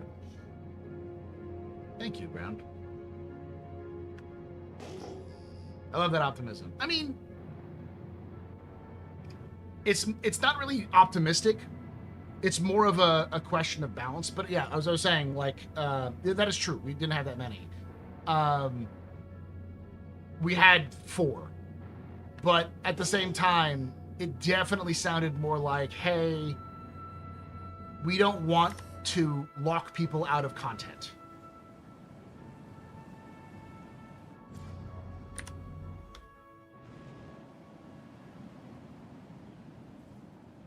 This was pre-Pyro, though. So maybe now that Pyro's out, they're a little bit more willing to. But they also said in conjunction with that, they weren't going to make it so that you could... that they were going to do more global faction stuff.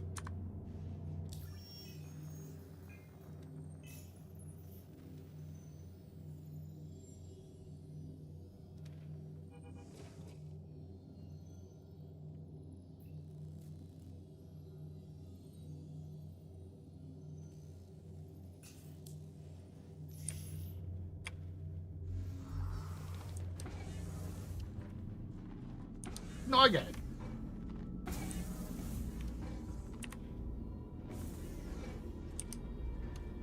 They should be, but like, I also want content to have pictures. Escape with the fucking 40 subs. Jesus fucking Christ.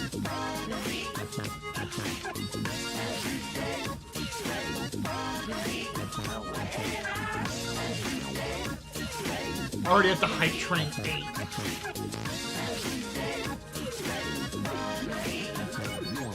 Escape H 907 just gifted 40 subs.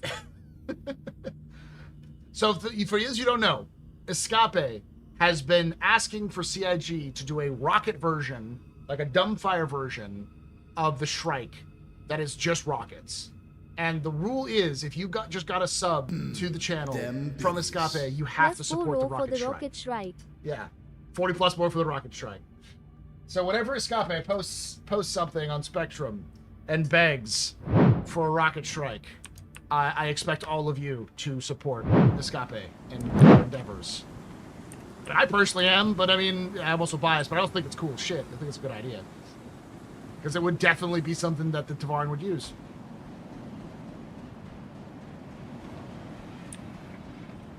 Now we're back up to 5 hours and 30 minutes.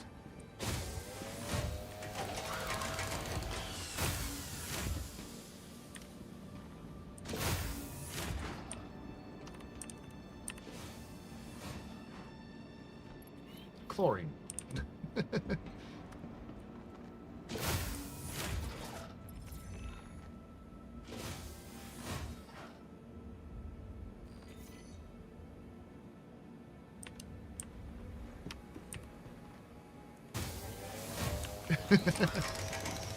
Shrike who? For those of you who actually honestly don't know what the Shrike is, the Shrike is a version of the Talon that's just missiles.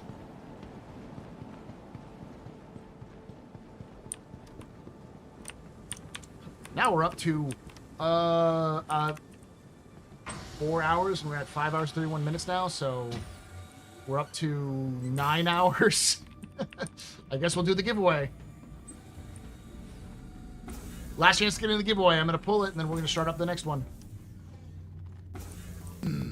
Them biddies. I know we just ambushed them, guys, but please wait for me to get a lock. Yeah. Some Tavaran probably. So the Tavaran Talon is a raider. Its job is to get in, punch you when you're not paying attention, to like disable you or kill you, and leave. And they were often used in ground attack missions, according to lore. And again, the lore is written to support the gameplay. So the lore was written to support the intended gameplay of the ship itself, which is to be a stealth striker.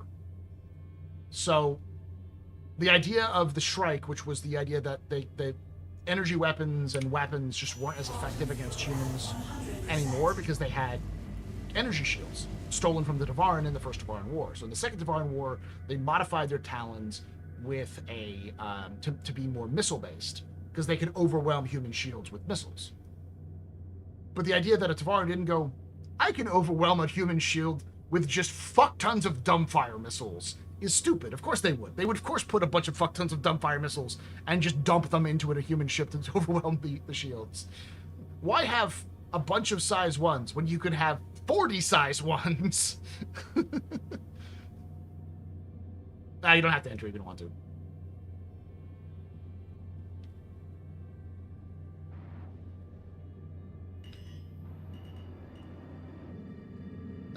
More like a it's a vehicle that's designed for things like ground attack. So you've come in, you're not seeing until the very last minute. You dump every single like rocket you have into the facility. You don't have any guidance. We don't need guidance when you have 5 Tavaran ships with like 20 rockets each in their rocket pods, and that's what 120 rockets firing at one facility. Yeah, it's dead. It's just, it doesn't matter if you miss. One of those is gonna destroy something.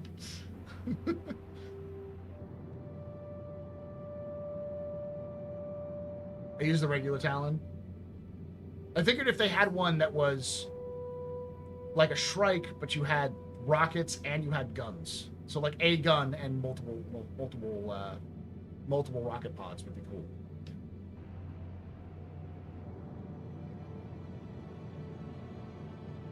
Goddamn, level 7.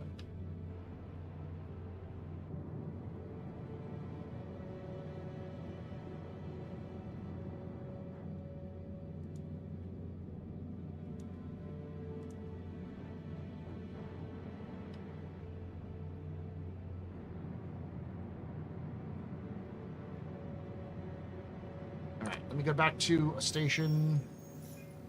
Where is the closest station? Tag. Let's go to Tressler.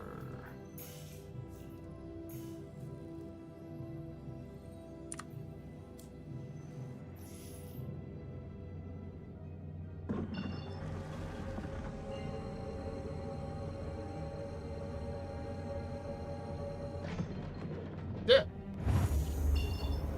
So that's effectively what Escape has been asking for. Is like, let me do stupid shit with a Talon.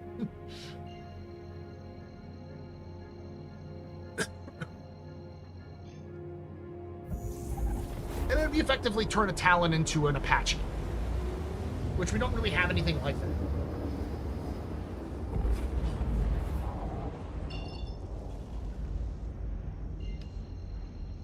Maybe we have a whale gun. Why can't we have a mortar, even a lightweight one, right?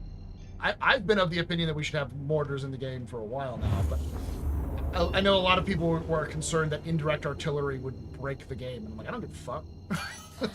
Break the fucking game.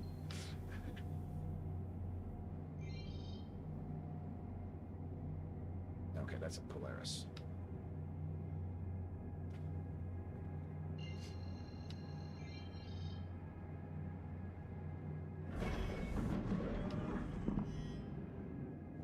Yeah, we do.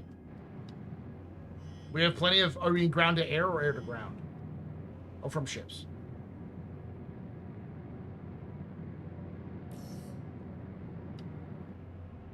Please proceed to assigned landing bay. I mean, if you do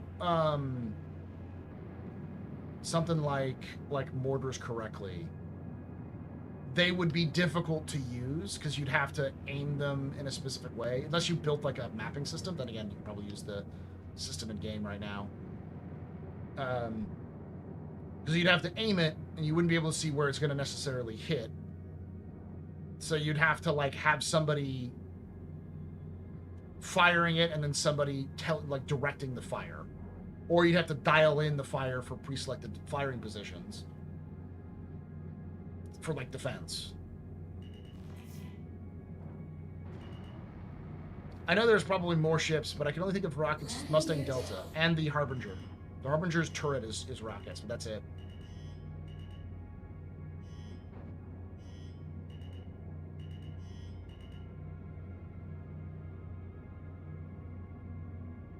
Landing complete.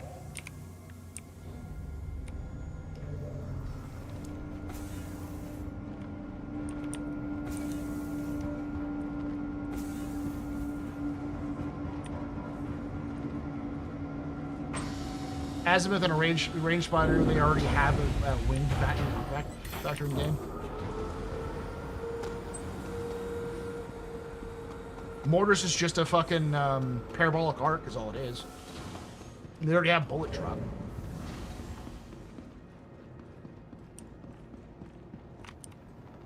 Welcome to the ASOP Vehicle Retrieval System.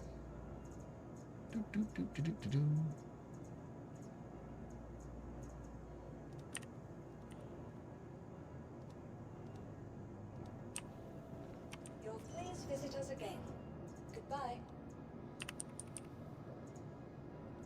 Your vehicle has been moved to our store. Please visit us again. Is there bullet drop? Yeah. There's been bullet drop in the game for a long time. It's just the ranges are stupid. The ranges are so short, it's insane. I want to say like some assault rifles have a range of like 50 meters.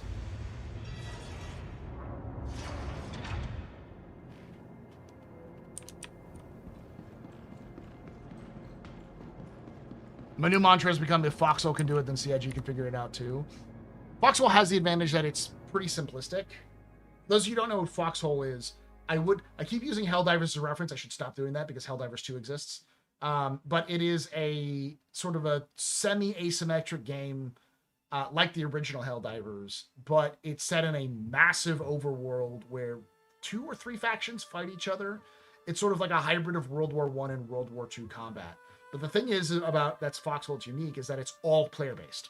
So like the logistics have to be done by players, the combat is done by players, like healing is up, like everything is done by players. So if you want like a tank, you have to drive that tank to the front line from a logistics hub.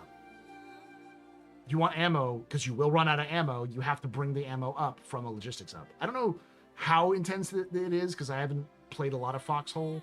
I didn't do the logistics stuff, so I don't know how insanely complicated it is. I imagine it's not too difficult, but there's definitely like actual player interaction with that.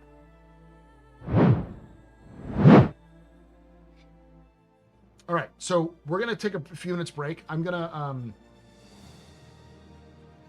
message them.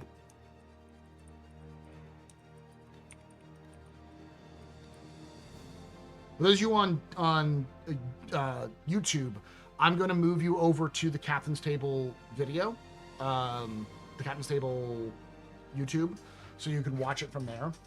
I could try to do triple streaming, but I don't know if that'll work.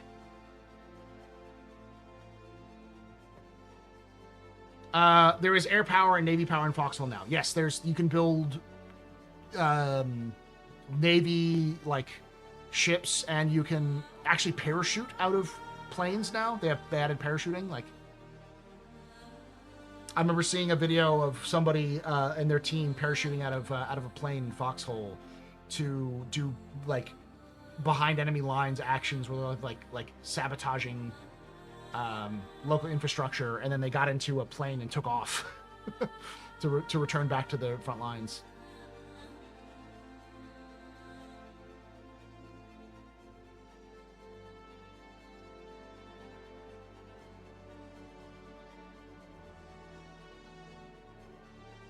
Foxhole's free to play too, right?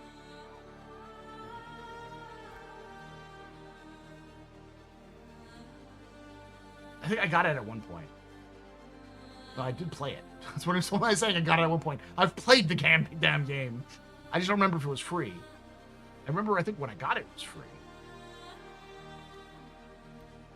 All right. $29.99? Okay. So it is cost. When did I get it? It was free. Maybe I'm thinking something else. The complexity of the logistics goes from using scrap to make some ammo all the way to building factories that take multiple hours and many limited resources to build. So tanks. Yeah. Yeah. It's I don't remember if you had to like do it behind the enemy lines, behind lines, and like and actually build it out, and then like actually drive the tanks up after you build them. I forgot how hands-on the logistics is. Maybe because you're a streamer? Maybe. Maybe they gave it to me for free at one point. Let me check, actually.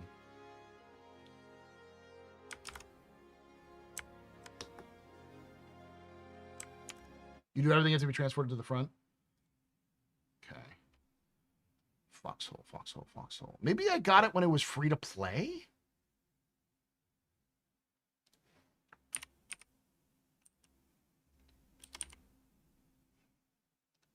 Yeah, I hit it. Yeah.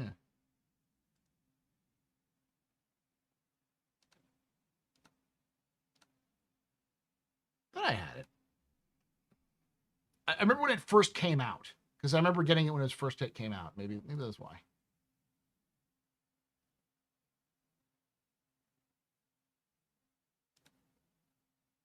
Store.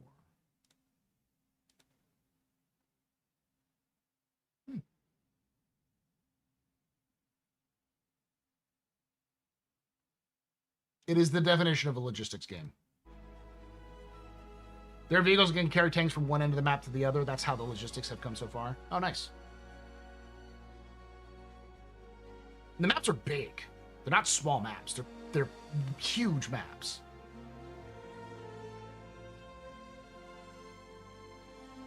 And yeah, you can like do an assault on a front line and run out of ammo.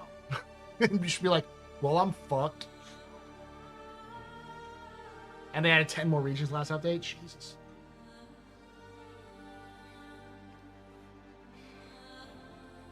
I'm guessing Del's been playing a lot of it. I'll have to play a little bit of it when over spring break.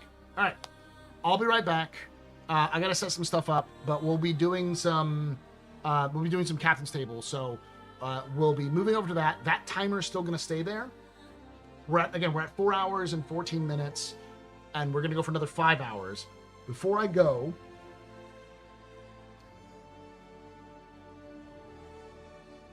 let me pull that out. Close the giveaway. Draw a winner. Sendy Senderson. Rigged. Exclamation mark rigged. Sendy, are you here? Oh, of course.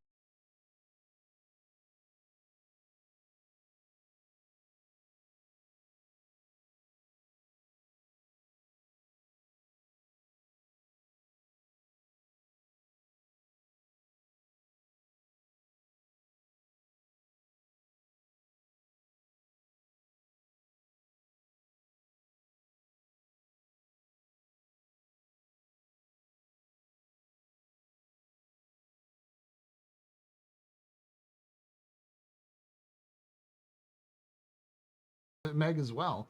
My name is Paul Berserker01 Batman Shelley, your humble host and space bartender here at the Astropub, your space bar at the end of the universe. Sit back, relax, enjoy the show. We got a good one for you. How y'all doing? What did he win? He won an ATLS game package, LTI game package from CIG. It has like a bunch of different like skins for the new year. But you can never, ever take away my space game.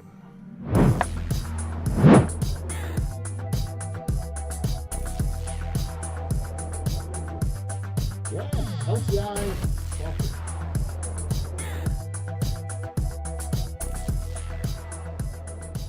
Hey, Darth, how you doing? Oh, thank you so much for that. That's.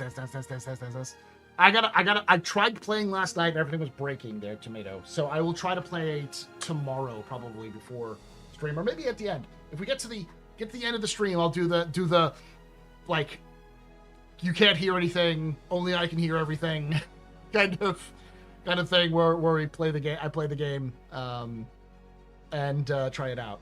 So, have you tried it out yet? Space? Yes, the ATO is Fire Rat Paints. Let me change it. So we got to do the new giveaway, which is going to be the Gray's Market Shiv.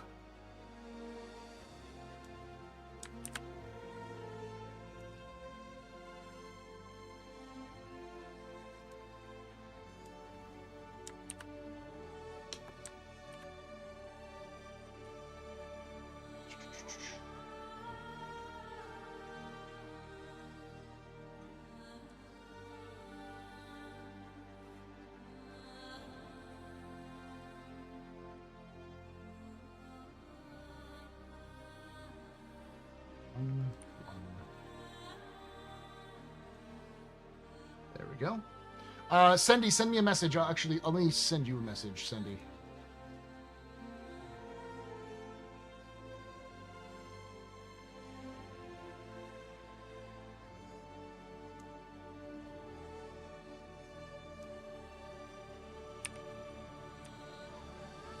I just messaged you, whispered you on Twitch. Just give me an email there and I'll send it to you ASAP. Wherever you want me to send it to. If it's you or somebody else, let me know. What are the planets like? HC Vertigo and Axis 0096, and we're going to talk about the Alliance 8 event.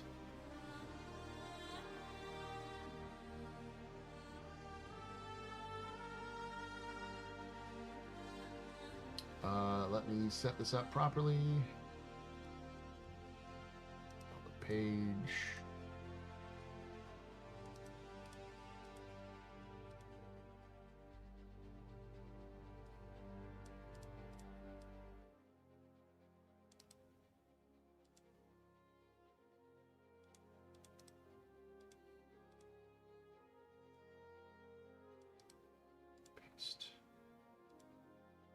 Okay, the giveaway has also been updated. I'm going to go. Boop, boop, boop, and it's right there. Boom. Back here, I'm going to remove the pin. I'm going to pin this message. There you go. So look at the pin message at the very top of the chat for you for YouTube. Everyone else exclamation point giveaway get you that link or the ticket place one if you're on Twitch. All right. Yes. All right. Let me send it to you. I'll go get stuff set up. Copy.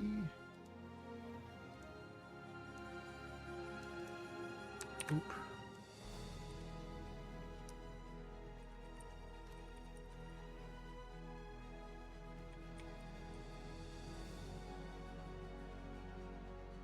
Set. You should get it here in a moment.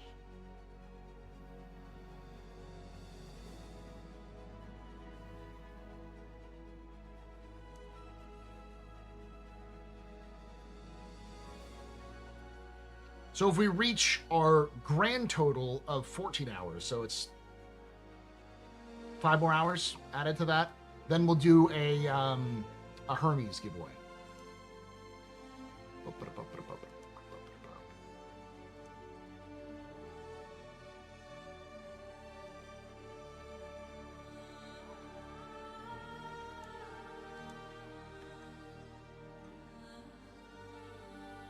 I'll be right back anyways.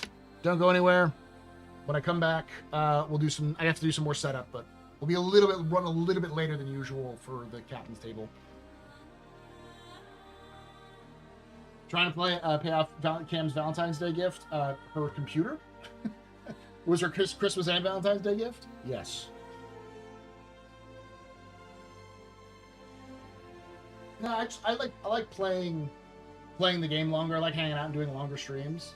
I use this as sort of like a nice way of doing giveaways. Instead of doing like a long giveaway.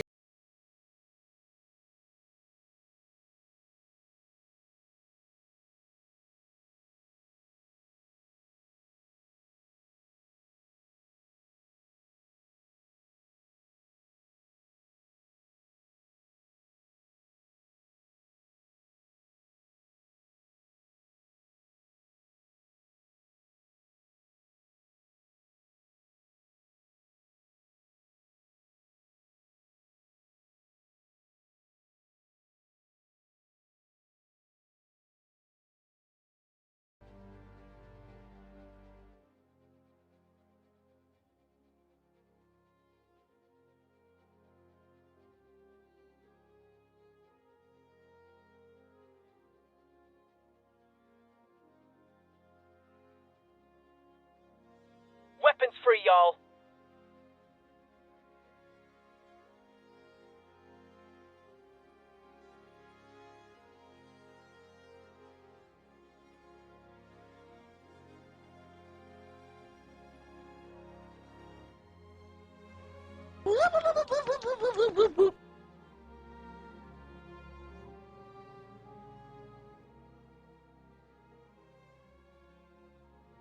Genesis.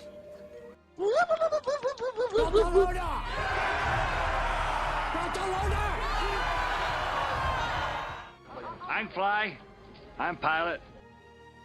2 words. Distress. Everybody and his dog calls himself an outlaw.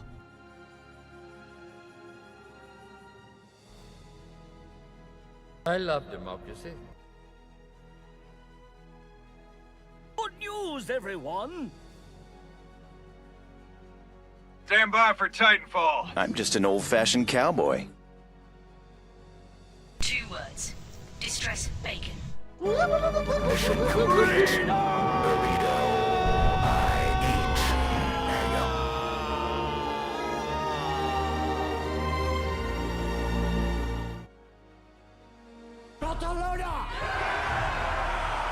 That's... I'm Fly. I'm Pilot.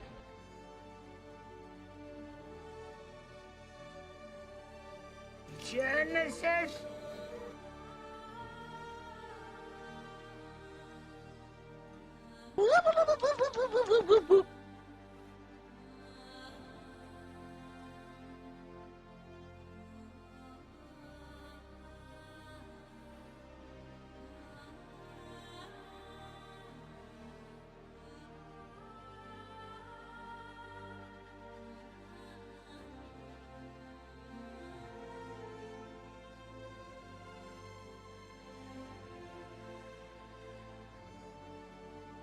Barcelona! Barcelona!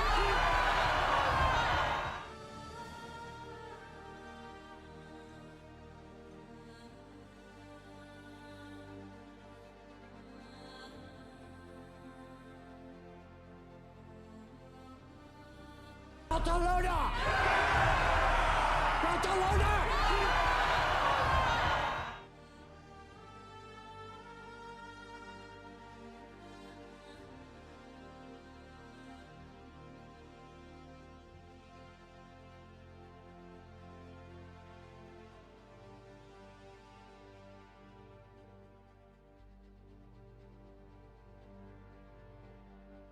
Good news, everyone!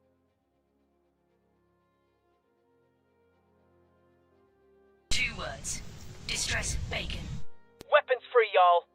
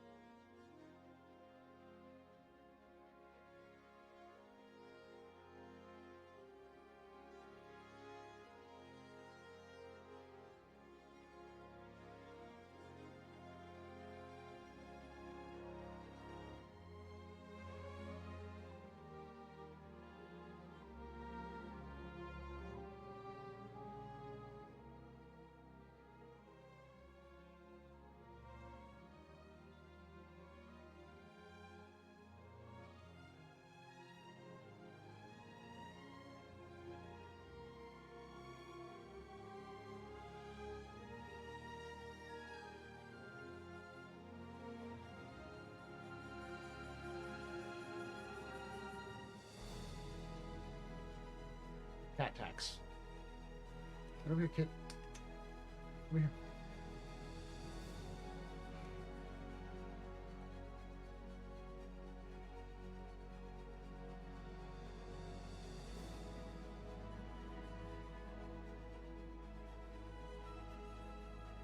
Yes.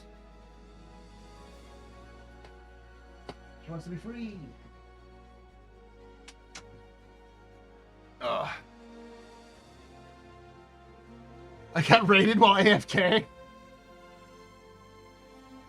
Who raided me?